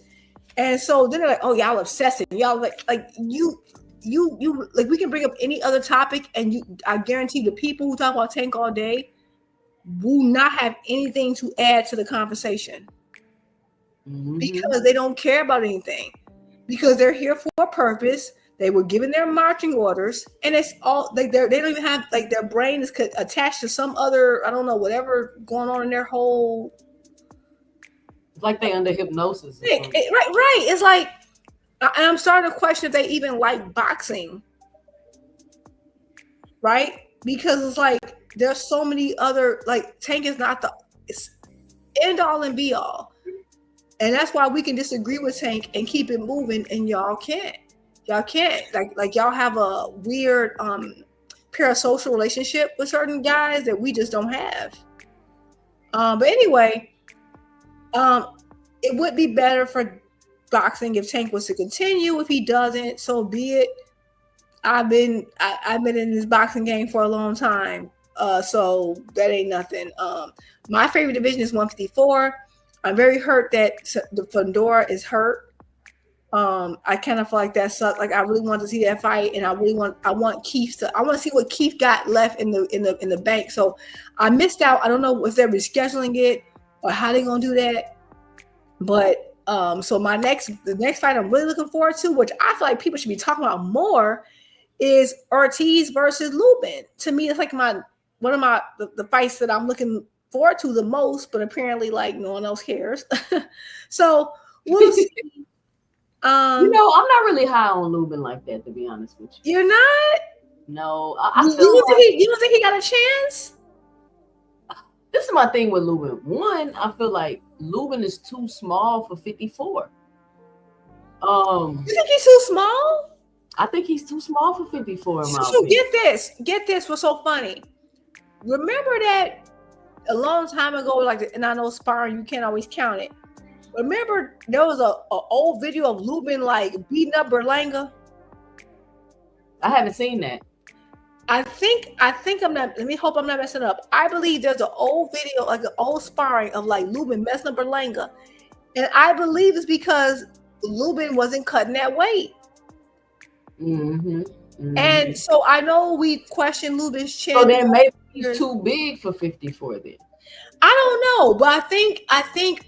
Yeah, I mean, Lubin is not a big guy, but as you age, you need to give your body a chance to kind of like there are certain people who are set. Like, there are certain people, like Lubin might be one, but Lubin's been at 154 since long as I can remember. He's been at 154 for at least like almost a decade. Like, and some people, they start off at the side, like kind of like Hagler. Hagler was a middleweight, to and through, because he never cut weight and tried to squeeze down, and so he was comfortable with his whole career. And there's some people who will be, But I just think that Lubin has shown me times where like we question his chin. But that last fight he had with Fundora, and yes, he got messed up and he got hurt. But when he kept getting up and rising to the occasion and fighting back, I'm like, oh, Lubin figured it out. Like he kind of impressed me with that. So I do think he's more skilled. I think he has some more better footwork. I think he has a better educated jab than Ortiz. So he has some ways he can make that fight interesting. Yes, Ortiz naturally should be the favorite, but I think that's still a good fight. And I think Lubin got a shot, but I just don't see. I don't think Lubin. I don't know, man. I don't know what it is about Lubin. I just feel like he's missing something. Lubin been at 150 for a super long time, and I think he's suppressing his power. I think if he moves up, he might be more powerful. That's just my opinion. He should just test it out. He's gonna be fighting bigger fighters. He will, and that's the danger. But you know what? I feel like the reason I'm a fan of Lubin, and I'm a little biased. I'm a fan of Lubin because Lubin has fought early in his career. Think about it. Lubin ain't even 30 yet. Like he not? No. So he definitely had no business in Lubin has fought everybody, and I feel like he has one of the best resumes in boxing. And I just love him for it because, like, I just feel like everything everybody claim they want in a fighter is Lubin, and he just doesn't get the credit that I think he should be getting. That's just my opinion. And he fought Charlo early. Because everybody was like, oh, you know, he gonna mess Charlo up, and Charlo, you know, made an example out of him. He did. By the way, that was an amazing card. I rewatched that card like a couple months ago. I was like, dang, PBC was in a bag, man. I gotta look that up, Juke. Ain't no way Lubin not 30. I don't think Lubin's 30. Lubin, I think when Lubin fought Charlo, I think he was like 22, 23. Why they feed him to Charlo like that? But this is what I'm saying. This is what I love. This is what gets me about people like PBC don't make good fights. Oh, I'm lying. Lubin just made 30 this month. He just turned 30 October 1st. He's mad. He's crazy young. And people like, oh, they don't put their PBC be throwing their fighters in there crazy. Like they just listen to me. They threw that man to the wolves. But he did ask for it. I thought it was premature too. But everybody at the time, they were like, oh, Lubin's more skilled than Charlo. And everybody was like, it was like a 50-50 fight. And man, I remember there was a time where the Charlos was known as like the baby killers. Like if you were a young fighter on the up and coming and you fought one of them, they just destroyed you. And they did for a while. Mm-hmm. We saw what the Big Charlo did to J-Rod. Yep.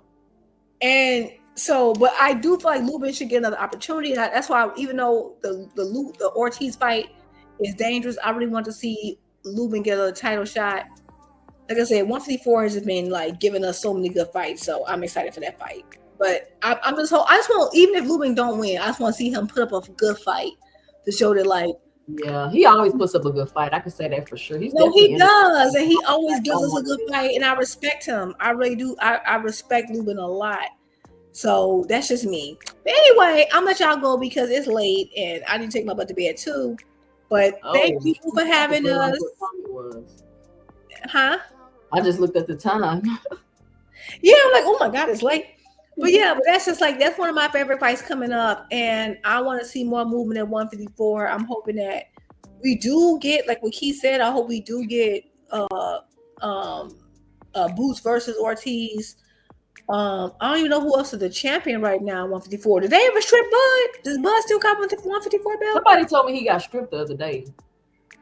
So I don't know how true that is, but I'm sure they did strip him. Okay, come on. Yeah, he been holding on to that for a minute now. Like, they gotta do something now. Because I remember when it was Charlo, they stripped him like the minute he stepped in the ring with Canelo. They made a big deal about it too. Yeah, wait a minute. No, he don't got it no more. I'm looking. It says at 154, Fundora got a WBC. Xander Sayes got WO. Abbas Barayu got the WA, and we got Murtazalia. Oh, that's not the person I want to see fight again. I would love to see Ortiz versus Murtazalia. I think that's such a violent fight, and I would love to see it. That's Murtazalia, that's a good one. And But Ortiz, apparently Ortiz and Boots supposed to be fighting next, and we don't see. They said it's signed. I don't know. I really don't think Oscar is in a rush to put Virgil in the ring with Boots, but we'll see. yeah. And oh my God, thank Father so that. Hey, yeah, I don't know about. Well, I do know. I just kind of forgot because that fight's been a while from now. But hey, y'all don't know. I thought y'all follow boxing. Dang Father finally comment on something that Dang don't got nothing to do with Tank. Thanks, congratulations. Shout out Dang Father in the chat. Thank you so much. You see how much you see all the work we have to do to get this man off Tank? Because he gonna tell us every new tattoo Tank got, what under rules he got on, and what he tweeted last. These people love Tank. He's obsessed. The man got on live like, y'all talk about his tattoos and hair braid. And I'm like, I wasn't even thinking about that, but okay, brother. Like you on his like, okay. Like, thank you for following him and letting us know what's happening play by play. You know, I kind of was living my life and at work, but thanks. You know, you guys, if you want to know all things that's going on with Tank, go ahead and talk to Tank Father because he probably knows what Tank do. Tank, you don't know you want a burger, but Tank Father already know you want a burger before you want the burger. So, you know. Man, you got all the Tank channels to get the Tank up. All the Tank hate channels to get the Tank up. For real. Like, baby, he know what you're going to do before you do it. He outside your window right now. So, anyway, thank you again, 2 Cent. You guys enjoy your evening, and I will talk to you later. All right. Shit, enjoy your morning. Shout out, Juke. Thank you for coming up on the panel. Shout out to Key with the T. Shout out to Juke. Shout out to all the fellas in the chat. Thank y'all for joining me tonight. We had a great fun show. Before I leave, I'm gonna tell y'all a story real quick. I was with my son yesterday at the gym. He had sparring, and he dropped his sparring partner. Now, he didn't drop people before in sparring, but it's usually like with a body shot. But this time they was sparring. He was fighting long. He had him on the ropes. And the dude threw some punches and he countered them with like a quick right hook. Bow! And the dude just like came off his feet and just dropped to the ground. It was like a flash knockdown. Dude got up. He was like looking around like what? Like he was like confused. Like what happened? Like what the hell happened? I was in the corner like my eyes was big. I was like, oh shit. I looked at my husband. He was looking at my husband was standing on the ropes because he was coaching him. He looked over at me smiling. I was like, God damn. So I said all that to say my son's getting better. He's getting stronger. He's been working really hard. He's at the gym 6 days a week for about 5, 6 hours a day. So he's training full time now. He's homeschooling. So he's taking his boxing career serious. Really proud of him, really happy for him. Every time we take him to another gym, every time people see him sparring, they're like, wow, he getting so much better. He getting so much better. So shout out to my son doing a good job getting it together. But thank y'all for joining me tonight. Be sure to help support the channel. Hit the Cash App $ 2 Cents Boxing. If you're listening to the replay, hit the heart with the $ and support the channel. Support the show. Let me know how much you like the Friday night, ladies' night, all women's panel boxing talk. I will be live again Sunday from 5 to 7 p.m. I might go live tomorrow for the fights. Just come on here, chit chat, talk. I might do a pop-up live in the morning. I don't know. Make sure you got your notification bell turned on. I need to go check my analytics to see how many of y'all actually got y'all notification bells turned on so y'all can catch my pop-ups. I haven't done one in a while. And I know we had a really good time and we was enjoying them when we did them. I might do a couple next week. got some time. But let me see what else I got for y'all. Big fight coming up tomorrow, Boots. I can't wait to see Boots in the ring. He's always an entertaining fighter to watch. And more so than the accolades and more so than the belts, I just enjoy watching the fights. I just enjoy watching the fights. And that's really what the sport of boxing is all about. And I want to stand on the fact that, and I'm going to talk about it more, this the hardcore fans, not the casuals. It's the hardcore fans that are killing the sport because they want to try to put it in a box. Just let it expand. Let's see what happens. Let's see where it goes. The market will determine what they do and what they do not like. People spend their time and their money where they see value. But listen, if you don't want your host all in the videos, cussing you out, timing you out the chat, kicking you off the panel, muting you on the panel while you're trying to talk, leaving you in the background, not letting you on stage, come on over to 2 Cents Boxing, where we talk everything boxing and everybody's entitled to their own opinion.